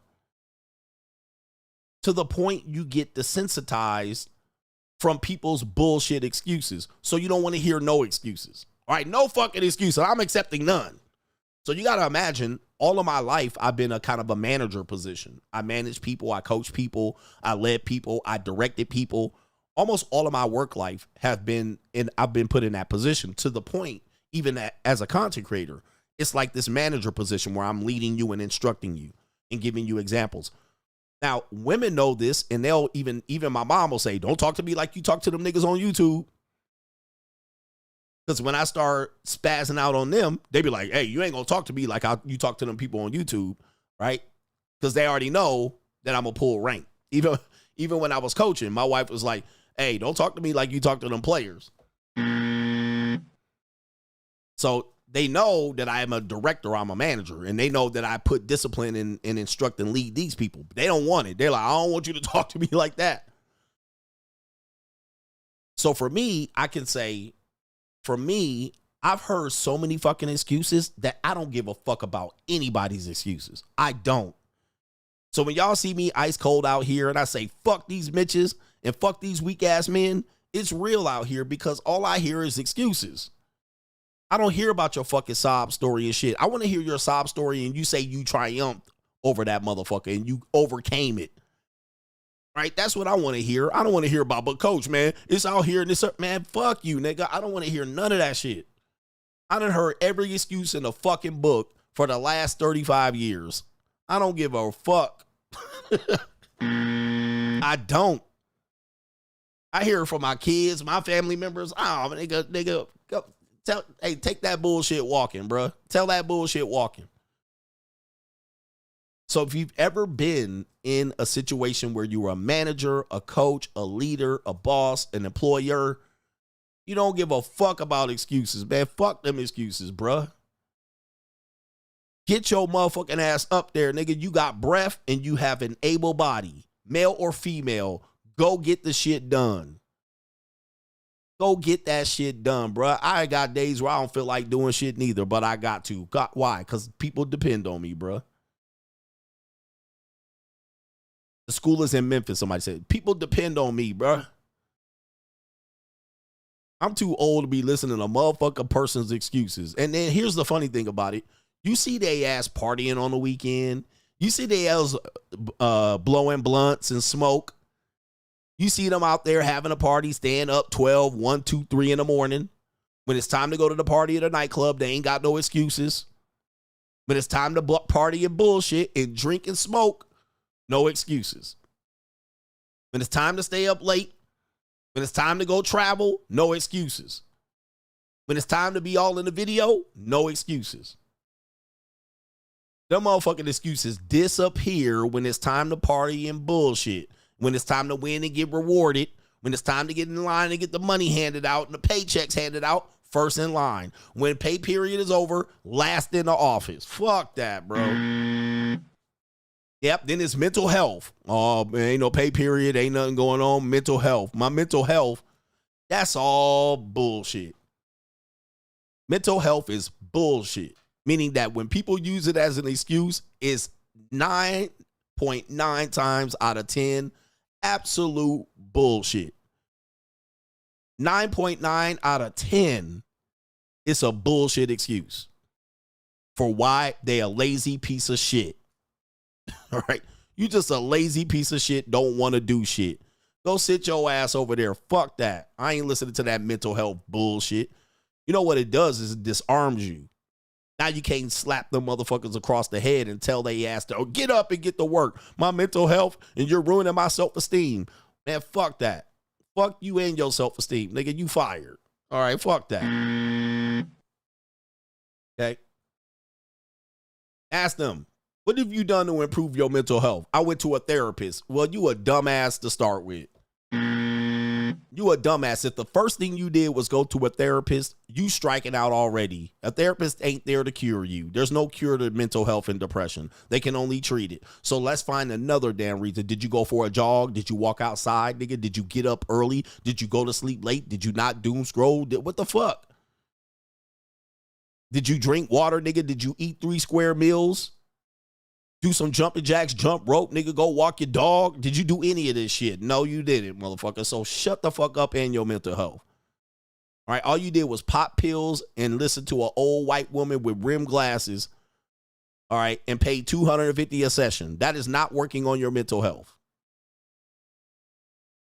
But it's time to drink and smoke dope and take depression pills. Them motherfuckers first in line. When it's time to fuck, remember that one girl, the tennis player? Shout out to her. She made it to the semifinals. That tennis player, Naomi Osaka, she was like, I can't do interviews. My mental health. She dropped out of tennis. My mental health. Came up pregnant and had a baby. Oh, so you can fuck on fucked up mental health. All right, you can sit around and fuck all day on mental health. All right, you can seem to accomplish fucking. They don't want to put away drinking, smoking, and fucking. All right, nah, and partying. We can do that shit. You seem to accomplish that shit with your goofy ass passing on your mental health to your kid. All right, but when it's time to go to work and do shit, nah, man, hell no, my mental health. All right, hell nah, bro. Shout out to Eric Scott Sermon. Appreciate you in the building. So, by the way, I've heard mental health excuse for about the past 10 years. I don't give a fuck about anybody's mental health, to be honest with you. All right? I don't care about it as an excuse. But you got to understand, I have depression and anti-anxiety. Who don't? Who doesn't at this point? I got stress listening to your motherfucking ass. I have anxiety looking at you being a lazy piece of shit. Do you care about that? You care about my mental health? I'm depressed looking at your goofy ass.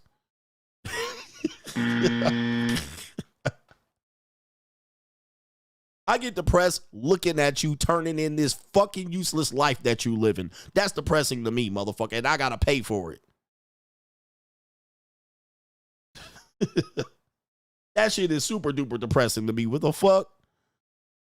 Especially if you related to me or are you a motherfucker. I'm depressed looking at your motherfucking ass. All right. All right, anyway. Shout out to our brother, Dr. Beto says, Coach, I was driving Uber this past weekend and I picked up a fine young sister and she was caught by her guy's wife in their house.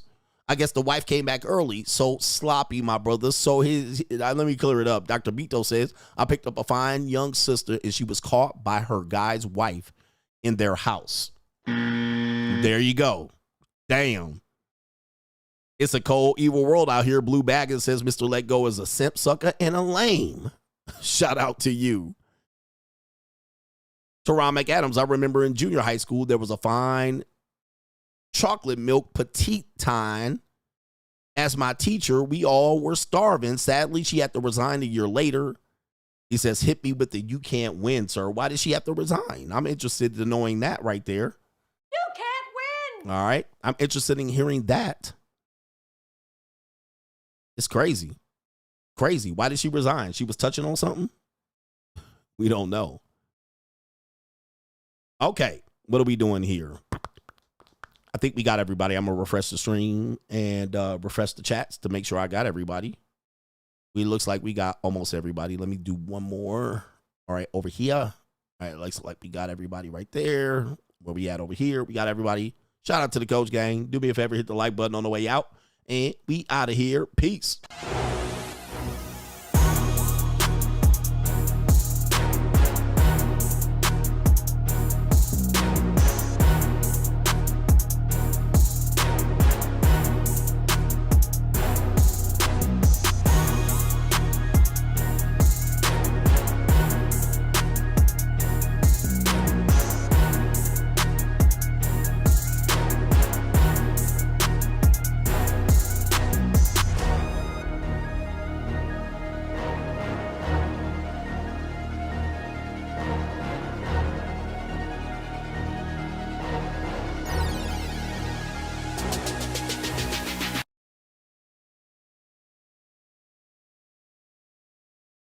You better boss up, nigga.